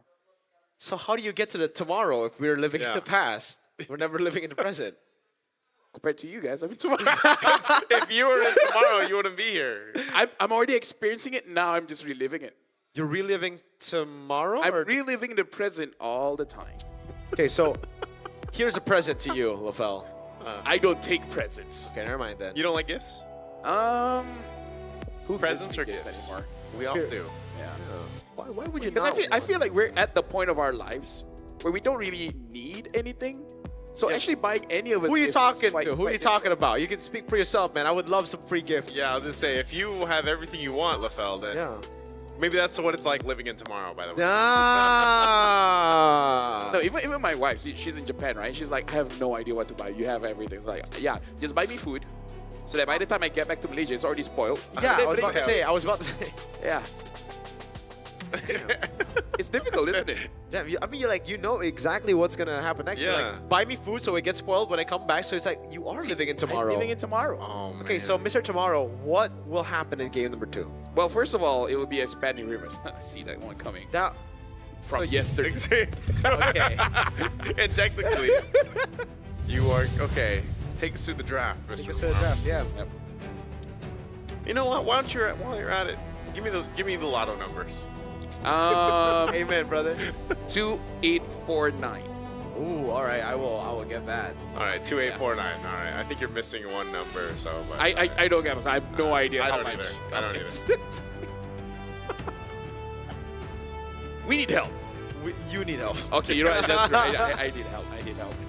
It doesn't have to be professional help. Look at the Claude Band, by the way. I just Hey, despite the shout outs to Claude Band. Shout outs to the Claude Band. This is what we wanted. Yep. Let's change up the gold lane. Yes, please. What gold laner would I like to see again? Bruno. Where's I?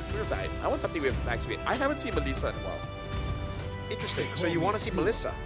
Why not? I mean, like, if there's no Farsa, Eve, Kadita, Zetienne, Arlet, Lapu, Lance, Claude. I wouldn't mind seeing the Freya gold. Yeah, I See, don't like, mind seeing if that. all of those heroes are out, you can use Melissa. Sure. You might need a bit more bans, but, you know, eventually. Like, these are quite different bands, though. Yep. Like, you know, Claude, Kalea, we'll see what the last one's going to be for Aurora, but over on the other side, YSS, the Grok, and that Lunox. So it was very troublesome for Team Spirit, yeah? Yeah. I mean, very troublesome for Aurora earlier, that Team Spirit got the Kalea and the Claude, but they still couldn't close out the game, so that's something that... I think it's more of a total TS, the fact that they got those picks and they couldn't end it, and now that they don't have it, Yeah. what's it gonna be for first pick, dude? It's... Jushin, maybe? Or... There's... Yeah, Eve is up for grabs, there's no Claude. I guess that can be a choice to go for first pick. Among the planes So there you go. exists the equilibrium, So, which I was made for. what's So the answer Yuzong on this. Yeah. Yuzong? Yeah. Yuzong Gatot, if they want again. Yuzong got the mid lane. They could. Or if they want to eventually- take away like a Lance. Yeah, it depends. Yeah, actually. I mean, even with the YSS being banned out, like Demon Kite still has. He has played a lot of utility though. Like, he's one of the junglers so far through M7 that has picked up the Fredrin, I think it is. It's like a go-to of his. He can play the Boxer too. I'm not sure if they actually want to go with utility for game 2. But there it is. That's the Fred. So the Fred and the Granger. Speaking of, make sure you guys get your M7 pass right now while you can. So there you go. When the Claude isn't open, the game gets interesting. The Granger gets, game gets interesting, that's number one, but the Granger becomes that much prio because we saw the same approach from Team Spirit, right? Yep. Team Spirit against Onyx, it was first pick something, I forgot, but then Team Spirit answered with Granger and Cho. So at least Team Spirit will be able to get on the Cho, but now what's the answer to the Granger? Did he go for the Harith? I think might Harris see pretty that, solid. yeah, Or for is that Hiko. too greedy though? Because now you won't be able to pick up a jungler. Aerial assault unit awaiting orders. I don't like the carry. Carry versus the Granger matchup. I just Not the best Yeah, matchup. not the best. Yeah, I feel like this carry will feel worse if there's a Farsa here. Yeah, actually. Right. This first phase, if they go Farsa. Farsa's it, yeah. As long as it's something that throws a giant meteor from far away, Yeah. it's pretty strong. Maybe not the Novaria, but is a star a meteor? The Is well, a star a technically, meteor? it's not a meteor. Like, I feel like any flying rock charging towards you very fast, you can call it a meteor, no? But it's called It a isn't- star shatter, though, right? Like, Star I mean, shatter. Yeah, so you break the star and then it falls apart. Deuce becomes meteor. Yeah, but I thought stars exploded. Supernova. Yeah, supernova. Night sky tells That's a good all question. it's You should needed ask the to real be. me AI about that later. Yeah, that's a good question to ask. By the way, I don't have Neil deGrasse Tyson's number. Okay. it's okay. The AI is basically Neil deGrasse Tyson on demand. Yeah. But yeah, Esme, Uranus probably going to be banned again. Team Spirit have locked in a carry, which means that, again, for Aurora, they couldn't have gone for the Uranus or the Esmeralda. Sand And, rises when I give okay, the Team Spirit word. ban out the Khalid. They are taking away a lot of the light heroes that are used to get mid-prio because Team Spirit are trying to just really bank on mid-prio again with the Oh. Eve, with the Cho. Wonder if they'll even ban out a Hylos here, man. Like, just one of those options. Because I think even with this lineup that Aurora has, they could just go for a Hylos. They could just go for one of those kind of solid but not like fancy realm options here.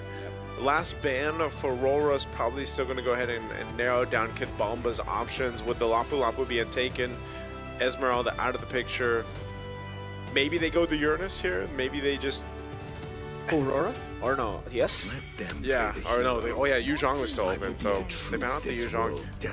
What is this? So what does this leave open for Kid Bomba? Does he go the Uranus. Yeah, Uranus here. I'm not a fan of the Uranus. I think I'm Aesthetically, more of a fan of the glue here against the Frederick. Blue Oh, again. yeah. I mean, I feel like you can see a world where Terizla could work as well. Yep, Teresa is a very good choice. Good shout there too. Aside from that though, yeah, I think it's just that. Right now, what jungle do you want to go for? Do you go for the Guinevere for one shot? In terms of bans, I feel like Gatot is the one that makes sense right now. No? Yeah. Because other than that, what other? Hylos. Hylos, Of yeah. course, yes, of course, we did talk about it. Yeah. They want to relieve some more pressure from the carry. Okay, so it really comes down to what Aurora picked first, and then TS are going to react to it for XP and for jungle. Because in jungle, I honestly think the Guinevere is a pretty good option to go for. Sometimes I see when Romans have nothing else, they pick up something like a Franco.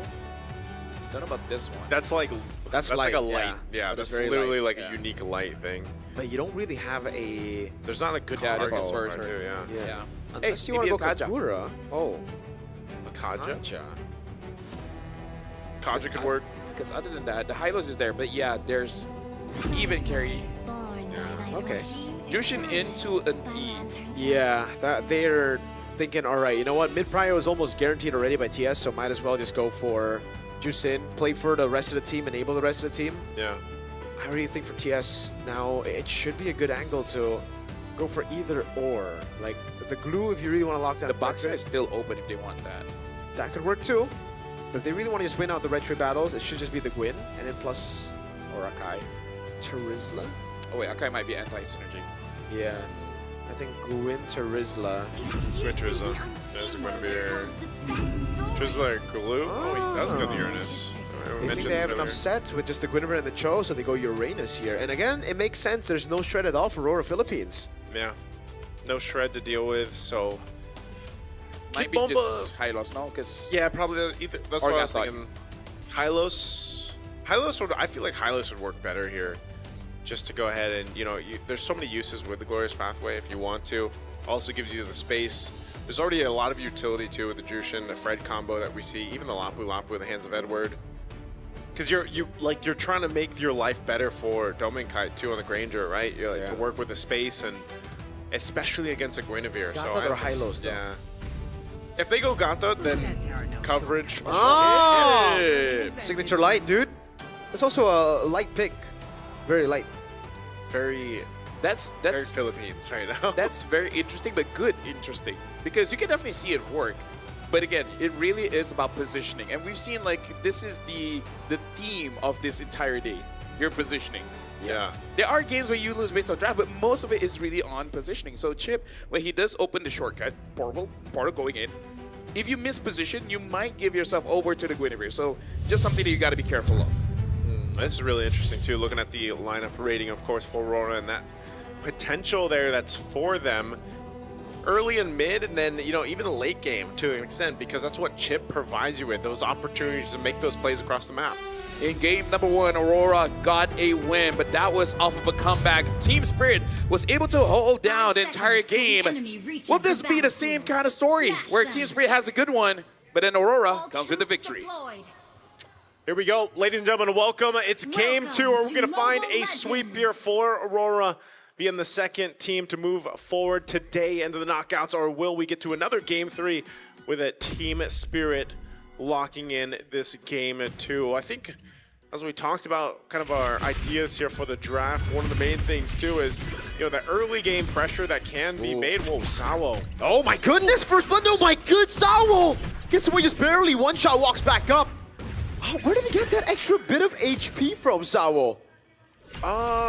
Did he pop the regen? Like, wait, talk about discipline to not even pop the flicker, man. That is crazy, man. He got crazy patience. That had to be the regen. I'm like something, right? I don't know, but like faith. For a second, it was just boop. Faith. He got like a bit of regen there, yeah. I don't know what it was, though. I think even Yue was surprised with him, man, because he's like, he's dead. Never mind. I was on the verge of saying first blood, man.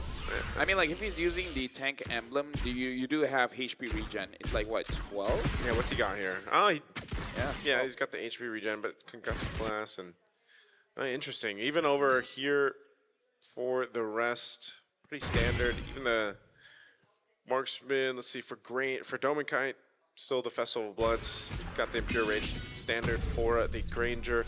Chip, though, as well, concussive blast, helping clear out that lane, and that's why I was going to say, you know, mid lane being that priority, at least in the early game, and then once those level 4s are available for the Cho pick for Sawo, that's going to be his main thing to go for. You know, these picks either on Yue or Light, but even so, Yue's got to Purify, so it's going to be a bit difficult for Sawo. Oh, nice. Beautifully done by Hiko there, just using a skill too. Yeah, great just throwing calculation. the plates. Against a Granger. That doesn't happen too often. Nope. Sawo, visit the Jikudo, will be picked up by Lancer Flare. Demonkai goes for the top, but now the RWM locks him down in the back. Sawo jumps in with the Cruiser Beacon, comes around, and Bomba gets first blood on Edward. Now it's Purify used up. Jikudo and a double for the big Bomba. One shot, trying to go for more there, but won't be able to find it. Bomba again just being a nuisance on Uranus. Yeah, I don't know if that's worth it in the early game. Later on, it would be good for Yue to go for a flank and stop Sunset Lover. I kind of feel like it would be better, instead of trying to get Sunset Lover, get a tank like Sawa or Kip Bomba and then dropping on him. But yeah, I don't know. In the early game, I think it's not that relevant just yet.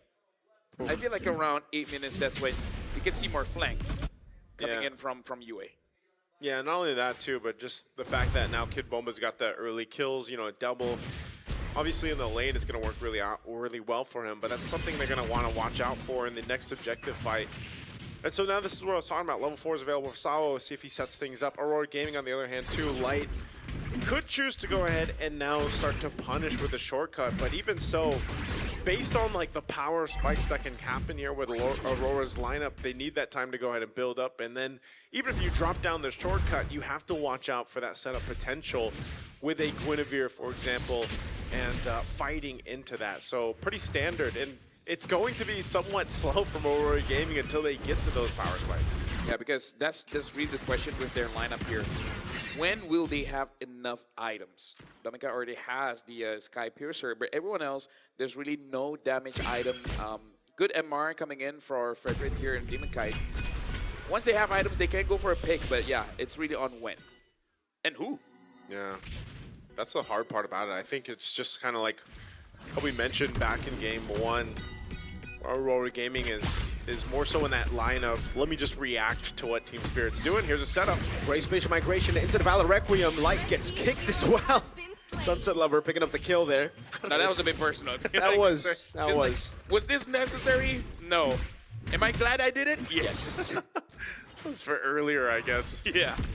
Salo able to go for that. Now, again, as I was saying, it's just going to be kind of a decision for Aurora Gaming to go ahead and wait, let Domikite scale up, get to this point on this Granger that he needs to, because they don't have that much damage, even if they force a fight here just yet. With second turtle coming up, expanding rivers being open, they're going to get in position now. So fighting around this second turtle, Team Spirit, after getting that first one, Aurora wants to grab themselves this objective, and this is going to be a full-on team fight. Yeah, it's just that Aurora has to be careful of one-shot's positioning, because they could get caught, and then Team Spirit is like, yeah, we're just here for the fight. Okay, Domikite holding on to the turtle. Both XP laners still in bottom lane, not going to be rotating here just because the shortcut is available for Light. One shot. Looking for the angle to go for the spatial migration. We'll be able to find it here very closely. Follows through Light, jumps in now, able to find a spatial migration. The Valor Requiem, and the combo comes through, and they'll be able to find Domikite, but Sawa gets taken down as well. Bomba rotating through Sunset, gonna be caught here. That's Edward with a flicker in. That's UN picking up a kill over Bomba, still in the midst of it all, doing so much damage. Picked up, thrown back, Doming there, gets the Sky Piercer stack, and it's 20 on the board for the Granger. Then Edward will do it again, catching out one of the members right on that same part of the jungle. Coming through the shortcut, they chose to fight, they chose to go for it, and they got the objective off of it. I gotta say, that must be infuriating for Kibomba, because if he can get that kill onto Domikite, even if he dies, he's resetting the Sky Piercer, but instead he gave more over. That's something that you will find tilting going up against a Granger, where you're trying to deny, ended up you doing the exact opposite, you actually give it more. Yeah, and with this, Edward's gonna go ahead, take out this turret. Not much that Kid Bulba can do about it. Tries to get that last minion out, but unfortunately. And so with that, that's what you mentioned. Here we are, Domikite, 2 kills up. He's got that Sky Piercer earlier on, so he's already got those stacks. 1,000 up on Hiko as well, like we expected, because again, this is not the matchup that you really want as a carry against the Granger. So Hiko's gonna have to go ahead and try to catch up with only a Corrosive Scythe for him. And if you look at the last team fight, fighting around the objectives, again, Sao was kind of, and this is what we see with the Cho picks right now, man. Like, it's kind of difficult for them to get the angles or the kicks that they want to, and even if they put themselves in a position to, they're usually at half health by the time they get the kickoff. And then you're kind of just taken out here. Spatial migration without Requiem. Again, a combo, but Hiko's unable to take him now. It's just going to be one shot. There's a Sky Piercer. Again, gets picked up by Domikite. Bomba takes a shortcut, but it's a 1-for-1. And I'll say, even though it's jungle for Rome, it's good for Aurora because Doming got the stack again. Yeah. Honestly, there's no great. Oh, hold on. Kibomba. 1v1. A few slices there, oh my goodness! Doming, can he find a lot more? The shots coming down, one shot! Valor Requiem stunned up there, CC Mute! Oh my god! Survived for so long, finally gets shut down! But now it's Bomba thrown back to the fray, Edward going in, slicing and dicing. Won't be able to get him down. Way the Dragon, bringing it back over to Hiko for him to shred down, and Edward will be slain. Oh my god, that was amazing that Doming survived that long, but also a great response from Team Spirit to rotate down in time. A very interesting fight that broke out there, but nonetheless, last turtle of the game is up, and one shot will rotate towards this with Team Spirit having that advantage right now in terms of numbers. Yeah, that was 100% worth it because you dropped Domikite from 40 stacks all the way to 20. Oh my god, Edward looking for the play to jump in. One shot pops in, spatial migration won't be able to find it. Now it's again Domikite who's just too good on the red trees. Sawa taken down, another shot down over. Bomba caught all alone. Can Doming get the last shot? No, he cannot. They have to just back away as Aurora get mid-turret. Okay, mid-turret down, turtle, last one secured by Aurora. Another stack now for Domikite. So putting himself on the board, and it looks like they're going to be able to even... Are they going to take out the tier 2 turret? There's a little bit of health here, so quite a bit of damage, and they'll take some resources off of it. I gotta say, there's a lot of flashy plays, but Yue is a problem here. Because many a times you see him putting a lantern on both Sunset Lover and Hiko. The fact that he got both damage dealers, he's not dying fast enough and then he just, even if he doesn't pick them up, he zones them away. So it's Farsa-esque, but instead of damage, you're just tempting them to jump and say hip hip hooray. That's the way it works, man. Yeah, that's you know, dancing under the lantern, man. Yeah, You know, it's you that- encourage them. Yeah, it's that kind of utility. Looking at the items here too, you can see exactly. You know, it's not. That's a great point to it. He doesn't have that much damage. I mean, he's got a glowing wand. He's got the gem here. Whoa! Oh my lord! That felt personal. That felt. Ain't no party like a light party, man. They just brought everyone in. At that point, it's like, dude, I went to a bush, but that was not my fault. What am I supposed to do? Light got his revenge for the kick earlier. Yeah. So that's basically what that was. So there's a whole lot of personalness here. but Sunset's probably like, bro, that wasn't me. That was Sawo, man. It's like, same difference. You know? Same. Both of you are in mid. Yeah. Now tier 2 is going to be their focus. They should be able to go ahead and zone out as they secure themselves this turret. Lord's coming up in 10, though. So Aurora will go ahead and swing on forward. And this is one of the things that Chip provides, just like the Loi Yi. I mean, there was a meta at a time when those two heroes alone were picked so often for the macro decisions that a team could utilize here, and Light's definitely been able to do that. So they'll start up this Lord, most likely trying to bait Team Spirit into fighting them here, because right now, Dowenkind has all the space in the world to work with, even with his own fancy footwork in that Purify. Look at Edward, though, man. He's so chill. Bot lane. He knows there's going to be a shortcut, and Spirit are not going to take the shortcut to Tango anymore. Yeah, Edward, he should be able to just kind of Light. chill down there. Look at this light guy. Conceal. Light. Oh, this light. Sunset. Oh, one shot! Spatial migration retry. What? Against, I mean, all this time, Demon Kite's been able to win the 50-50 when it was good for one shot. The one time that one shot can't get the advantage, it's him winning it. One shot, one retry. I didn't see it. Did he knock up like all of them? No, he just jumped to the Lord and got it. He took the one shot, man. Maybe he was just asking nicely. Seems so. Very polite steal that was, yeah. Oh my god, Doming ain't gonna be taken lightly. Hiko! Oh my god, almost takes him out. How? Did Doming survive with one Sawo? Okay. All right, they're back into the game. After all that, they still have a Lord making its way down bot, too. Team Spirit has dug deep to bring the Spirit back into this game. Ooh. Edward will still go ahead and do work. He knows that as long as the shortcut's available, he can be on this side of the map. Bumps to push these forward. They're going to clear out that Lord now. Edward and Bomba just going to chill together on that side of the map. One shot, looking to play Sawo, Jiku Do. That's going to be the space migration of Valor Requiem, locking him down as Hiko shreds him through, flickers out to safety. Edward unable to find him now as Bomba gets sliced to bits, but it's a Uranus, very, very tanky. One shot, pulled back from Lantern Flare, Crimson Beacon, Sunset Lever pops into RWM, but again it's Hiko, who's on a killing spree now with the Melfic gun. Dude, imagine all of this transpired because One Shot got that Lord. Yep. With one moment, able to really, tables turning, and then they're in the advantage here. Like, I feel like even if you ask him, like, how do you get the Lord? He'd be like, I don't know, retry. It's just one shot, man. Like, literally, I think that's why it comes down to, I don't know if they want to choose to go ahead and more so zone out one shot if they can, but looking at this real, okay, this was the team fight. I thought we were going to see the Lord there, but, you know, again, that shortcut, bringing in Edward to this fight. Both gold laners, by the way, just having a lot of space to work with here. Hiko doing the same thing. And, you know, these team fights are going to be so crucial now to this point. A winner crown being picked up here by one shot. Yeah. There's the stacks. 68. As we've been talking about, 68. They just missed it. Yeah, 6-7. By one, they just missed it by one. But let's just say, without the Claude, it's nice to see that gold laners actually get to play the game.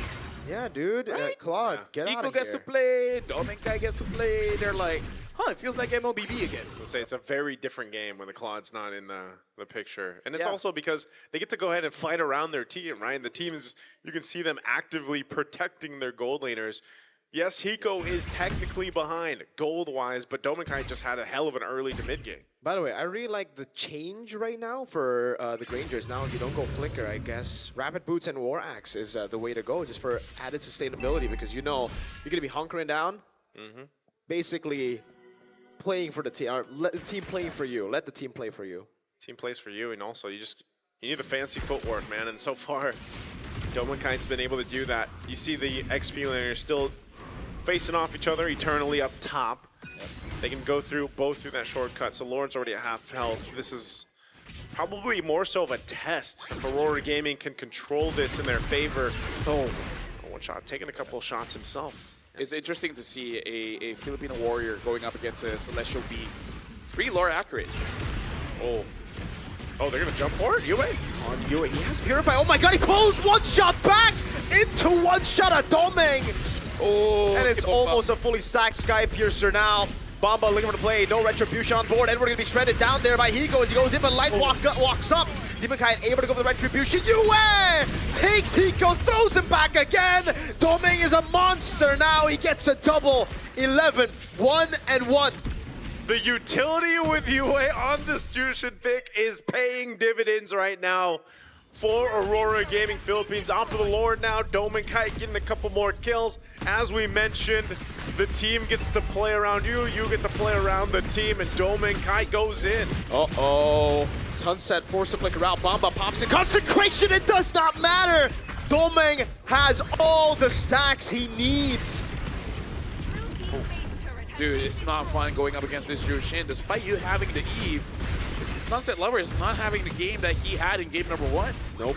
Yeah, right now, too, with this Lord making its way to base turrets gone. Aurora Gaming Philippines sees their eyes set on this victory here. And Team Spirit will have to delay this, wait for Kid Bomba to be back up. They still have pretty good clear. Again, Hiko has his damage online for the most part here, even if he's down a couple thousand gold against Dominkite. But can they withstand this pressure? Conceal going to be used, and Yue just lantern all over. Demonkite front of the taunt now over on Sao. He's going to be locked down now as Hiko tries his best to clear it out. That's going to be Light taken down now as Hiko is able to cut away with a real world manipulation, helping them through the Lord. Dominkite there, go for the shots, but one shot is just a clone. Bomba walks up, tries to body block. Edward will lose his immortality and his life to Sunset as Bomba continues to chase. They defend. They do it successfully. Off that push, and again, Dominkite held on to that Purify, but he had Kid Bomba in his face, blocking a ton of those shots. Imagine if Team Spirit gets a comeback victory here. Wow. Basically, like for the entire day, just don't win early, you know? Because we all know superheroes coming in here. That's true. Yeah. They got to make sure that some people suffer first, and then they come in, because then it really matters. Unless you're some of the best ones. Then the squirrels are even saved. Yeah, dude. Squirrels' lives are amazing. Are amazing? Yeah, they eat nuts and they just store it in their face for a long time. And then when they're hungry, they eat it. Is Chip a squirrel? Or is he a... No, he's a hamster, right? Oh. Is he? He can be a squirrel if you imagine it. Okay. We just need a skin. Oh, light! Oh, Light goes in! Shortcut, Hiko! No! Gets ganked, he buys the immortality, but it's late! And now it's Sao caught Domeng with a double. Sunset Lover turn around away, but with everybody running him down, it's hard to do it. It looked like it was going to be possible, a comeback for Spirit, but Light turned it down. And now it's just Bomba all alone, no chance for him to defend. He goes back, he's able to sustain for a bit longer in the fountain. Ladies and gentlemen, Aurora Gaming Philippines are going to the knockout stage. And Aurora Gaming will do it and join forward with the other Aurora. Man, oh man, a play from Light. You can see the emotions here over on Team Spirit. They looked so promising for them to get to a Game 3, but unfortunately Light had other plans. Yeah, honestly, Aurora played amazingly well, and all 5 players, honestly, everyone from Light to Yue to Dominkite, Edward, Demonkite, it's understandable why Team Spirit is quite frustrated here because there are moments of brilliance. It's just that it's hard for them to get the space because you saw they want to go for a team fight, but whenever Kid Bomba comes in, he's isolated and one shot with that Guinevere, even though he did get a steal, something about M7. Guinevere still has not gotten a win. Yeah. Doesn't matter who picks it up. Doesn't matter even if in the right matchup too. Yeah. Spirit are gonna have to go to 2-2. Yeah, it's Man, that's a tough one just because, again, Like, imagine that Harley has more wins than Guinevere. that's sad. Maybe we see more Harley. You know, I'm okay and not okay with that. This was tough though, man, because they did the right things when they needed to. I feel like, you know, especially on the space defense, and then boom, It's like the same thing with the Lui Yi. That's why I say these macro heroes, the Lui Yi and the Chip, they can just allow for moments like this where you're like, you kind of take a breather and then you're like, oh, wait, never mind. Yeah, honestly, everyone has amazing highlight plays. Kai got a lot of kills, but like the support system around him is absolutely amazing, and they basically deny Team Spirit from really playing the game. It's so sad, man, for Spirit. Again, glimpses of brilliance here and there, but that always seems to be the problem with Spirit. Even in MSC, against Sonic Philippines, glimpses of brilliance to then them losing in the late game. And now we're going to throw it over onto the stage with Rose with the rest of Aurora Philippines for an interview. The first Filipino representative to head into the knockout stage this M7 World Championship, ladies and gentlemen, Aurora Philippines! Boys, congratulations, and oh my, what an intense series.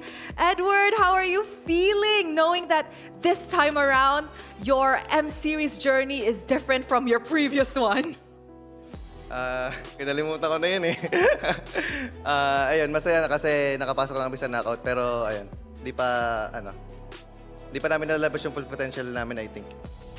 He said that actually they left the previous M-Series at the back of their minds. They tried to forget about it. But he definitely thinks that they haven't unleashed their full potential as of now. I hope that we get to see that full potential of Aurora Philippines in the upcoming knockout stages. And of course, Yue, we know that last year was quite shaky for Aurora in the international tournaments as well. What was the biggest lesson that you guys have actually learned, which you guys could apply to your journey this time in M7?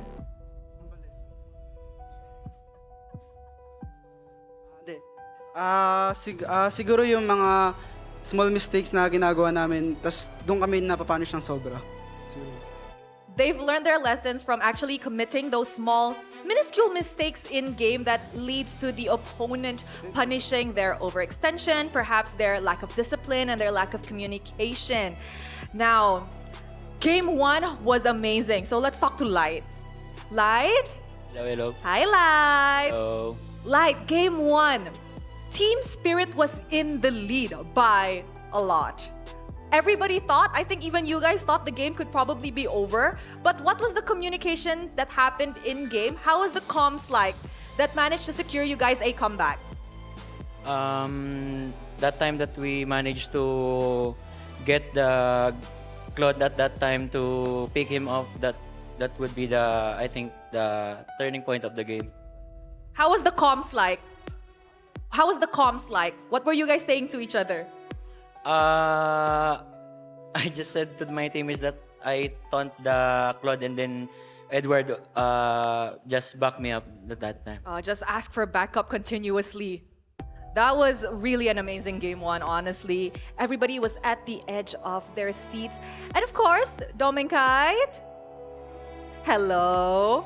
Now, in game 1, we particularly noticed that you were on the Harith, but the emblem was on the fighter emblem. Perhaps you could share a little bit on why you decided on the fighter emblem on the Harith in game 1? Nung unang gamit ko sa kanya na fighter emblem, nagulat ako na ang taas ng spell bump niya. So, parang inispam ko siya sa scream. So, yun, parang na-excite lang din ako gamitin siya and ilabas sa stage.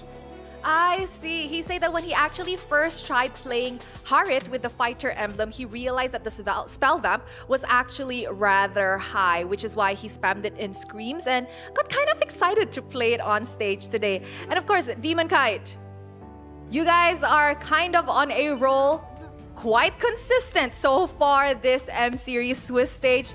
Heading into the knockout stage, how confident are you that Aurora Philippines will actually do an amazing job and an amazing run this season? Papunta na ako stage, confident lang talaga ako sa team ko na magpe-perform kami ng maganda. Tsaka, sobrang tiwala ko lang sa kanila para maging smooth lang yung M7 namin. He really has full trust and full confidence in the team that their M7 run will be smoother this time around. Demon Kai, on a scale of 1 to 10, the confidence level. 10. 10 out of 10. That is what we like to hear. And boys, anybody, perhaps a message to the fans and the Filipinos who are supporting you guys in this journey? To the fans who supported us, to the Philippines, and also here in Indonesia, we're thankful for all the support, and to our management also that keep believing in us, and also to our families and to my girlfriend who always support me. Aw, so cute! Once again, ladies and gentlemen, this is the first Filipino representative in the knockout stages. Aurora Philippines, you may celebrate your victory in the player room. And with that, let us show it back to the panel to break down what happened in this clean sweep series.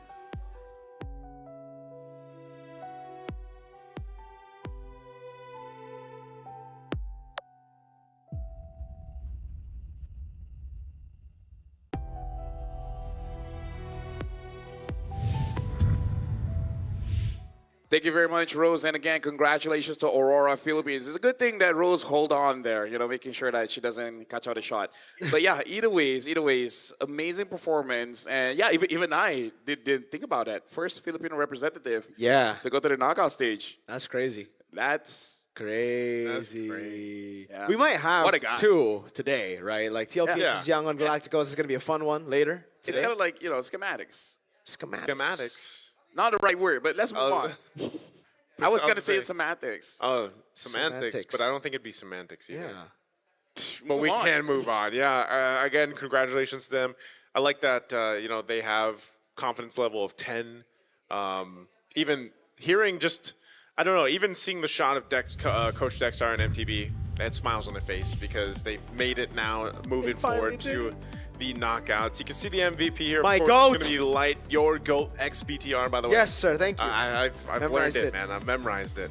But yeah, it was that light play, man. It was the Hail Mary play at the end. I mean, they probably didn't even necessarily need that. They just saw the opening. Hiko was there.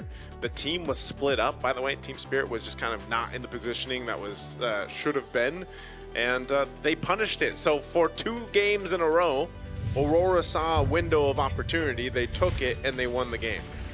By the way, Chip doesn't look like a hamster. Yeah, those legs. Yeah, it's more like a feline leg. Yeah. But I can see it being like a raccoon. But not even a raccoon. Raccoon usually has that mass. Yeah. Could just be a dog. A dog? I don't think Chip is a dog. Well, we'll see what he is in the lore. I mean, the feet looks like it. I guess. But this is just so sad, right? I mean, what a steal by One Shot, though. What a steal, indeed. Like, come on, guys. That was a good steal into this play. They got Edward, too, but he just couldn't get past a fully stacked up Doming, dude. There was just no space, honestly, for a Team Spirit. Again, like, they were in a bad position that was forced by Aurora. I just want to say I looked up on the Real Me. All right, go ahead. AI Real Me. He's a genetically enhanced fox. Huh? Fox. So I'm not that far off. What does the fox say? Wait, Chip is a fox? Yeah. See, like, what? Not that far off from a dog, no? He's a genetically enhanced laid-back fox. Laid back? He's laid back, brother. That's why I like chips, man. So, thank you, like, Real Me AI. Thank you, Real Me See, AI. this is why you guys need to watch us. We give you more information than you really need. Yeah. And are you guys knowledge haters? No. You guys love knowledge. Knowledge. I mean, if you watch, so look at sad. this. Look at him. That is exactly like a fox would move. Yeah, 100%. So now when you play Chip, you say, what does the fox Wait, say? can Chip actually walk, or is he like disabled? Does he wear? No, is that he's genetically laid back. Yeah, he's laid no, back. but what about his thing? Like he has. It's he's floating. Not, It's floating. He is. So like, can he not walk, or does he have you want seen to just use X-Men? Is he lazy, or does he need it? Yeah, he's kind of like, yeah, I Right, know where you're going. like Xavier, right? Xavier, he's kind of No, like but Professor Xavier. X is disabled. Like, is Chip disabled, or No, does he? he's just laid back. He's- That's why okay. he's eating He's chips. not lazy. He's laid back. Yeah, not lazy, laid back. He can walk if he wants. So he doesn't need But it. He doesn't need like Professor but X. his skill said, "Why walk?" Yeah. Right? No, take a shortcut. Take a shortcut. Because he's It's laid back. it's in the name of the ability. He should get. They should have designed him fatter, because someone who just lays back all the time. No. He's genetically designed. So he is. How do I say this? the correct weight for him to use that vehicle. And that's why it's a circle. Exactly, and it's fuel efficient. Yeah. It could be electric, I don't know, but you have to assume. He cares about the environment. Yeah. You would think, but foxes, man. Does foxes really care about the environment? No. This one does. Well, this Hey, one does. Yeah. he is chips. Is chips good for the environment? I think it's... The question is, what kind of chips is he Yeah. eating? That's true. Probably something with nitrogen. Huh? Why nitrogen? Why not? He is a genetically enhanced, laid-back fox. This is what you did, Nice. I know. Take responsibility. This is what you did. Hey, let's go back to the game here. 17:55. Normal food He's gonna does stick on it. not He's gonna work stick on for it. chips. This is what you did, Nice. This is what I did to LaFell. LaFell, I'm sorry. Hey, you guys need the LaFell experience, you know, in case you guys don't feel it again. How is your M7 How is it thing always like, upside down, upside down, bro? I live in tomorrow, so it's always in vertigo. Also another word, Yeah. which is a disease, not disease, a sickness. Vertigo? Yeah. Yeah, It's a condition. Yeah, speaking of, you know what? Y'all like money. Who doesn't? They love like money. I'm pretty sure you. There's 8 billion people in the world. Someone There's will 8 not, now, not 7? Nah, I believe it's close to. Well, it's I close thought to it was like 8. 6 or 7 billion. It's about 7-something billion, but No, it's you can 8. round up. You can round up. Okay, we have to check because some people did, you know. Either ways, download Fairy Games, play MLBB 1v1. I can't say that on stream. Win up to $20,000. Wow. You guys just download Fairy Games on the App Store or the Google Play Store. Play MLBB 1v1 and then submit your best personal score and win up to $20,000 and many more prizes from the app. That's Team Spirit. Pretty sad right about now. Yeah. There's Now, more. There's more because we got Magic Chess Go-Go World Championship is here. This is the first World Championship of Magic Chess Go-Go. Started on the January 10th and 11th. That was the group stage, and the semifinals will see fierce competition on January 25. The grand finals will take place at the M7 Carnival. Please follow the official channels to get the latest information. And let's win us. Who will win the first Magic Chess Go-Go Worlds? Whoa. Hey, that's V. That's V. That's V. There's also a new skin. Really? A new Yes. skin, but you have to play. Oh my. Magic Chess Go-Go! It's You the talk- Yuzong skin from now to February 8. Reach level 45 in Go 1, which is their pass. Pass to unlock Yuzong Emerald Dragon for free. I got that. And then purge the Go 1 pass to instantly unlock Yuzong's Go 1 Semantics. Dragon's Shade and reach level 75 to unlock Yuzong's Prime Skin Cosmic Dragon, which is kind of like Team Spirit.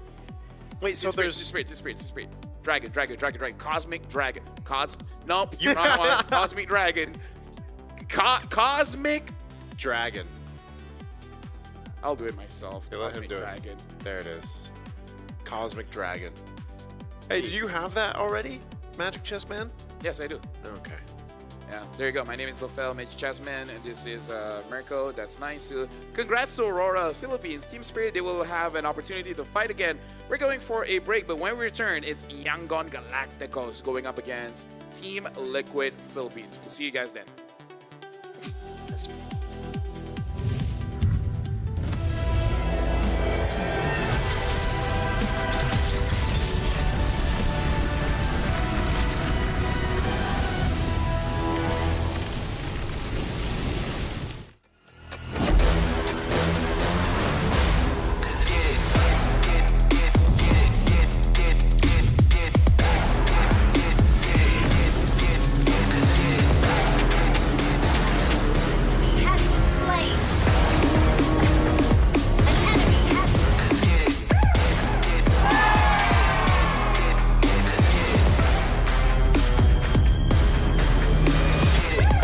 Realme 15 Pro M7 official gaming foam.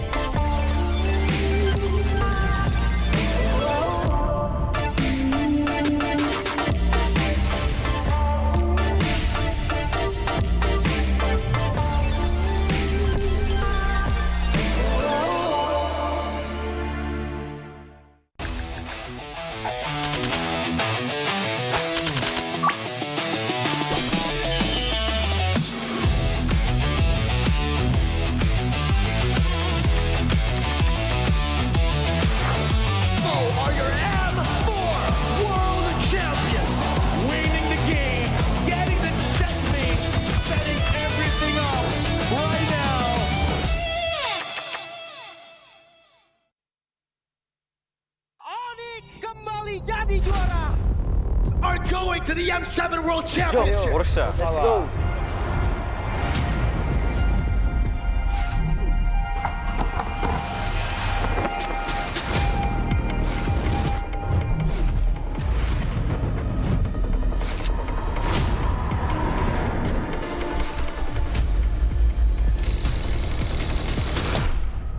Futbol uğraşıyordum, futbolcu olmak istiyordum. Ama pandemi girdikten sonra futbola ara verdim. Birazcık da Mobile Legends oynamaya başladım o zamanlar yani yaklaşık. Que nosotros empezamos desde la MDL, la ganamos, después subimos a la MPL, también la ganamos y ahora estamos en el Mundial y también esperamos ganar. I think Team Zone is underdog in M7.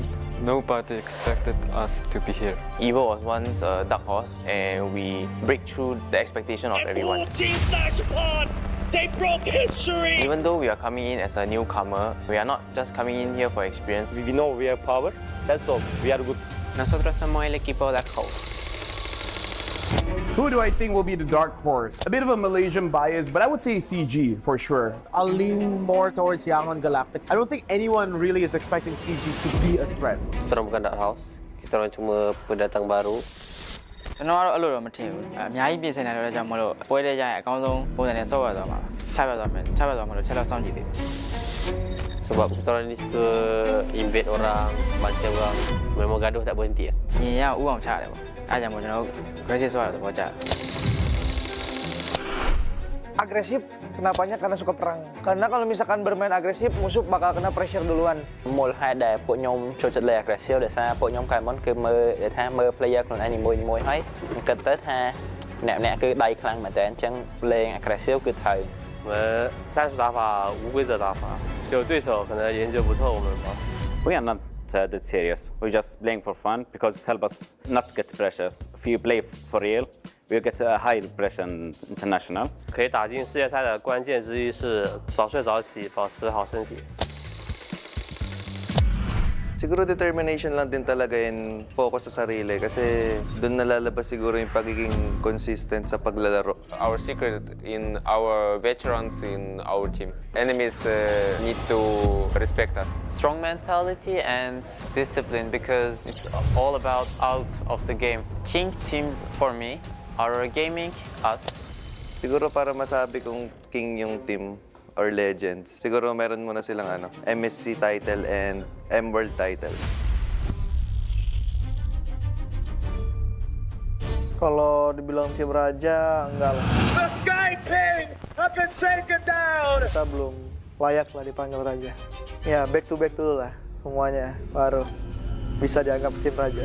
Tingin ko isa kami sa mga king teams kasi sobrang dami na namin pinanalo na tournaments and sobrang dami na namin na-achieve ng magkakasama. Sa tingin ko kapag na-achieve na namin yung Golden Road, hindi na siguro king team yung tawag sa amin, siguro mas angat pa doon. I think we are because based on the recent tournament in MSC, we are the top 2. If we win, we already show everyone that we have the potential to become more than a king. Let's do it for Malaysia. I will redeem Indonesia. I will complete the Golden Road.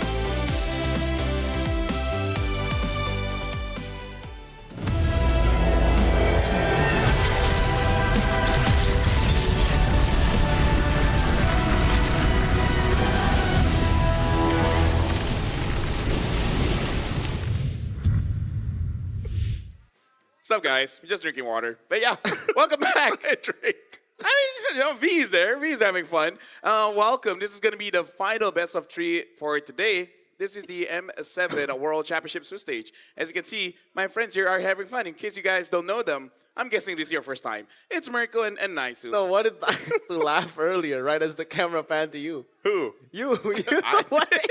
No, because we weren't ready. We were doing quite a lot of stuff. But, Or did V? Oh, maybe that was V. Maybe it was V. Yeah, it was V. He's mic'd up. V is a very, mic'd up. very happy-go-lucky Yeah. kind of friend. He's the kind of friend that you guys need. Yeah. Because he's with Visa. Yeah. And you want a friend with Visa. Yes. He's right here. You do want a friend with a Yeah, you do want. I want. Like Mirko. I want. Mirko has a visa. Yes, I do. I just want a friend. You have friends? What do you mean? We're not friends? Yes, you guys are. Okay. But when I'm alone, Oh. this silence brings the thoughts. Don't you have friends up in here? I do. I actually do. I have some imaginary friends. They're the ones that know my secrets, but they will never reveal my secrets. Yeah. And those are the kind of secrets that I can't let anyone else know. That's great. V. V might know my secrets. And that's a very scary thought. But speaking of scary thoughts, the Wounded King versus the Hunger Challenger. I think it's Hungry. I think it's Hungry Challenger. But you know, The hunger. it is Hungry what is Challenger. it? You know, it is what is it? The Wounded King. I don't think they were that wounded considering that they were all smiles, you know, after facing against SRG. I mean, like, if you can defend like that, I would be all smiles. Yeah. Be like, yes, we lost, but they had to try really hard. Yeah. I think both of them obviously wounded a bit. You know, yeah. I think both of them are obviously wounded in a way. Young and Galacticos, when we first originally saw them in the Swiss stages, again, we got to see them through their qualifiers. I think we were really surprised with what they were able to pull off. Massive support, obviously, from their side of the world as well. And, you know, it was one of the things where it's like, you're never going to see a Hellcat at Rome again when they're playing. I think it almost makes me wonder if TL will actually use a ban towards them. Probably should, but even for TL, I think, like we said, they are a team that a lot of teams want to defeat. It's like one of those ultimate tests for them, and we always get some of the best MLBB gameplay that we can witness on the international stage from TL and teams like them, like SRG, for example. So I think with that, I've heard some sentiments. I'm not sure if we'll have a video for TL later on, but we know that they want to quickly adjust and get to the knockout stage. Yeah, for Young Galacticos, whenever they do have this cheese picks, it looks amazing. That's why, like, the old people always say, like, do you have enough baskets for your eggs, right? So if they have other crazy, zany, baskets, loco ideas, they gotta bring it out. Yeah. Do you not agree? I agree. I think they need to bring it out. Camera Right? The pan fact to that them. they're up against TLPH means like they need to go all out here. But for TLPH though, how ready are they to face off against, like Maisu said, cheesy picks? Yeah, that's why we were able to talk to Young Galacticos. So we'll see whether they want to leak anything in regards to any hidden picks that they have. So let's check out this video and see what they got for us. They try, Skylar does everything, and Young Galacticos will beat them in a best of one.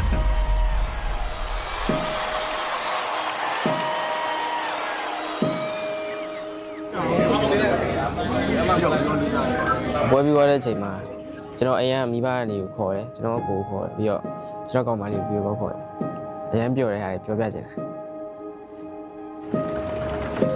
Bobby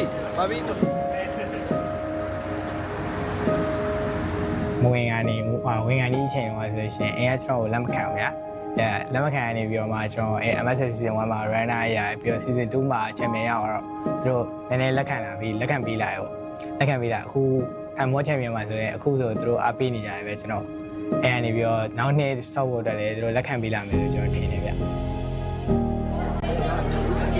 Nina is one of my like my son because I'm a father guy and then he is a father also now. We share a lot of things in terms of parenting or something like that. So I want to guide him in terms of outside the game.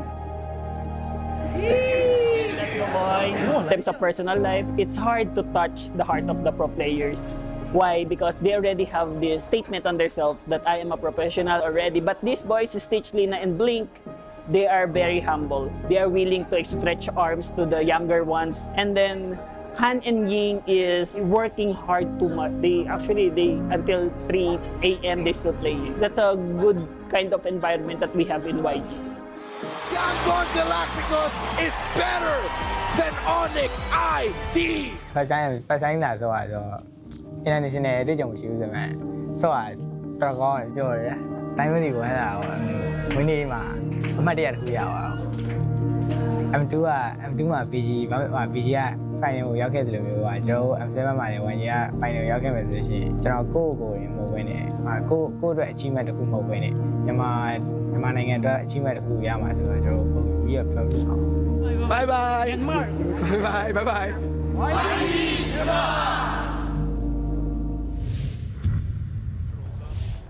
Hey, that was actually very emotional. Shout outs That to was heartwarming.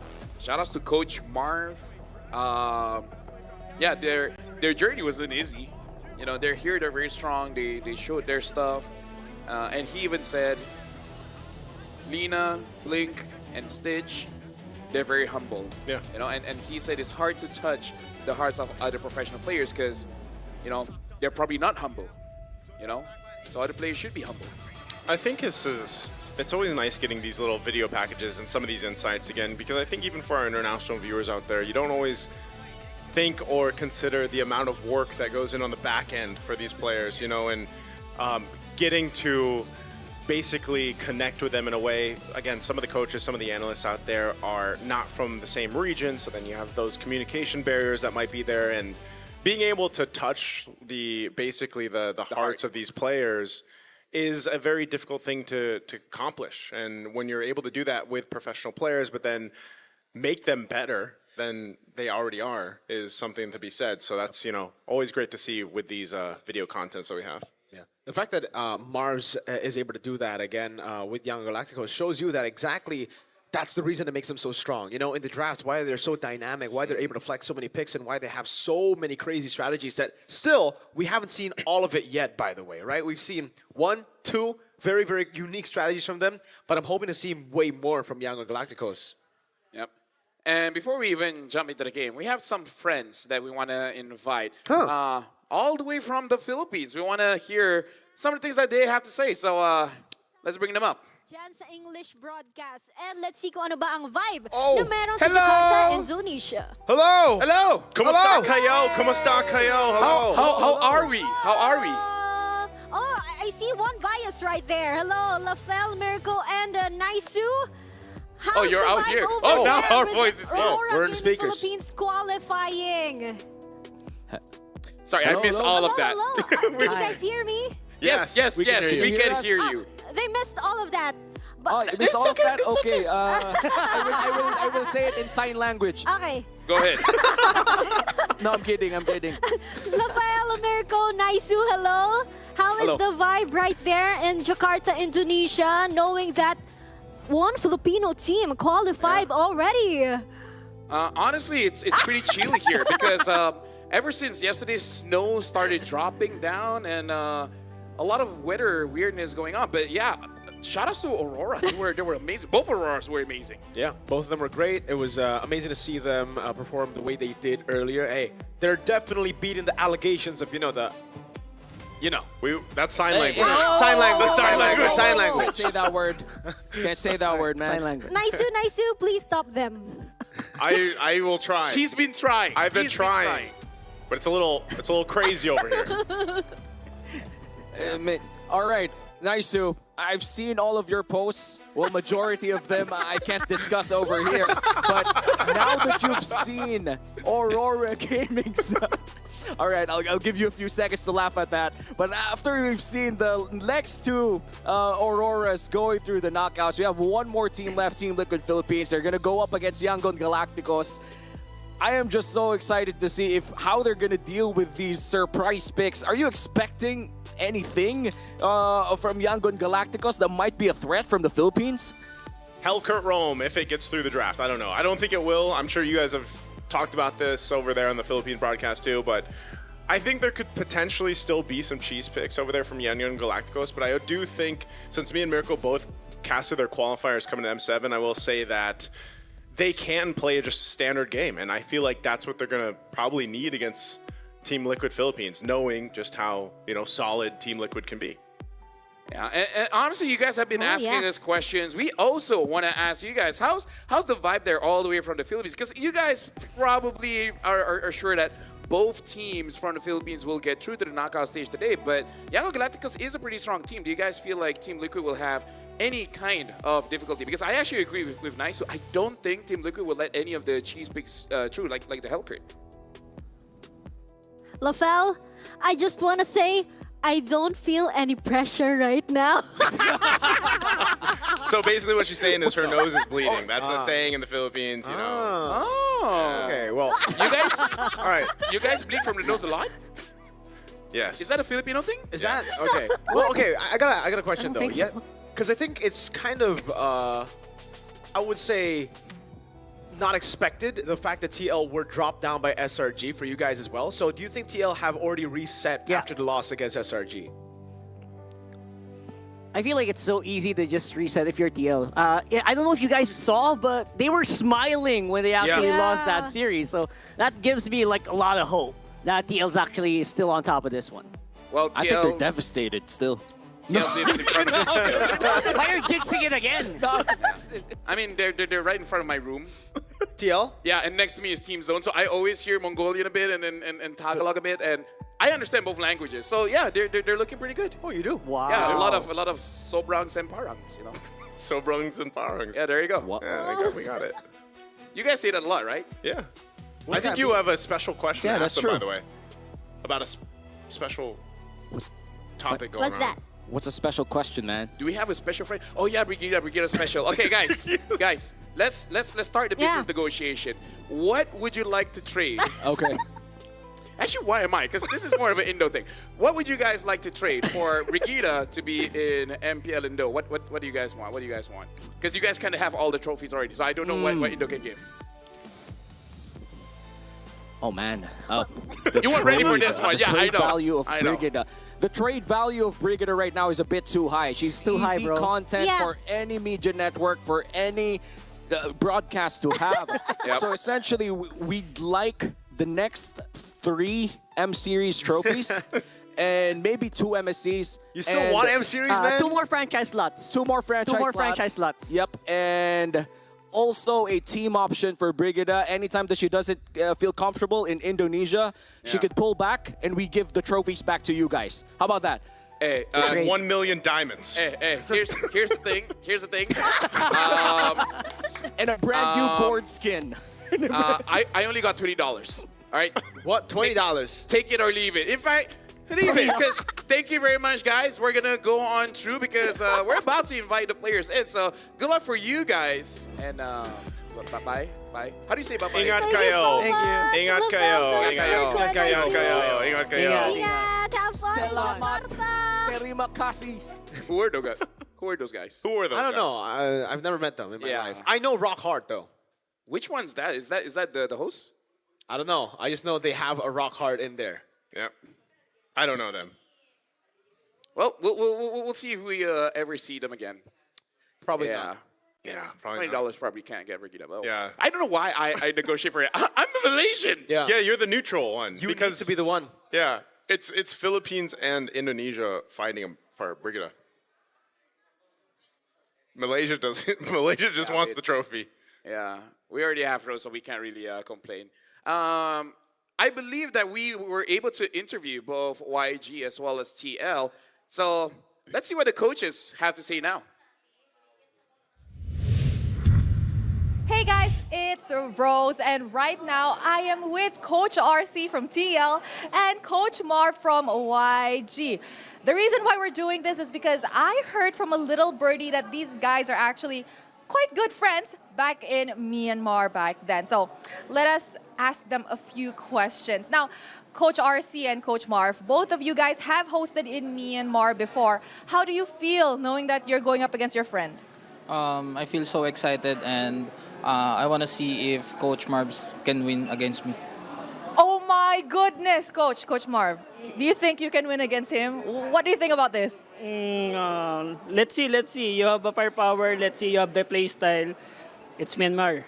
Don't underestimate Myanmar. Wow, don't underestimate Myanmar. Are you underestimating Myanmar? No, I'm just telling the truth. You're just telling the truth. Now, Coach RC, it's been a while since you've left Myanmar, right? Now, in your opinion, how has the scene evolved now? Do you think it's actually getting better? They're actually growing rapidly? What are your thoughts? They're getting better and they improve so much, like when it comes in mechanics, micro and macro mechanics, and also their hero pool, they know how to use it properly, and maybe because of the Coach Marbs, they teach them a lot of things based on what I've seen. Coach Marv, do you really teach them a lot of things? These guys is knowledgeable already. The players is knowledgeable. They know how to play. It just so happened I try to lead them in a proper way, like a pro players. That's the only thing. And like I said, Team Liquid give them idea. Actually, the structure of Team Liquid really inspire a lot of teams. Not only the Myanmar, I think the older region. That's why, as you can see, the whole participants, all the participants here, they're doing the best that they can because of the inspiration of coming from Team Liquid and other teams as well. Yeah. I see. More towards guidance, pero wow, inspiring. How do you feel knowing that people look up to you? I don't know, but I feel so happy and flattered. You don't look happy right now. Why do you look sad, Coach? No, I'm just hungry. He's angry. Now, Coach Marv, question. What is your favorite thing about Myanmar right now and the ecosystem as a whole there? I think Coach RC experienced this also. I really love the passion of the MLBB community in Myanmar. Even we have not that high price pool, but you can feel the production. They have their own music, they have their own stage, even fun match. They prepare a lot of things. So I'm looking forward. Like Coach RC said, Myanmar deserve MPL. Yes. And they really deserve. So I'm going to take a chance together with Coach RC. This is my opportunity. Bring back the MPL to Myanmar. They deserve it. Agree. That's all you're going to add? Agree? Yeah. He's really hungry, guys. I swear he's really, really hungry. So, you know what? Maybe I want to hear something from you before we head into this match. Coach RC, is there anything you want to say to Coach Marv? Good luck, have fun. Like what I've told you before, this is RC. RC have no mercy. RC ain't got no mercy. What about you, Coach Marv? Sa Tagalog na lang kasi first time ko makapasok sa ganitong sitwasyon. Ganito pala yung pakiramdam sa taas. Subukan na lang natin. Oh, he said that this is his first time entering the situation. So I didn't know this is what it felt like to be up there. Let us try. Thank you, coaches. Thank you. May the best team win later on. And with that, let us head into the game. Thank you, Rose, Coach Marv, as well as Coach RC. And yeah, we're hungry too. We are very hungry. It's something that we all can relate. Yeah. You guys hungry? Dude, they're hungry. They're very hungry. Yeah. They're looking straight at us. It's kind of intimidating. Dude, I was out there, and even Yang was like, where's our food? It's like, oh, yeah, not here yet. Oh, well, no. Right now, I hope you guys are ready because you guys are about to go up. We're going to invite both teams onto the stage. Yes, production, we can see them. So let's get the show rolling.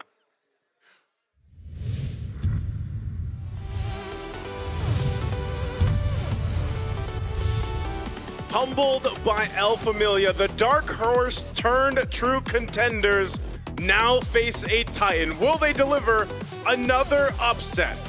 Ying in the XP, Han in the jungle, Lena in mid, Blink in the roam, and Stitch in the gold. Give it up for Yangon Galacticos. Yangon Galacticos had to go through a lot to get to the world stage, and now that they're here, we gotta see if they have more tricks up their sleeve to go up against Team Liquid. In terms of the players, Team Liquid has seen it all. If they find a way to surprise Team Liquid, now that's an achievement.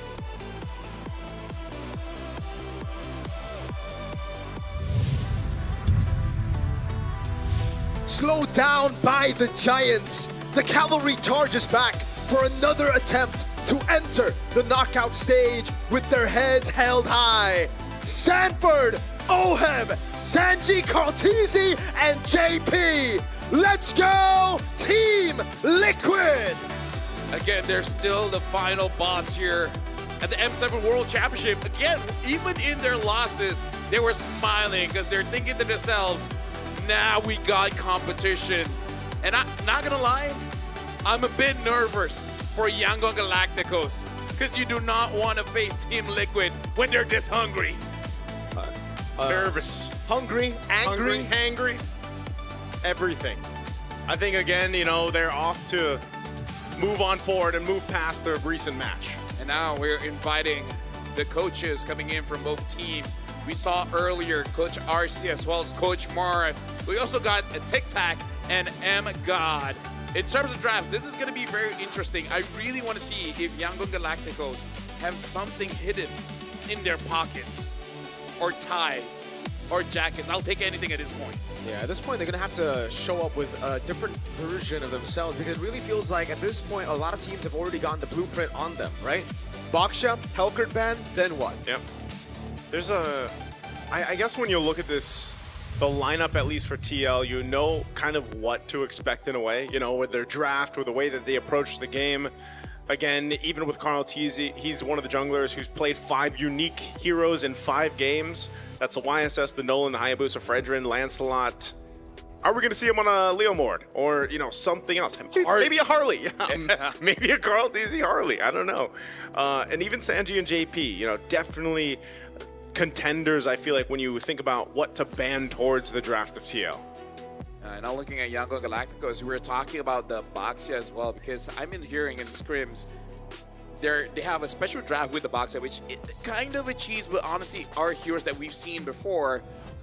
But yeah, the emails, man, everyone gets them, so it's hard for you to surprise people anymore. Yeah, even though Han has been trying to play like all different heroes, 4 unique heroes in 4 different games, by the way, Baksha, Fanny, Fredrin, and even the Guinevere. That was 100% win rate in MSL MM Season 2. Yep. It didn't win this time around. So Han's going to have to bring something else, or he's going to have to stop playing these unique heroes and just stick with what works. I mean, like, technically, the Gwyn still has 100% win rate. You just got to remove the 1. It's, by the way, let us know about the fandom votes here. You guys can let us know, is it TL or YG? I've seen the support for YG, man. Again, their support over in their region. Yep, shout out to Myanmar. They are phenomenal at supporting their teams here. And again, after what Yangon Galacticos has showed us, I think even if you're rooting for TL, like, you can't just say that, you know, this is going to be a walk in the park. I think it's definitely going to be a tough testament for them to move on forward, something that they want to recalibrate from. You know, and I think that's always one of the things that you want to look for in the Swiss stage is some of these maybe weak points in your gameplay. Even if you're the top of the totem pole when it comes to MLBB teams competing here at M7, there's no one's perfect, right? No gameplay. It can be near perfect, and we've seen that from Team Liquid before, but it's definitely something that they have to work on if they find those weak points. And I feel like some of their matches, you can see those moments, and that's again why they found themselves at a loss against SRG here. So votes are coming in. So leaning towards TL there. Yeah, but still, both over 1,000. I'm liking that the community is actually responding quite well to this. We're starting to see more fans being active. Yeah, Young Galacticos have a lot of fans, man. I mean, the Burmese are just... You have a lot of fans. Thank you, yeah. W Mirror Cult, you know, to everybody who's a fan, everybody who's a hater as well, W. What are the LaFell's fans called? I don't have any. The LaFells. The LaFells. You have a lot of fans, LaFell. Yeah, you do. You do. Yeah, but they're all introverts like me. Okay. But what are they? Oh, so you just call them introverts? You know what? Might as well. Yeah. Okay. Something my introverts. What about you, Big Dammers?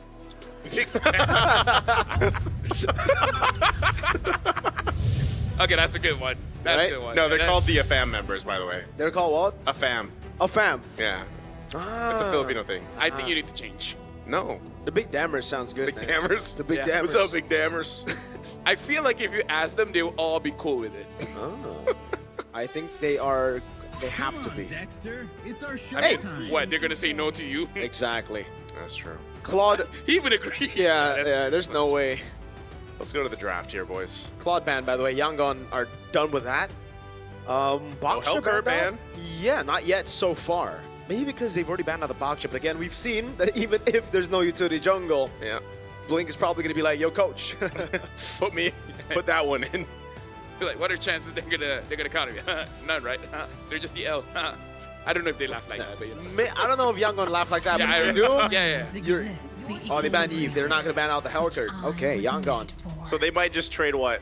Do you think this is potentially either Jushin? Yeah, Jushin. Grok, again, one of the higher win rate heroes right now. First pick blue side. By the way, it seems like we've went from the alter ego drums to now the TL drums here. We got a pretty big fan base for TLID here, Yeah. so... It's just the previous season, there were not a lot of cheering. yeah, so now Because, they've all converted to PH fans. Now they're all from now they're all TLID to Filipino fans. TLPH fans. By the way, YG are winning the fandom war. Wow! Wow, YG. Shout outs to YG. Oh, Jushin man. Got us at Burmese, man. They really are coming in guns blazing with support. That's so cool, man. I mean, You're so cool. You got to remember, I just want to throw this out there because we had this in the video earlier on where they did mention it. It was Aurora Turkia that mentioned the drums, which I don't know if it's all coming through the stream right now, actually affected them when they played against Alter Ego, right? So that's something that could play a part here with Yangon Galacticos. Oh! This is interesting. Oh my God. First pick Yuzhong. Oh my God. I feel like we're back a couple of years ago in Jakarta, man. M4. Yeah, and the fact that it was left open, it's 100% contention rate up until I think day number 2 or day number 3, and then we just don't see it. But never, you should never leave it open against Sanford is, I think, the general consensus for most teams. Yangon are playing with fire. Hey, Coach Mars knows Coach RC very, very well. I feel like they just value something else even more. Yeah. Because you know that they will pick up either a Yuzong or a Grok, right? So I feel like it's okay to let go of the Yuzong if you can get something better. The question is, what's better right now? Well, Kalea's pretty good. They will get themselves a Kalea, and then they go with the Barca. So this is what I was saying about Yangon Galacticos. Like, yes, we talked all about, Blink's potential picks, the Hellcurt, for example, but I do feel like going up against a team like Team Liquid is where you really want to go ahead and go with your fundamentals. And in the current meta, what we're seeing, these are two quality picks that you can go for. You've got great setup potential, great damage early on, start to finish with a Farsa. It's just the only weak point of the Farsa, obviously, is once that feather airstrike is down, that's that window for the opposing team to play into. So you want to go ahead and complement that the best way you can with their next 3 picks. I wonder if TL wants to get a lead here. Oh, they go for the Gata instead. Okay. A solid answer. I think the classic answer to the Kalea. It actually worked out for Light as well, even though, again, the Gata is standing at a pretty bad win rate right now. Yeah. It really comes down to the users and the rest of the team. How are you able to coordinate with the Gata Kacha? So it's a Yisun Chin as well for Carl TZ. Yangon Galacticos. Do they reveal their jungler now, or do they flex it to the end like we have seen from Yangon Galacticos in the MSL Myanmar Season 2? I wonder what's good here because I'm still not understanding the matchup for Leomord. I don't know if this is a Leomord kind of game because the other one is the Hayabusa, but I feel like we'll have some difficulties, especially if Sanford does win the lane. I'm just worried if you're using assassins. So they go for the Granger. And again, something that we did discuss, this have higher priority when the Claude is not there anymore. Yeah. But this means the Yangon Galacticos are going to be very front to back, right? They're going to build the rest of their composition to really just facilitate the Granger and the Farsa. So, Fredrin is something that we were thinking about, but it's already not too good when you see a Yuzong on the other side. Yeah, that's going to be tough because, what do you put in the hands here of... Are we smelling another cheese here? Something that we don't even think about? The only thing I was thinking is maybe he goes for the Guinevere again. I don't know. Because like one of the tough things here is like we mentioned, Guinevere, there's specific junglers that are picking that up. It hasn't won that much. And it's one of those things you're considering you're going against a YSS. That's actually a good ban though. They do go with the Ruby ban. As I mentioned the last time the YSS game got played, typically you'll see some fighter golds get picked up. There's the Fredrin ban Mirko mentioned. So both teams really understanding the potential here for these lineups based off that first phase already. Is it the Akai next, or are you going to ban the Guinevere? Because I think... No, because I can see the Gwyn, but the reason why I'm not liking the Gwyn is that I feel like they need a front line, not a set, right? Because you can get a set on the EXP. I don't know, like, Magic is my life. other than Akai, I don't know what other jungler is a solid frontliner. Like, it's not just coming to my head. I really like the respect, by the way, from both these teams, right? Because usually when you're already on Team Liquid side and you have Yu Zhong, you don't really think to ban the Fredgen because you want to have control over the neutral objective, and you can technically Petrify Fierce Dive him so that Yi Sun-shin can, make a run for it for the red tree. But they still ban it because it's what YG need in their composition to fill in the gaps right now for PL. And I love the fact that YG banned out the Harith as well. They're just taking away the comfort picks of Oheb. Yes, Farsa Granger, pretty good matchup against the Harith, but now that he's put into this position, he might have to go back on, say, a carry. Something that is pretty good, but... in that matchup, unfavorable. Yes, but also a bit traumatic, I think, after the whole gank him 9 times by SRG. Yeah. But he could also just opt for, I don't know, a fighter still. Like maybe, the CC since the Ruby's gone or something else. Maybe there's something else that Oheb has had planned for this lineup. If it is a traditional marksman, for example, and you're going against a Granger, then yeah, there's not too many options that we've seen at least brought out already in M7. So this is kind of what we're expecting them to do. Do they opt for marksman with space to work with? It looks like they're going to go Sora. So Sora Valentina, the Sora Gold. Wow. They saw it happen, and this is learning from experience right here. There you go. The last day they've been busy working on what they should go for next or what picks they have to work on. And I guess Oheb has learned a thing or two. Yeah, now this Valentina makes it awkward. Upon the edge. So they go for the Nolan. I was thinking of Nolan as well. But there's not enough peel for the Farsa Granger. Yeah, exactly. That's why it's very awkward. This is why I don't like Uranus pick. The only time I really like it was Cram using it. Basically just a moving wall, pushing everyone away. Yeah. And the utility is for everyone else. Here, not enough utility. Not for me. Like you just don't like the Uranus in general. Or this specific lineup. I would say, in general, I don't like it, but the lineup makes me not like it even more. That's how I would say it. I think of this way, it's mainly just, like, because of the lineup, you got to be able to provide that front line and that vision in a way. Ladies and gentlemen, this is the promotion match for both Team Liquid as well as Young Gun Galacticos. Winner for this one will get match point and one step closer to getting to knockouts. So we know what's at stake here for both the teams. Yangon Galacticos, a team that came into M7 surprising and shocking many of the international viewers who saw them for the first time. Had a very strong showing throughout their journey up to this point, and now face off against the Giant in Team Liquid. Definitely a test ahead of them, but they've done it before. They can do it here. It is a best of 3, of course. And if they can secure themselves that spot in the knockouts off a win here against a team like Team Liquid, that would be massive for Yangon Galacticos. So the way that Yangon Galacticos can really use their lineup here if they move fast, because having a Kalia, Farsa, Nolan, they can move pretty fast. And if they get some kind of lead for Ying, Ying can start living in the jungle of Team Liquid. Oh, flicker out already for Sanji very early on. That's a big spell burned out. Yeah, and I want to see more of that. If Yangon Galacticos, again, able to get Ying a favorable matchup against Sanford, and then just make sure that Carl does not get to farm ever, then that's a game where Yangon Galacticos can utilize the best aspects of each hero on their lineup. Yeah, part of that too is, again, the pressure that a Farsa can bring early on throughout the course of the game, but now we're seeing more and more of the Nolan, and I feel like that paired up with a Farsa works really well because they either work interchangeably, that you can either pop off a couple feathered airstrikes, soften up the targets, Nolan can swoop in, or vice versa.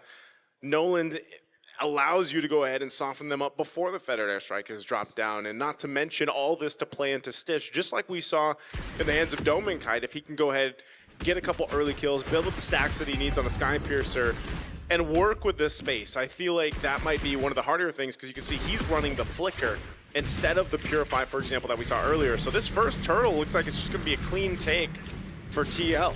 Yep, beautifully done. Sanji steals away to Tsunami Slam just in case Yangon Galacticos walk up, but this is the signature Liquid style. They are able to build such a big lead off the start of the game through Turtle because it's free when you have a Yu Zhong.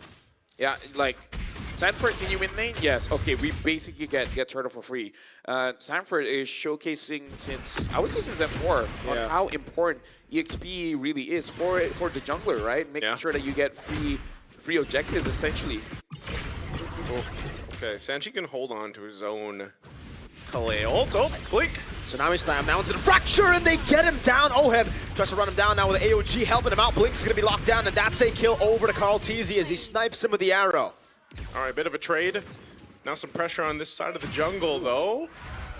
Red tree on Han. Mountain Shocker hawks him down. It's Traceless now. Does he snipe him? And he does. The goat doesn't miss. He tried to bob and weave, man. He forgot the weave. Hey, pretty sure if the second skill was off cooldown, he could have gotten away. And yeah, Team Liquid dared to draft. That kind of want to skills just a little bit, but Carl on this and Shin already getting early advantages, having 2 kills. That's all the team has, and it's all on him. Okay, so early on, a little bit of a setup potential, of course, now on both sides. Sanji, for the most part, I think he will usually opt for that Tsunami Slam, otherwise Lena's Feathered Airstrike. But even looking at the item potential here, pretty much even across the board, albeit a little bit of gold ahead in the jungle, but that's going to be expected with the 2 kills for Carl Teasy. And this is one of the best starts you can have with a YSS, of course, you know, and this is one of the heroes that he probably played the most in the regional professional league over in the Philippines, so it's a very standard for Carl Teasy to rotate the way he has. And interesting, too, because Oheb on this Sora is going to act a little bit different than what we saw earlier today. Obviously, with the Sora in the XP lane, works differently in terms of itemization, damage potential. You can expect to see similar things that we saw in the hands of Innocent, but now the second turtle of the game, it looks like Yangon wants to fight for it, but they're forced off of it. Yeah, there's no way you can contest when there's Sanford on the Uzong. Goes on Lina. Doesn't want to go all in, just petrifies him and zones him back. Oheb as well, this time rotating over towards the neutral objective. Yeah, they're just playing it clean, making it so that Yango Galacticos, even if they want to, they can't really get a trade. This is basically Team Liquid showing how you can get things for free without giving any opportunities for your opponents. Speaking of, Carl gonna go for it. CCView not in time. That's Tsunami Slam over. Feathered Airstrike from Lina gets the goat down. All right, good pick off there. That's not too much you can do against that, especially if you're Carl Teasy and you get caught in that position. Flicker was used for it. There's an Unbreakable. And an AOG locks him down. Sanji will be there to pick up the kill, steals the Fracture away as well, but will just splash him to take him out. I would appreciate it if his friends stayed there, help him out, because I feel like that was quite enough time for some backup to come through, because I like that Yango Galacticos understand that Team Liquid is not giving them the opportunity to catch anyone, so they had to be proactive. They forced that one. But the thing is, having a Farsa, I kind of feel like you could have given the space, but you know, let B-Gons be Gons, you know? Yeah, that's how you have to handle it. That's a lot of damage to that Tier 1 turret too. Looking at this, you know, you have Stitch pretty much roaming around trying to double lane in some positions. He's already got a Sky Piercer, but the gold is pretty much even as Oheb has been able to farm up. Nice little take on the gold crab there, but bit of an advantage in terms of Oheb. Item-wise, he's already got the War Axe built in, working on his next. So what is the gold lane build for Sora? Have we seen a couple different variations of it? No, I feel like it's just going to be War Axe into defensive items, and then we're all good. He just does that much damage. Great turret down below, by the way. Great zoning by Oheb. Good position by JP as well, covering all bases before taking the objective. Here's the problem, man. Just like you mentioned at the draft, the Yuzhong first pick over, especially to a specialist like Sanford. Hold on. Conceal. And I think that's going to stop them in their tracks. That's what I was saying. Unless Han can get around here, they know the Black Dragon form's gone. No, Purify out by Ying. Doesn't have concentration for the airstrike coming down, but Sanford misses the Petrify on the Peter's dive. Han's there with the Fracture to take him out without Lina. Tsunami Slam steal from Sanji to bring him to Carl Teasy.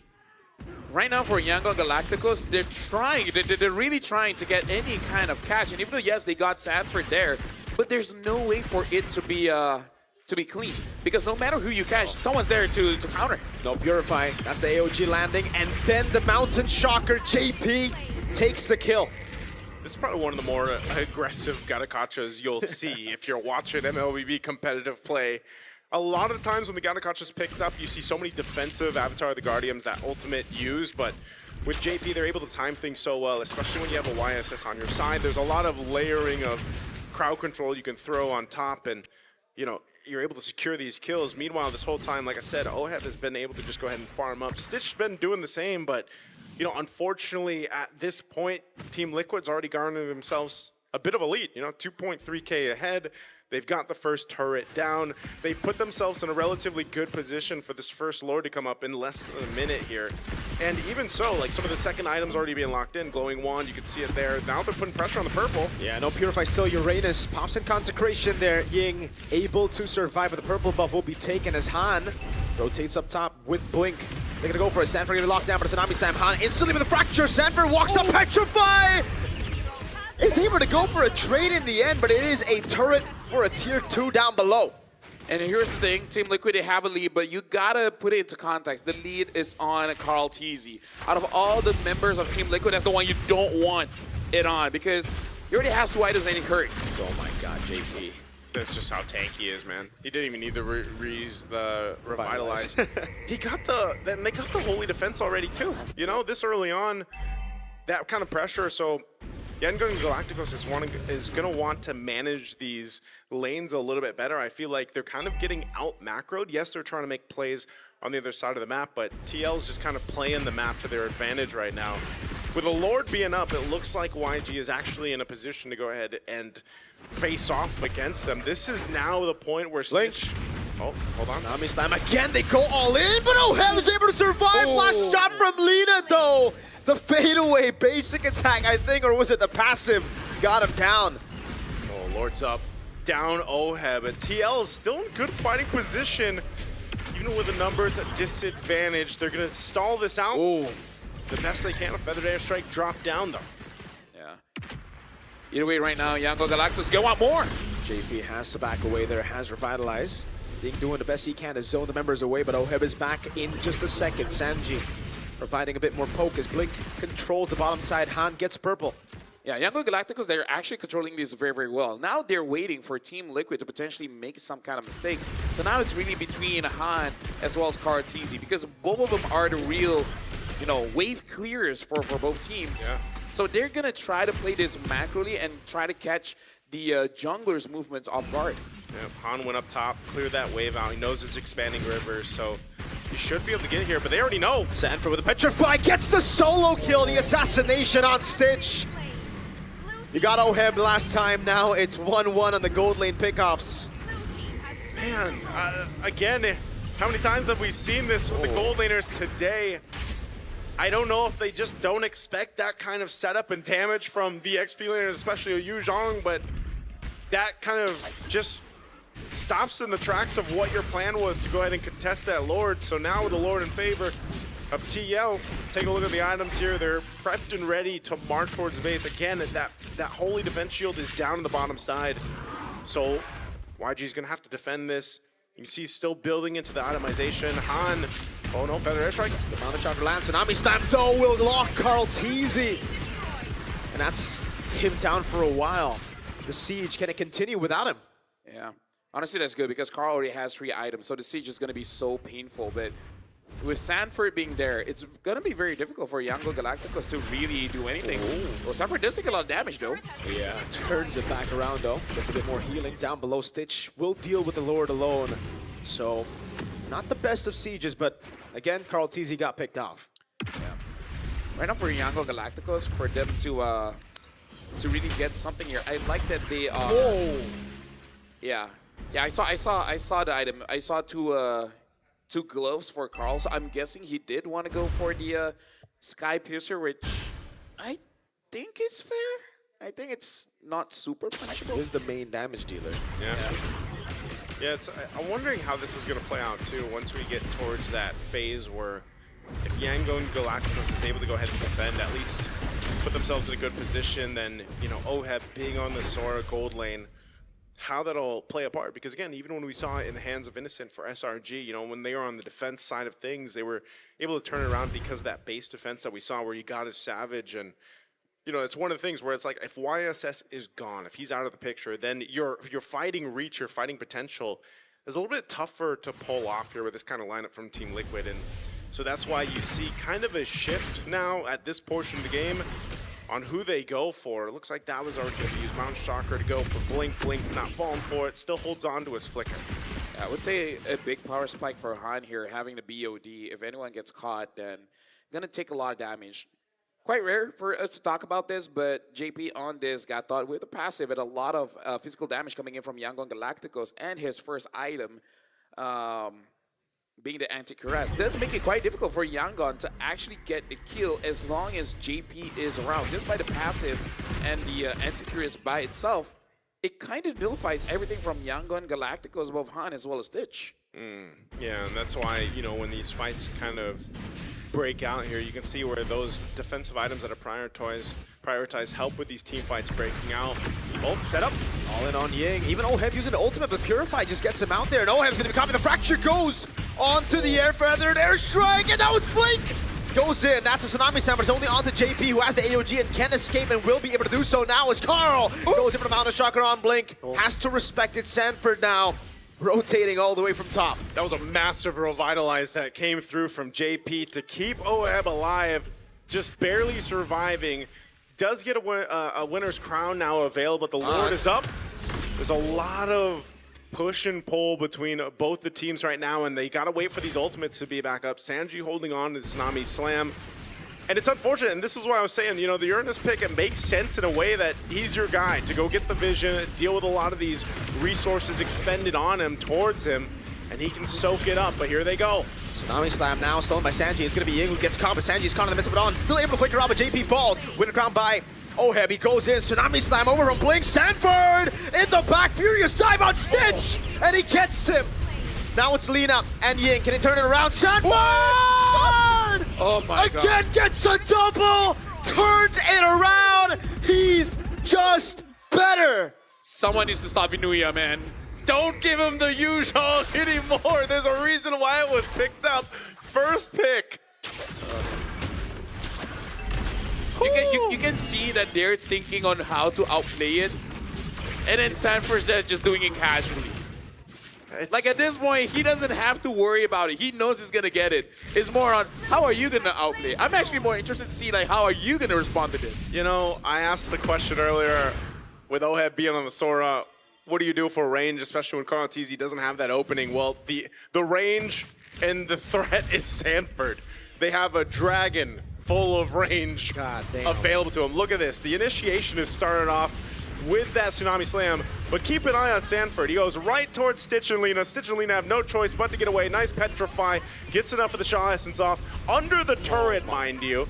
Heals up enough to go in, and just when Lina thinks, there's Sanford again to clean up under the tier 2. So that's a kill under each turret. Against games like this, you kind of have to readjust your own habits and basically stay far away from your team. You know, be like, Nina, you take the left, Stitch, you take the right. If someone gets taken out, it's just one. We can't let both of you guys die at the same time. You got to spread out. I think even with that, the Lord being quickly made work of, Yangon Galacticos with this composition are going to be able to clear this out at least and maintain their base turrets. That's a big thing.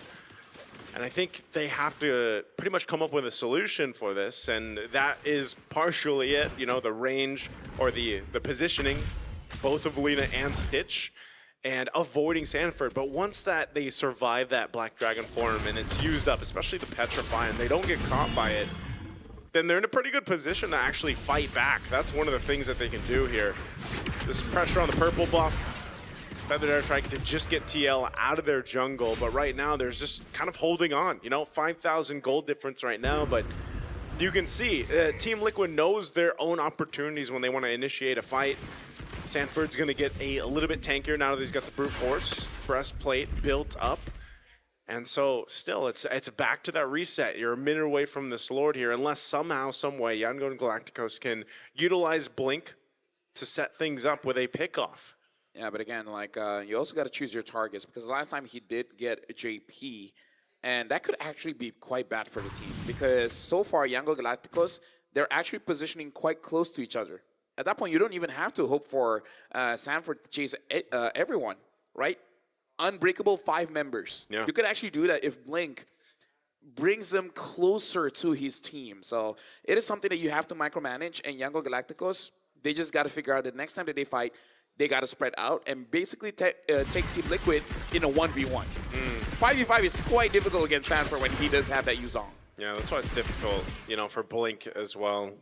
Because for the most part, you're not really going to have the range to get anybody else unless you catch them by surprise. And that most likely won't happen, you know, just kind of out in the open. They're going to have to wait for this Lord to come up and then fight for positioning. Basically hope that Carl just traces this straight into his face. Oh, man. So that he can I don't think that's going to happen. That's the dream. Yeah. That's one thing Blink could hope for. There's like 8 billion people in the world. Maybe you know, one thing can happen. Does that affect Carl Teasy's chance of doing that? Hey, you know, it could, right? I guess there's always something possible here. Yeah. Winner crown, by the way, for Han earlier, so he's gonna have. By the way, it's 8.3 billion people in the world. Oh, W's. More and more people. Great. Is that a W? Like, no. Depends how you look at it. Yeah, it depends on how you look at it. Right now, the W is this Lord being fought for, man. Ying picking up an immortality. He's going to need that. That push is so scary. Yeah, go for it. Oh, conceal was used, but it's spotted out by Ying. Ying's like, nope. Nope. You shall not pass, sir. Not here. And again, look at Sanford holding that position here. Oh, Blink and Han. What are they going for? Are they going to go for their own? I think they want to catch Carl. I think they want to catch Carl. Yeah, they really do. But so that's why Sanford is just waiting. But it's going to be really, really tough, yeah, to catch Carl here. Because the whole team now knows. Because, you know, I mean, it happened twice to Carl. I mean, the tough thing is not having these tier 1s down, too, especially in the mid lane. Oh, no. They're going to start the fight. Yeah, Sanford in the back there, trying to go for the Furious Dive. Blink, Electrify Blink. There's to dash into the Tsunami Slam into the Feather Airstrike, but Sanji's still able to survive as JP pops in and revitalize. And now Sanford goes in with the Black Dragon Firm to the back again. AOJ from JP!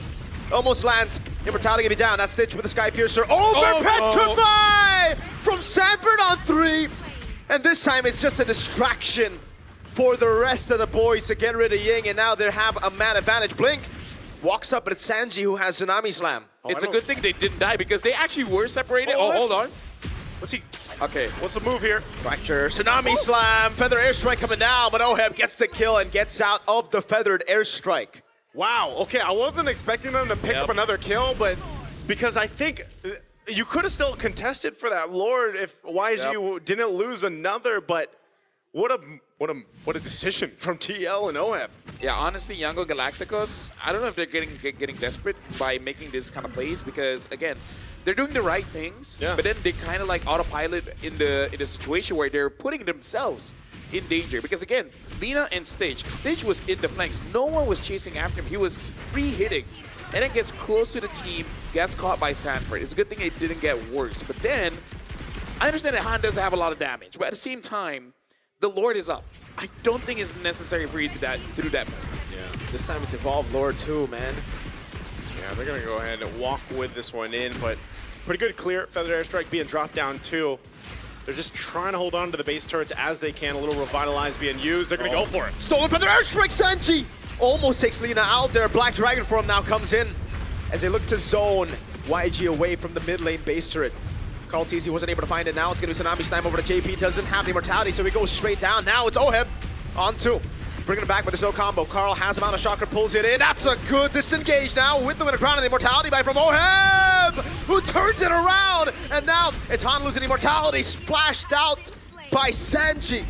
Only Lina and Ying. A cannon minion up top, taking the last base turret down. Carl TZ going for the passive stacks over on Ying. That's Oheb coming down. Sanji! Under turret goes in. Carl gets lasered, but he stands alive. And TL secure match point. A phenomenal team fight to end the game there, to get game 1 under the belt for TL. Again, Team Liquid, they're playing it very clean, utilizing their heroes just to get as much of the objectives for free as possible.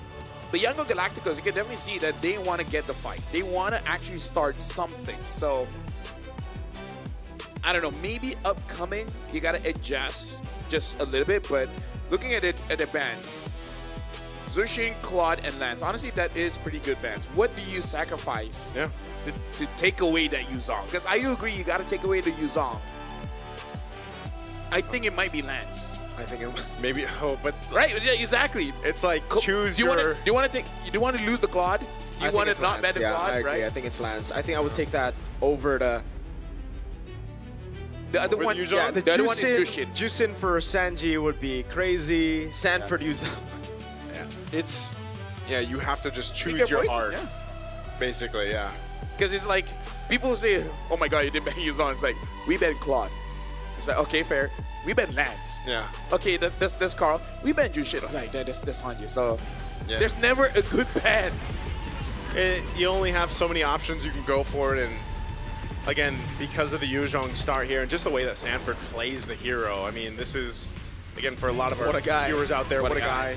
Back at M4 too, we kind of saw shades of that even here in Jakarta, Indonesia, and it hasn't changed, right? I mean, he's able to go ahead and just do so much on this hero that it's really hard to even navigate these team fights, man. I mean, as you see Yangon Galacticos team fighting, yes, they're able to start, but I think that is one of the difference makers here. Lefel, you pointed it out.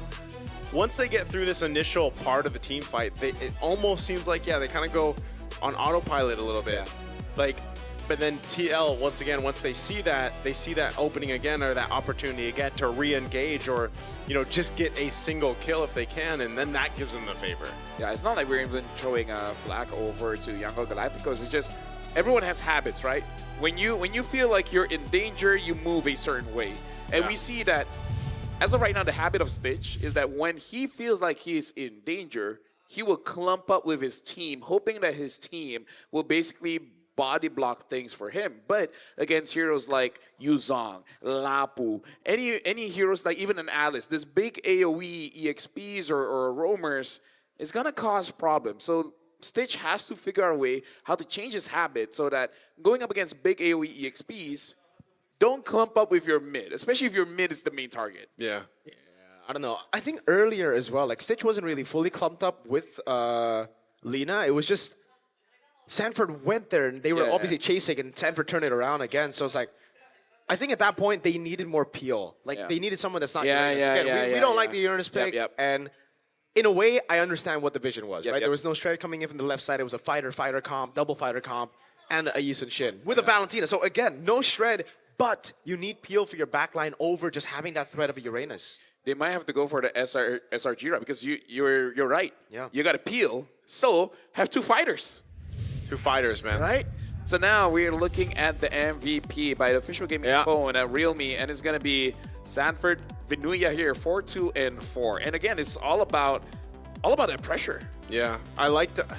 And that was basically what the Yuzhong was this entire game. It's you in the Black Dragon form is the most pressure that a team is going to feel. Pressure cooker. Yeah, that's the case for any team that faces against Yuzhong. And that's why it's 100% contention rate, right? Up to a certain point, and then some teams don't opt to go for it. And this is one of the things, too, as you look at the highlights here, because of this composition and the Uranus pick, like you guys mentioned, which is mainly providing some of that front line, but also vision, all these objectives, even with that, they weren't really able to actually go and contest them. And, once Blink was using the Tsunami Slam, of course, you also give a Tsunami Slam off to Sanji, which eventually he switched over to the Feathered Airstrike. But, there's just so many things here that Yangon Galacticos had to pay attention to and keep track of, right? Again, in a fight like this, when it looks like it's going in their favor, there's Sanford. And he's just petrifying Stitch, and Lina's around. Even in this, again, positioning-wise, Lina's not super close to him, but I don't think he expected... close to Lina. Yeah, I also don't expect... I don't think he expected Sanford to just go back and re-engage. Look at this guy. In there, And this is one of the things, like I said... Look at Stitch. Look at Stitch. Look at He's Lina. already safe. Yeah, he is safe. And then he gets close. He likes Lina. Oh, right there. But at that point, it wasn't really because Stitch wanted to get close. He wanted to deal more damage over at that point, and unfortunately, there was an awkward wall for the purple buff, and there was no other angle. But again, I feel like the best way to describe this game is that for Team Liquid, they get things for free, and then for Yangon Galacticos, they have to trade. Yeah. Because with every kill they get, someone has to die. Yeah. And the trades are always favorable for TL. Like if you look at it again, right, the gank on Sanford, the 3-man gank up top, it was a trade because somehow able to get Kalea. kill, yeah. And it was a tier 1 for tier 2 down below. So TL are always rotating in a way where they're going to get the better value. Yeah. I mean, maybe just against TL, you just got to go for a double fighter so that it's easy for you to just protect whoever is the main damage dealer. Because, yeah, I don't know. That game was very difficult for Yangon Galacticos. Yeah, part of it though too is like you mentioned, you know, maybe also with the jungle like Nolan, yeah, you've got some decent damage through there, but because the concept here was for Blink to initiate fights, Ying mainly providing vision and being that front line, like you guys mentioned, you don't have much of a peel option, and you know Stitch, he's basically got a flicker and a dash, you know, for the most part. Lena, yeah, you can wings by wings. You also have a flicker, but it would help to have someone peeling. I mean, also think how many times JP saved someone from TL, even if it was just a revitalize, you know, or an unbreakable taunt that he was able to pull off. So JP's job was a little bit easier because of how much of a threat that Sanford was, and because Sanji was essentially tsunami slamming people too. So they just had that opportunity covered, and even Oheb, like being on the Sora here. It's not like he was always in a more of a threat. Like he was built tanky, you know, for the most part. So it was just, like you mentioned, a better trade overall whenever they got into these team fights with Yangon and Galacticos. Yeah, I feel like you got to go back to the fundamentals of MOBA, right? Which is stuns. Stuns win you games. And there's just not enough coming in from Yangon Galacticos. And I would say not easy enough to execute because Farsa has a stun, you got to connect it. And then with Blink on that Kalia, yeah, you got to stun. But you're putting yourself in danger because Kalia is non-tanky. She's more of a support than a tank. Yeah. And in this position, you are placed in a position where you are the only engager. So he can't be peeling in the back. He needs to be the one looking for plays so that Han actually becomes useful in a fight. Because that Nolan, without the engage, would be kind of useless. He would just be farming around. Exactly. And for you guys, do you guys want to play for longer? Yes, I do. You guys can with the Secret Labs ergonomic chairs, trusted by the world's best MLBB teams. Whether you're enjoying a casual game with friends, casting the M7 World Championship, or playing here in the M7 World Championship, Secret Lab can elevate your game with tournament-grade ergonomic support, the very same kind that all of us here use. We can give a seal of approval. I wish we had one of these editions, though. Hey, I would love to bring this home, man. We'd love it, Secret Lab. Really far away. We would have to. There's some hoops you gotta jump through. I don't, so this is manageable. Are you agreeing, Jermaine? Not really, but you can use it. But you guys need this, all right? It's the new Thunder Ascended skin. It's available right now. Unlock the M7 pass, and it's yours. Get it today. Immediately. Get it today. There you Immediately? go. Immediately. I don't think it's immediately, bro. I think you need to go and... Oh, this is the new, not the prime one. Yeah. That's the base one. That's This the is base the one. prime one. Okay, you guys can get the greatest new prime skin. And once you get to level 75, it's all yours. You just got to get to level 75. I'm working on it, man. It's pretty hard to level up while casting, man. I'm at level 45 right now. I just got the 45? Yeah. Dude, you can get to 45. That's already quite amazing. I'm already 30-something. I'm only like 20-something, man. I'm going to have to buy some support chests. No, because we're working. We're all working, man. By the way, Yeah, but you're at home. Yeah, you're at home. But you're in the hodl. Yeah, but sometimes we have but our work to do. hodl, our hodl makes it so that we want to go to the gym. Yeah. The gym is pretty good. So we go to the gym a lot. Go to gym. And we can't be playing while in the gym. Are you sure about that? I'm sure about that. Okay. Yeah, because you know in the gym you should not be using your phone. Yeah. You should be sweating. Maybe you're sweating while using your phone. Technically, you could. Yeah. Technically, you can. Technically, you. But would you want to? You want to focus. You want to lock in, which is what Yangon Galacticos have to be doing here because this is a pretty different playstyle, well, contrasting playstyle between both. Yangon Galacticos, they want to fight, and Team Liquid, no. I feel like Team Liquid will fight if they want to. Only if there's a reason. Only if there's a reason to. They're going to take the fights. Again, with this kind of lineup and a YSS in the hands of Carl Teasy, like you saw it. Like if they saw the opening for the fight, they'll take it. If they don't need to, they'll just focus on the turtles. They secured all the objectives. They won't force a fight. And I feel like Yangon Galacticos, for the most part, from what we've seen from them, they like to fight. So I don't know if they need to adjust their game plan. No, honestly, at this point, Yangon should get something like a chip. If you really Make it want to messy. play that way. Make it crazy. Yeah, Or yeah. Loyi. Loco. They also Loyi. played a Loyi. Yeah, so yeah, make it like imagine a taco, and then you put too many things that it doesn't even become a taco anymore. Then what would it So be? what would it be? A deconstructed taco. So it's Like still a taco bowl. Yeah, taco bowl. There it is. There it is. So you take away there's the shell. There's also another name for it. I just can't remember. Okay. Anyways, right now we're looking at a team head-to-head here. A bit late, but you know it is what it is. It is what is it? It man. is But what is why it. are you actually Why are saying you it saying right? it now? Why are you saying it right? When I'm so confused, I say things correctly. I apologize. Yeah. My Apology accepted. my brain was frazzled. Okay? Frazzled? I personally was flabbergasted. Were you gobsmacked? This is what he's been doing at the huddle. In the huddle. He's just been opening up the thesaurus. Yes, I've been educating myself. That's Ooh, great. I like that education. Stay in school, kids. Stay in school. Get If yourself not, you'll be like me. Oh. Which I think a lot of people which is might not want to be bad. like you, dude. I think people would want to be in your position, LaFell. A lot of people at home will be like, yo, I want to wake up tomorrow as LaFell. I want to wake up tomorrow and go cast a favorite game that I play. And I'm Yeah. sure the people watch. I'm sure all the people watching absolutely love MLBB. Yeah. There's no one I there. don't know. that's There's like, always that one guy who's just Nah. like, you know, It's very bombalific, you know. bombalific. What is this? What does that mean? What is this? What do you think it means? Because it really is only constricted by your own imagination. So you're right. You can just make new words. You know, there are always going to be new words. There you go. Expand as far as your mind is allowed to. Expand the forest. That's the term for all that you said. Expand as far as your mind wants to expand the forest. You know what? Forests are amazing. Forest. Do you know that if the forest is big enough and has enough oxygen, you will have large animals like snakes and Don't we have large animals though? Yeah, but larger. Like Amazon level? Exactly. We're talking like deep sea level. Yeah, no, you just need a lot of oxygen. Like a lot of oxygen. The more oxygen you have, the bigger that you are. That's why me and Aisu, we just take a lot of oxygen. We got a lot of oxygen. So big people are just oxygen freaks. We like oxygen. Yeah. So you just breathe more? Or I don't get it. I hope every day for the rest of M7 we start with "Did you know?" Yeah. I And that- don't even know if this is proper. Is this real? What, the oxygen thing? Yeah. No, I believe it was studied where I can't remember which animals they use. I believe there's a mix of insects and mammals. Disclaimer: You did say you stopped school. No, I actually did finish school. All right. That's Oh! great. Congratulations. I did. Congratulations. Congratulations.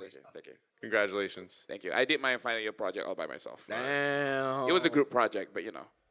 Flex. He likes it solo, man. You know, like Flying friends. solo? What are that for?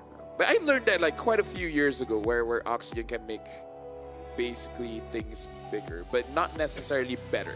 Oxygen can make things grow. Damn. But we don't have enough oxygen to make things grow that big. What if I just? Nah. No. Okay. I thought I can inhale more. Yeah. Hey, You gotta look at this. you gotta go to a lab. But now we got a quote here coming in from Mars. A team built for the bigger stage. We were trying to build a team. Don't laugh. We were trying to build a team that can represent Myanmar properly on the world stage. It's not just about winning the trophy, but about making a statement that they can perform on a bigger stage. I'm Filipino. All right. And I really love these boys because they're hardworking. Everyone is willing to listen despite the language barrier. They put a lot of faith in the coaching staff, and I think that's what makes us strong as a team. Okay, now you can laugh. I mean, That's real though. that's real. Yeah, that is real. W Coach Mars. I'm Man. pretty sure that is his quote, yeah. I'm pretty sure he said Yes! it. Yeah, I know he said it. And I will say this, Coach Marv's. You know, you see him talk. You know, behind the scenes and with the players here, he's very supportive of them. I a remember, wholesome guy. Yeah, and I remember we wondered, Miracle, when we were seeing MSL their qualifiers up to here. I think we were wondering like, how much time does he get to spend there? How much time does he get to work with them? Does he live in Myanmar? That's what I was wondering too. Like, how much time does he bounce back and forth if he does go? Because, man, so many coaches do travel, right? They don't just spend their entire time in their regions that they're coaching. Yeah, shout outs to Coach Marv, man. What a guy. You know, we actually, this is a true story. He actually lost his passport. He was unable to fly for a while, but then he got it all fixed up and he got it back. But that was a big concern for a lot of the Burmese fans watching because like, dang, without Coach Mars, how are they gonna perform? Well, we got to talk to the other coach here, Coach RC. Love but no mercy. Damn. Since I was with Falcon Esports before, I can see Young Galacticos' weaknesses. And those weaknesses are still there now at M7. But like Myanmar, whatever happens, I still love Myanmar. Yeah. Coach RC donated Yeah, he donated a bunch of his prize pool money to Myanmar for Myanmar. Was it the floods? I think it was it was one of the natural disasters that recently happened. Huh? Earthquakes, yeah. Earthquakes. Yeah, so dang. Very supportive. WRC, man. WRC, W Marbs. W Mo, if he's watching. Yeah, W Mo. Shout out to Mo. Moman. Or Potong Man. Shout out to Mo Man. What does potong mean in Indonesian and Malay? I think it means cut. Yeah, it means cut. So it could be his name. It could be his actual name. We don't know. We only know him as Mo. That's true. He's the only Mo I know in life, by the way. I don't know any other Mo. I have no other Mo's in my life. We've met a lot of Mo's in Saudi, man. Have we? Muhammad? Yeah. Oh, Muhammad's. I don't know if that counts, That but doesn't count, man. That counts. We call him Mo. I'm a Muhammad. Yeah, but you're not Mo. What's up, Mo? I'm not Mo, though. What's up, Mo? My name is Patrick. Nah. How you doing, Mo? It's spelled differently. M-O. His is No, M-O-E. he's M-O-E. Yeah, but like, you know. Come on, Miracle. Come on, man. Some Muhammads is M-U. So, what's up, Moo? No? Okay. Well, you know what? I appreciate the humor. Anyways, right now we are jumping into the draft here. Young Galacticos will be first pick, and they banned the Yuzong. They still feel like they don't want to deal with the Lancelot. But yeah, as first pick, you don't have to ban out that Claude. Team Liquid, though, ban out the Boxia as well as the Fanny. I think they're 100% going for the Claude play here, man. First pick. Yeah, there's the Eve. This is the move. It's either the Claude or the Juicin, right? I think that's the angle that YG are going to go for here. So let's see. TL. Which one? I think it has to be the Claude. I was going to say, what if they just ban out the Claude? They have to ban out Claude. Or they just let both go. Yeah, unless they want to go Sora again. Oh, yup, they want to go Sora. Because technically Innocent almost beat them on Claude with Sora, game one. Yeah. So, Yushin or Claude? Hands up for Claude. Claude. All right, you guys can see it, but we all have our hands up. I feel like Young Galacticos should take the Claude here. And then just deal with the Jushin with the Farsa. There it is. So, is this going to be the Juicin with the Sora? Do you go Juicin Sora? Juicin Sora, or do they also take a Grok here? Like, oh, there's a Jushin. Honestly, High Loss Jushin is pretty strong too. Yeah, High Loss Jushin. But depends what Carl wants to play too. Because like right now, if you go for the Sora, you can flex it the way that SRG flexed it, and that's going to create a few problems, I would say. Or can Oheb play Freya? We can have two approaches now. We have the SRG approach to how to deal with the Claude, and the alter ego approach. Hilda. The approach right now is Hilda. Now that's pretty scary, not gonna lie. Hilda being picked up here. This is again, it's one of those picks that just gets put in the hands of JP, and he somehow makes it work really, really well.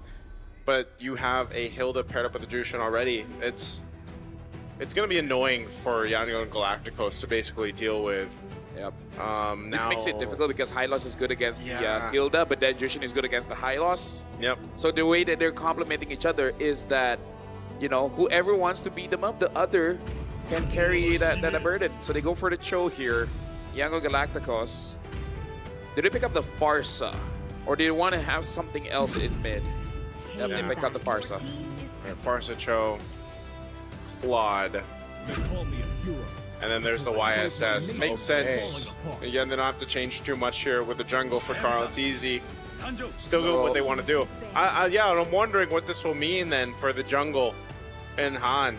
Like, does he just lean towards the Guinevere in this match, unless it's going to be banned out? As long as they ban Lapu and Arlet, I'm happy. YG. But actually, even the Alice could be scary. But maybe you can fight that still. I feel like Arlet and Lapu, I feel like Sanford can just 1v5 against the draft that YG has right now. Okay. So for YG right now, what other approach do you want to go for, right? Because they banned out the Harith last game. Now with the Claude already in the first set, you still want to ban out the Harith. They had Granger and Forrester last game, and they still ended up banning the Harith. Yeah. They still ban Ruby, and this is the same path, right? Ruby, Harith. But then the TL route would just be another Sora. Yeah. So I think ban Sora over Harith. I would ban Lapu. Ban Lapu? Yeah.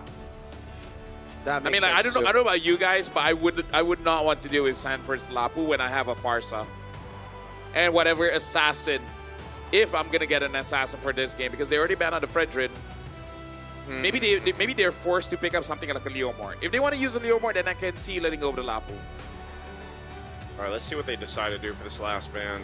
Yeah, I guess Sora would be the safest. Yeah, that's the thing though. Like with the way the meta's been going and what we've seen, there's so many good options to go ahead and ban out, pick up. They'll go for the Sora, so they don't have to deal with that. Again, Sora providing a lot of the crowd control setup, building tanky for the most part, but it will be a Granger now picked up for TL.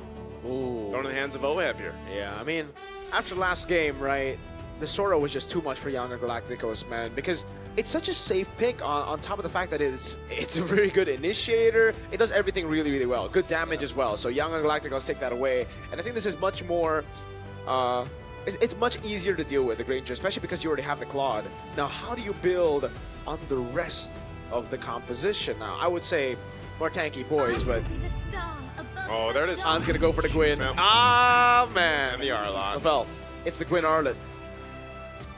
Arlott is 3 times big, 100% win rate, and Gwyn is 3 times big with a 0% win rate. And now the glue gets picked up here.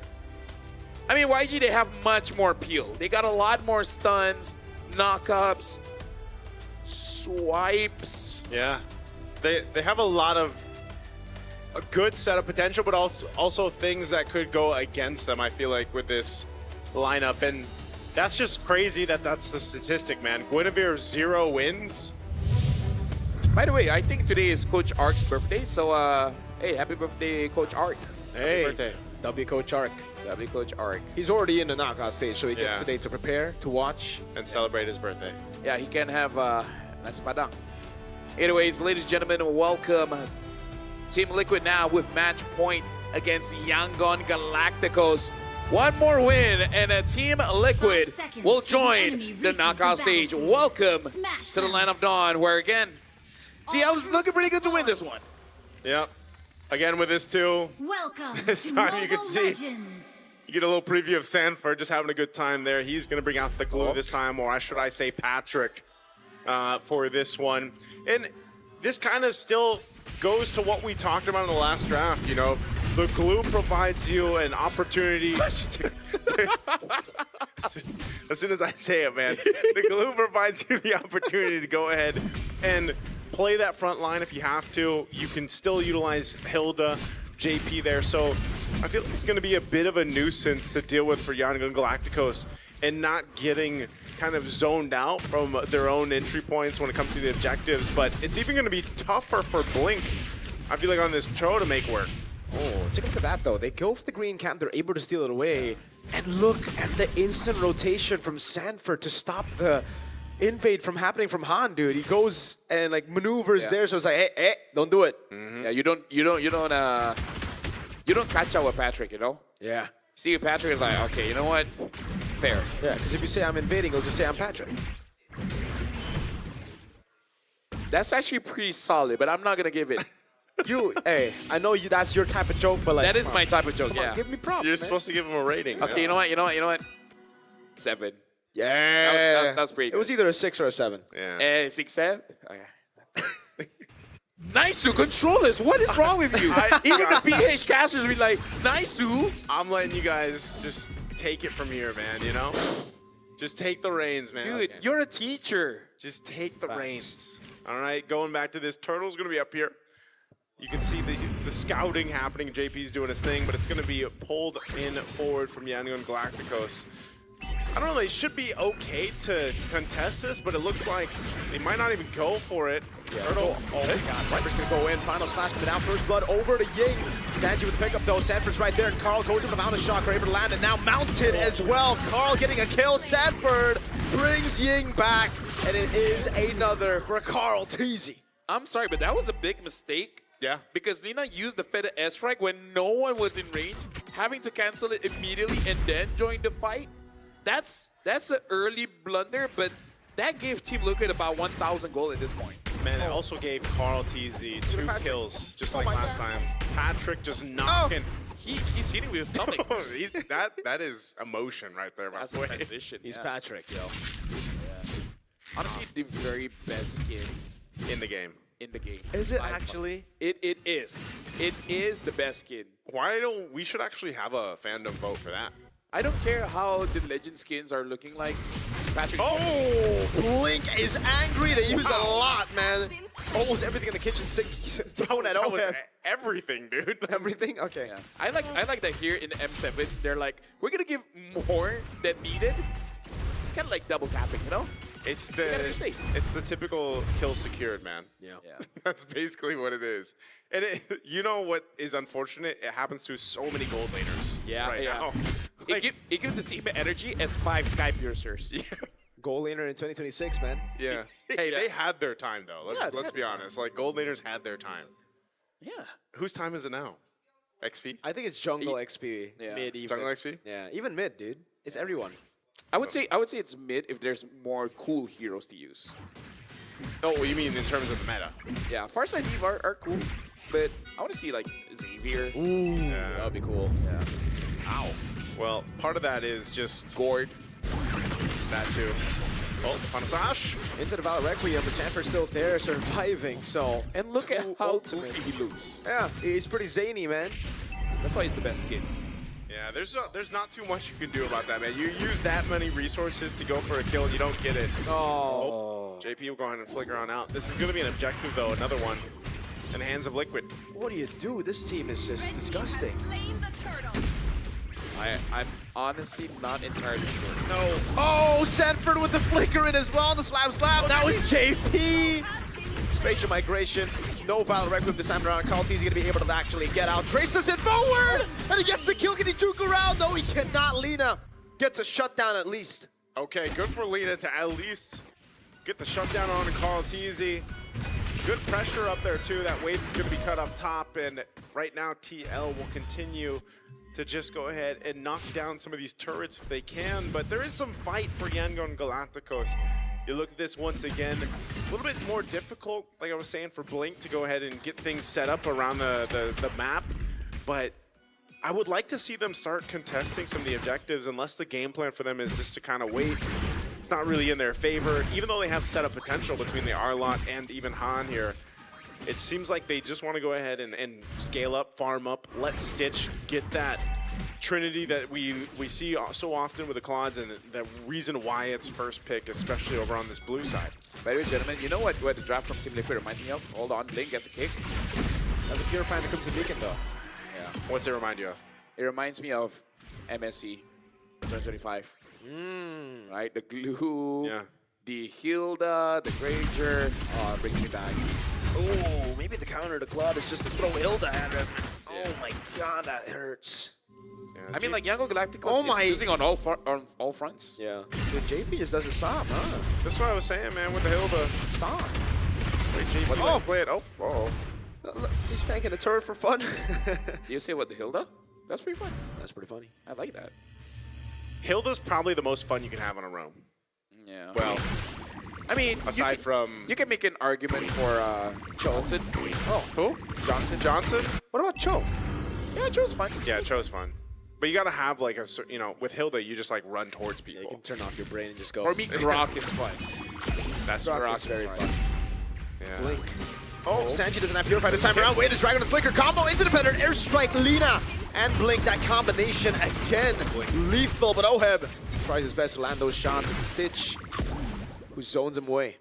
All right, good follow through, but still, this turtle with the numbers advantage, can they even contest it? It looks like Carl TZ just gonna go start it up. They want to go for it. Yep, into the Valor Requiem he goes. That's gonna be Sanford taken down now as JP tries to soda in the back line. Carl jumps in with a Mount of Shocker. Stitch blazing duet onto Carl. Ying gets a double. JP gonna be caught. Oh, him now. Trying to cut away as Blink walks up to Jikundo, able to lock him down, and that's the vengeance resetting. Ying diving all the way back. Oh, JP! What? In the bush, staying alive.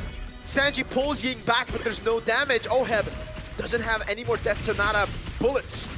I think they're going to try to delay it, though, if they can. If Oheb gets a kill here, it might be GG's. Yangon has to clear this up. Good way the Dragon Oak gonna go for it as well, and it is him who claims it! Sanji purifies out, Feathered Airstrike almost taking him down. Perfect turtle for Team Liquid, despite all that. Oh my goodness, Oheb got the turtle, so 3-3 to Team Liquid, but at least Yangon Galacticos was able to go ahead and get a couple kills over here. Stitcher's scaling up really nicely at this point. He's nearing that Trinity, should be anyway.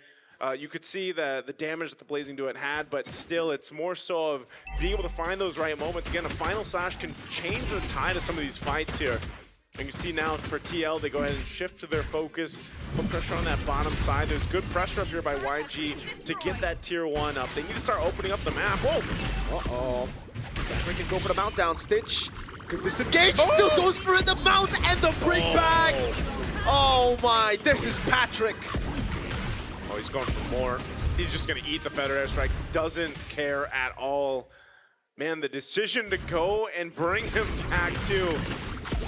This is really tough to see. This is now what, the second blue game today that we've seen where teams just kind of struggle dealing with him. I mean, look at the build that he's going with too. Radiant armor, got the cursed helmet, just helps him clear a little bit faster, but it's just tough, man. It's tough to deal with when you've got him all over this place. And it's tough because Yangon Galacticos, they really need Stitch doing well because Lina has a lot of damage, but there's plenty of ways for Team Liquid to deal with Lina. If Stitch is having a good time, they have a chance. If not, great. Oh, blink. Oh, the Crimson Beacon and Lancer Flare is in range. The glowing one tick. Oh, someone. Okay. He gets away. Sanford. Oh my god, this time on Lina. The Final Slash lands on 3, but TL don't care. They don't care. They'll take the purple. They hold down that mid still. They're utilizing a lot, man. It is the best game, no? Okay, you know what? Yeah, it is the best skin. Because it's one of those skins that hits you emotionally. Yeah. Oh, conceal, blink. Oh, hits you that much, I guess. That's everything used on Sanford. He's still able to survive. What? No. How is he still there? No. And he jumps and mounts him. Sanford! How did that just happen? Carl now with a traceless JP! Flickers in and get a shutdown. And now it's Han. Sanji with the Crimson Beacon. Han is going to accept his fate. Oh my god. First off, that's emotional damage. That is emotional damage, but then I think it was the Lord that killed him. Look at him. As you can see, he's beat up. He is Patrick. But what a wipeout from TL. How? Look at him. No, Patrick. Wake up. It's like, hey, you did good, man. You did good. Dude, he had 1 HP. What? Dude, he should have died much faster. You could not have asked for a better setup for YG there. You could have not, no. That was literally perfect from YG, and Sanford said, it's alright. I'm Patrick, is what he said. I'm gonna gather all the energy to get some HP back, and then get on top of you. Uh-oh, Final Flash. But it's JP. Yeah, way the Dragon over on JP. Sanford's gonna walk up as well. 2-man immobilized now as he goes for the mount down. Again, JP this time! Everyone, okay. At least there's one. Patrick, no. Yeah, they traded there, but even JP surviving all of these, man. Dude, talk about triggering your opponents. If you want to know how to make your opponents tilt a bit, plot armor, man. Use something like, hey, Brett! No, Patrick! Oh, poor Patrick, man. Oh, Vinuya. Oh, man. Lord, what a skin. Down in the mid lane. On this tier 2, bottom tier 2 is going to fall as well. They still have the shields. Those will pop here. In that mid lane, a Feathered Airstrike dropped down, and TL knows that even with this 8,000 gold lead, they've kind of just got to wait for that opportunity once again. So with all of that, Yangon Galacticos buys himself some time to stay in this game. A Divine Glaive picked up for Lina now. Taking a look at the item check here, you can see quite the difference across the lanes except mid. Oh, look at this, man. Even the cameraman knows. Oh, my, Sanford's having fun. Carl. Sanford's really having fun. Yeah, Carl. hey. You know what? TL knows how to sell skins. Yeah, they do. Look at all the Patrick. Oh, my lord. It'll never get old. We could be in the grand, aura. We could be in the grand finals at some point, and you're still gonna have the same reactions, man. Yeah. They're gonna buff Blue.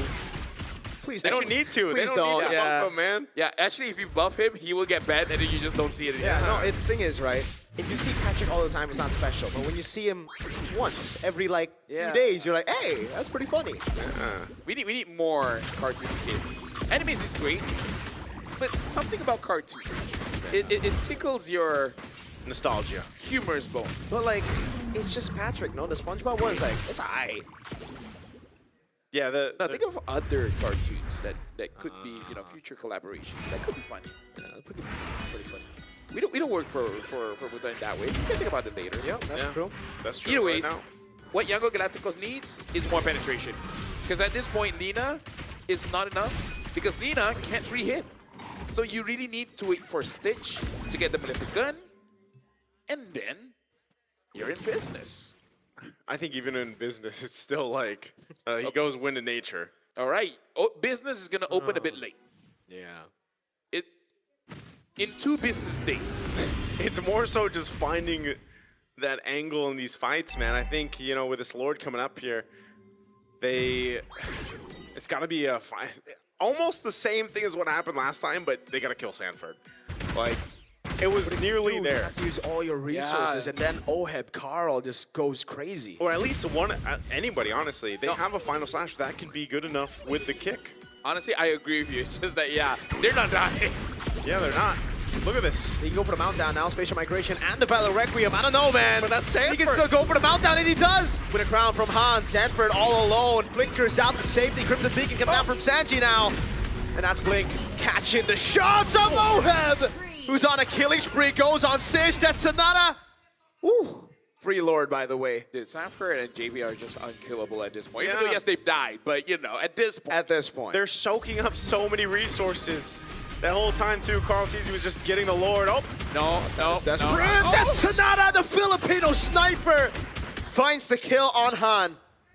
Oh, that is tough, man. I do not want to see any more Gwyn picks. Guinevere Oh my is God, not winning, it's actually man. cursed. It's Still actually 0%. cursed. It'll be 0-5 after this if they lose. The most cursed pick in an M series of all time. We might go to... Oh, no. No way. That was a bit... Oh, but Oheb just walked away from it. Ying cannot get the final slash. Now it's a Lancer Flare. Ying jumps over, finds the Vengeance, resets, but Carl jumps in, and there, it's going to be him.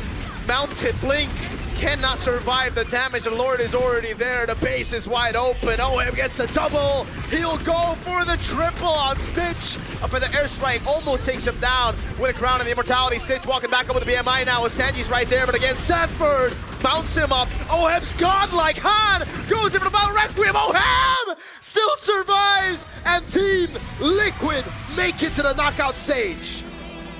Team Liquid will be the second Filipino team to move on to the knockouts. And Yangon Galacticos will have to try again as they go down to face off against the other teams. Again, this might be later than they anticipated. But hey, it's not about a destination. It's about a journey. And they still get to the destination, so it's all good. It is.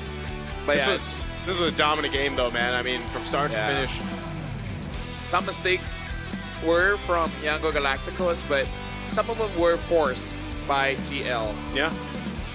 Again, they're looking very strong here. It's, again, it's very strong game 1 to game 2, where the leads were kind of insane. And,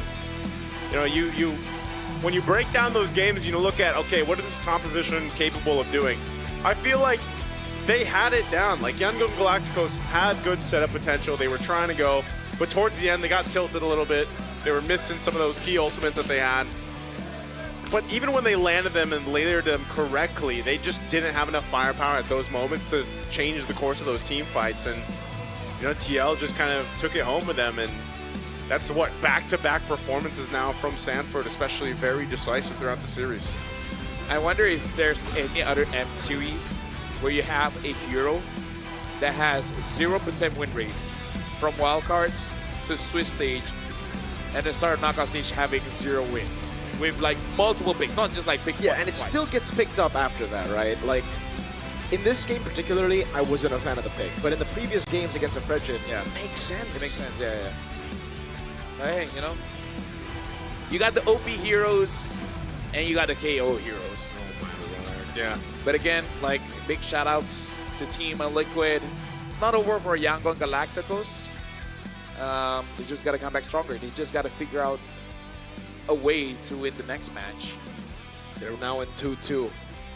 Yeah. So next match, win or lose, it's all for that. We're going over to the stage with Rose as well as Team Liquid to celebrate as well as interview them on stage. Team Liquid is getting closer to achieving the Golden Road.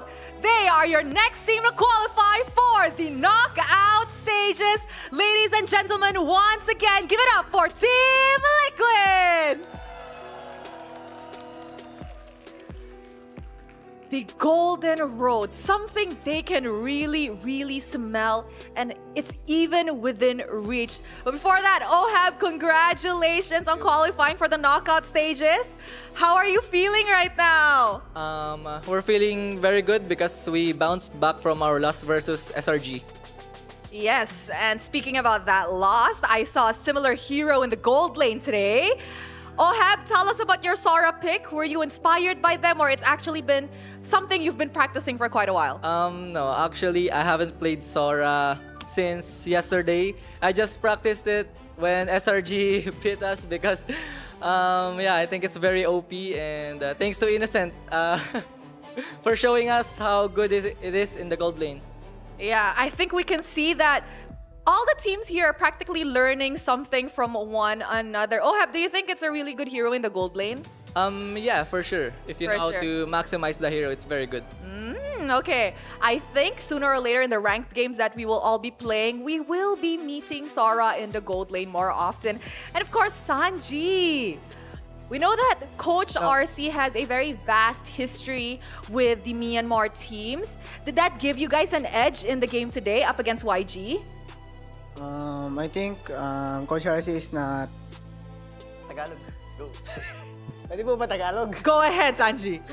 Feel ko si Coach RC, yung puso niya nasa Myanmar pa rin eh. Really? Tingin ko po. Kasi love na love niya yung mga tao sa Myanmar eh. Sanji thinks that Coach RC's heart is still with the Myanmar people. So he thinks that Coach RC really loves them. Coach, I'm pretty sure you guys will be having a meeting later on, but that's later. And of course, Sanji, in your opinion, did you think that YG actually performed really well up against you guys in the game? Nung game 1 po, yun, sobrang nakasabay sila sa amin. Then, di namin alam yung playstyle talaga nila. So, ginamit na lang namin yung playstyle namin para matalo namin sila.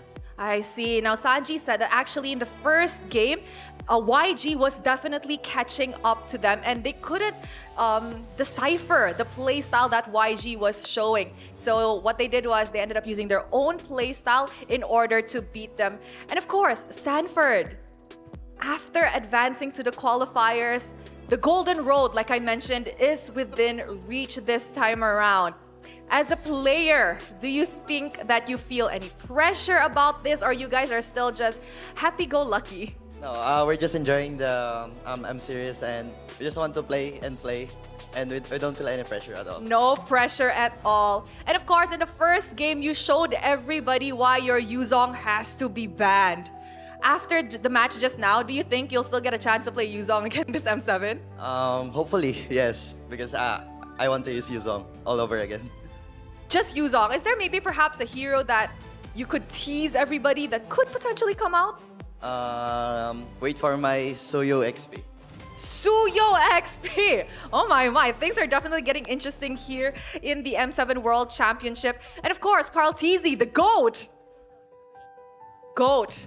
If we look back on your match up against SRG, we saw that after you guys have concluded the match, for some reason, you guys were very happy.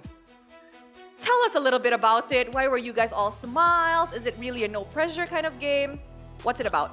We're not that happy. We're just happy that we realized so many mistakes in the game, and especially in the drafting. And also, we're not that happy. We're frustrated at that time, but we just keep it low key. Smiling through the pain. Yeah. But I think it's good to learn mistakes earlier on the tournament rather than when it's a do or die situation, no, Carl? And of course, JP. JP, we know that you are one of the Philippines' first representative back in the M1, and now you're in the M7. How different is the vibe? How much do you feel like you've grown as a player? Ayun po, sobrang nag-improve na po lahat ng team pati players, pati lahat ng country. Kaya parang ngayon sabay-sabay, magkakatapat na lahat, wala nang naiiwan na team. JP said that he feels compared to back then, everybody has tremendously improved. All the regions are practically improving. And in a way, everyone is kind of on par with each other. Thank you very much, JP. Carl, perhaps a message to all the fans. I hear a lot of Liquid fans in the arena. And of course, to those Filipinos watching back home. Shout out to all the fans that came here. Thank you for supporting us every game and we really appreciate it.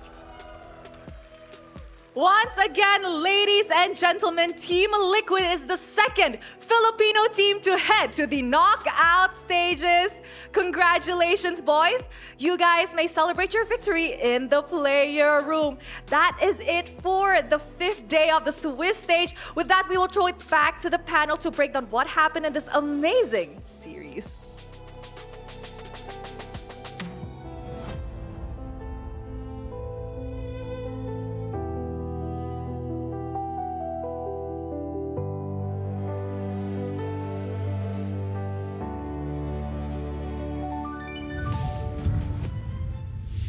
Thank you very much, Rose, and congratulations to Team Liquid. Didn't thought they could do it. Yeah. You know? I did. Wow. Yeah. I did. Yeah, honestly, a big surprise. Yeah, like it was such a struggle, this entire year. Yeah. To get to this spot. Losing in MPL Philippines season 15, season 16, MSC. I can't believe so they rough. actually got a win here. Yeah, yeah. After SRG. I like how locked in Carl Tizzi was, by the way. I like that how he said that he's not happy while smiling. Yeah. We're not happy. We're not happy. What are you talking about? Hey, MVP is going to be happy, though. I know it's going to be Sanford. There it is. Change that picture, not glue. It has to be Patrick. It has to be Patrick. No, but seriously, can we ban this guy? Like, can we just let Vinuya play? Because, like, this guy was talking a lot earlier in the interview. I think this guy's Vinuya overrated. I think Vinuya is stronger. I think way stronger.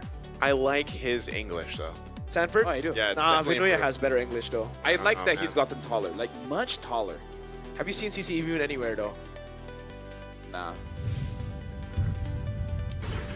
I don't even know what to talk anymore. Let's just watch. Well, the highlights. Well, the highlights aren't even sure, man. yeah. Maybe you shouldn't have said, let's just watch. 'Cause something was as casters, Maybe let's shut up. Speaking of, you guys were talking about, fun roamers to use. I have one that I really don't like to use. Who? Carmilla. I feel like it's so boring. Is it more boring than Hylos? Yes, more boring than Hylos. Because at least with the Hylos, you get to move very fast. I would say if you're Hylos up, is exciting when you drop down the pathway. and you can stun those assassins. You know how satisfying it is to stun a Lancelot? Yeah. To stun a Hayabusa? Carmilla has a stun. Yeah, but the thing is, Carmilla's first skill, it's so... It's like Uranus. Even smaller than Uranus. Yeah, Maybe it's like that's why I don't smaller. like. Yeah. Maybe, yeah.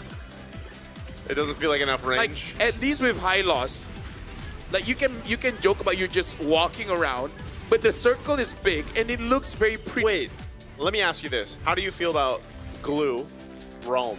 Oh, I've used Glue Room and I like it. Pagu likes it a lot. Yeah, I know Pagu likes it. Yeah. I feel like as someone who gets permanently stuck playing Rome, because no one else will, Yeah, exactly. I might as well just play Glue Rome. No, it's legit good. You just use your second skill to check the bush. Yeah. And if your team wants to die, second skill, jump into the turret and then let everyone dive. That's good. Yeah, and then when you have Flicker, you go to a Farsa, Flicker, second skill, and then just jump on her. Yep. It's mostly just a second skill. I think that's about almost as exciting as it can be for a Rome. Yeah. What other mix is exciting for Rome? I mean, in Malaysia we have Tigreal. Fanny Rome.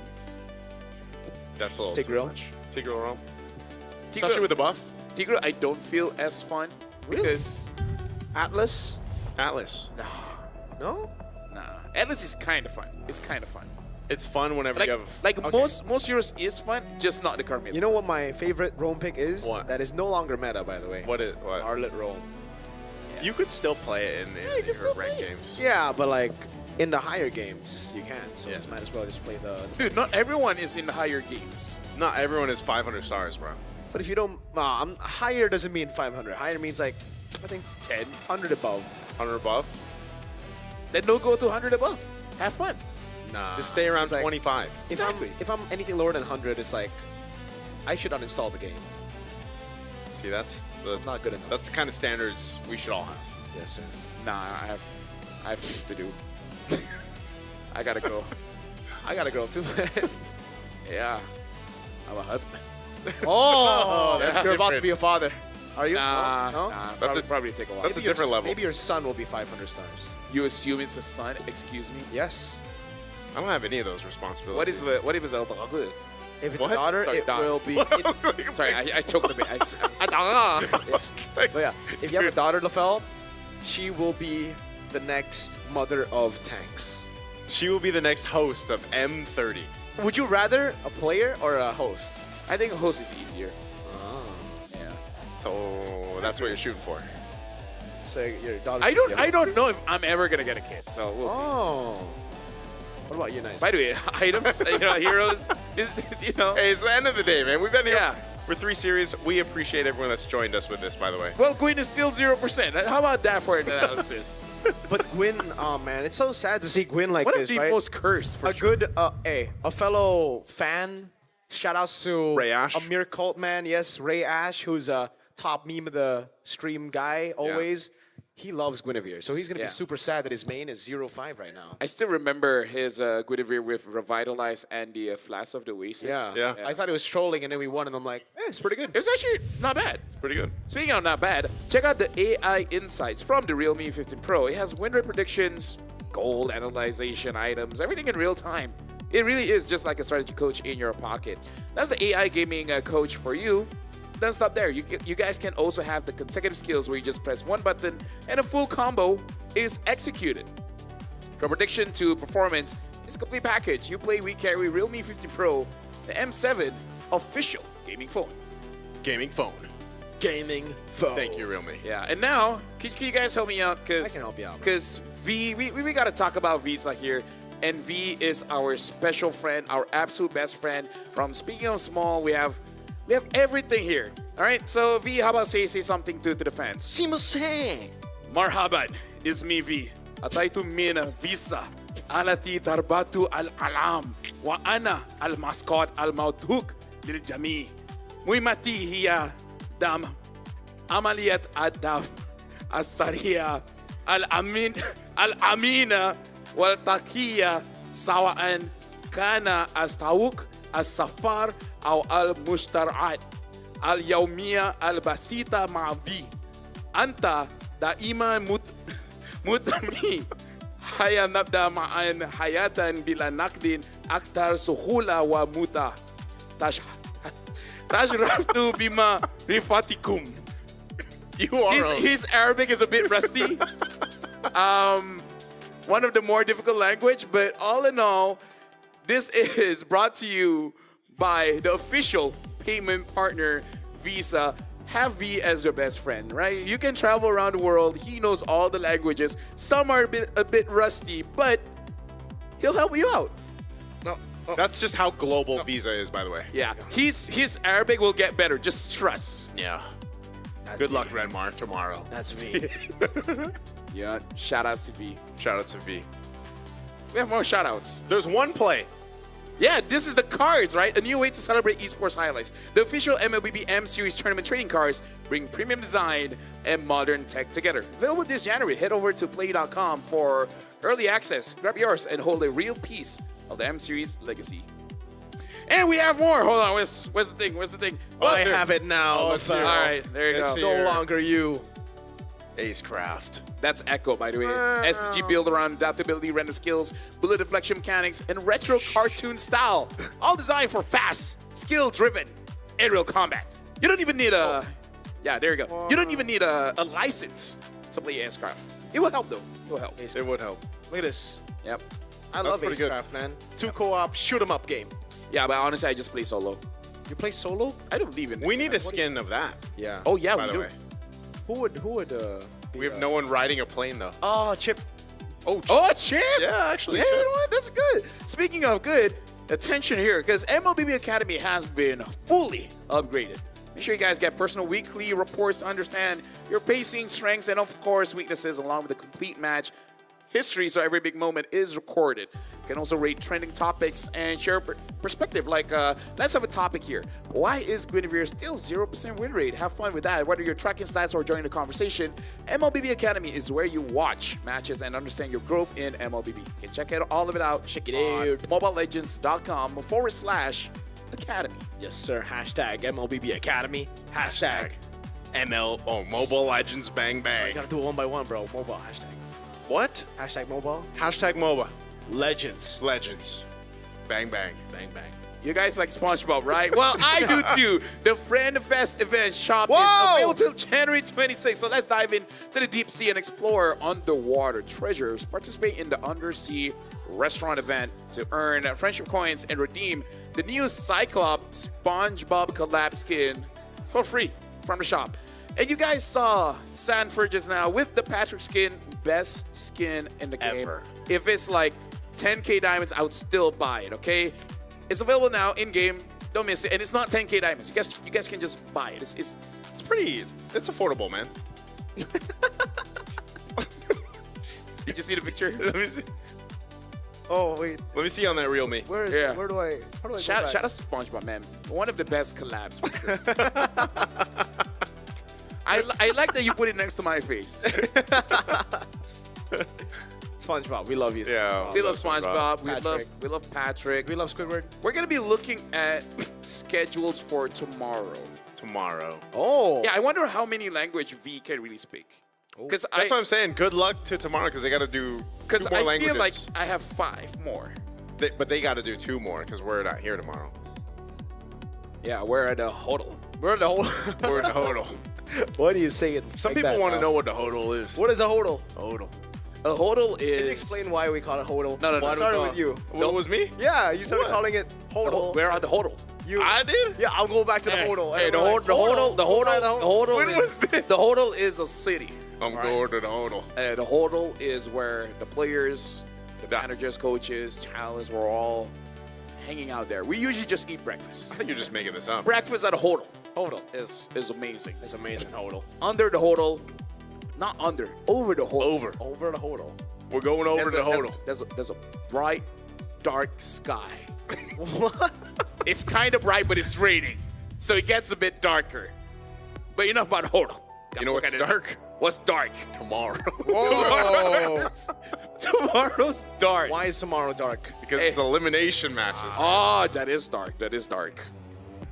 Hey, best of luck to the teams tomorrow. You know, good luck to the teams. Good luck to the talents. We love everyone. It's Team Zone versus CFU. Yep. It's CG versus BS. And Evo versus Onic. Yeah. Amazing matches for tomorrow. We're looking at the bracket, but we're already looking at the schedule. Yep, there we go. Zooming in. Zoomed in for a So, closer look. YG, Spirit, and Falcons will be in the 2-2 bracket, folks. Yeah. And fun facts, Onic will not be able to meet Spirit or YG in 2-2. Yeah, because they Already can't play again, right? Yeah, Onic have already met both YG and Spirit. Well, here's tomorrow's schedule. We're starting things off with CFU going up against Team Zone. Afterwards, it will be Black Sentence against CG. What does CG stand for? Use your imagination. Cool And then guys. Evil against Onic from Indonesia, which I would say is surprising, but SRG was kind of in the same spot last year in M6. Yeah. And almost got eliminated by CFU. Fun fact, TLID was also in 1-2. And then they knocked out Rora BH in 1-2 to make it, yeah. So, like, even when you look at this, I don't know. I also don't know. I don't know.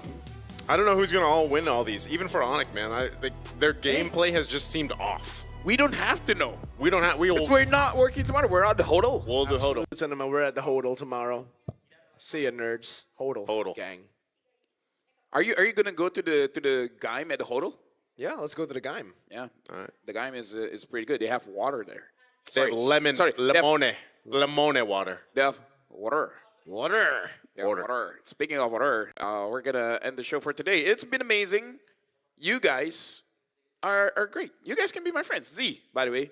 Shout out to Z. V. Sorry, Not V. Z. V. V, able to speak Japanese as well as Arabic. Tomorrow maybe Tagalog. No, I know that's cheating. Don't use no. the easy ones. They can't do Tagalog. Right? I didn't do Malay. Tomorrow, I mean, like V. Tomorrow didn't do Malay. Spanish. Tomorrow Spanish. Tomorrow Spanish. Honestly, like close enough. They could do it. Either ways, we're closing the show. You guys have been great, and bye bye. See y'all tomorrow.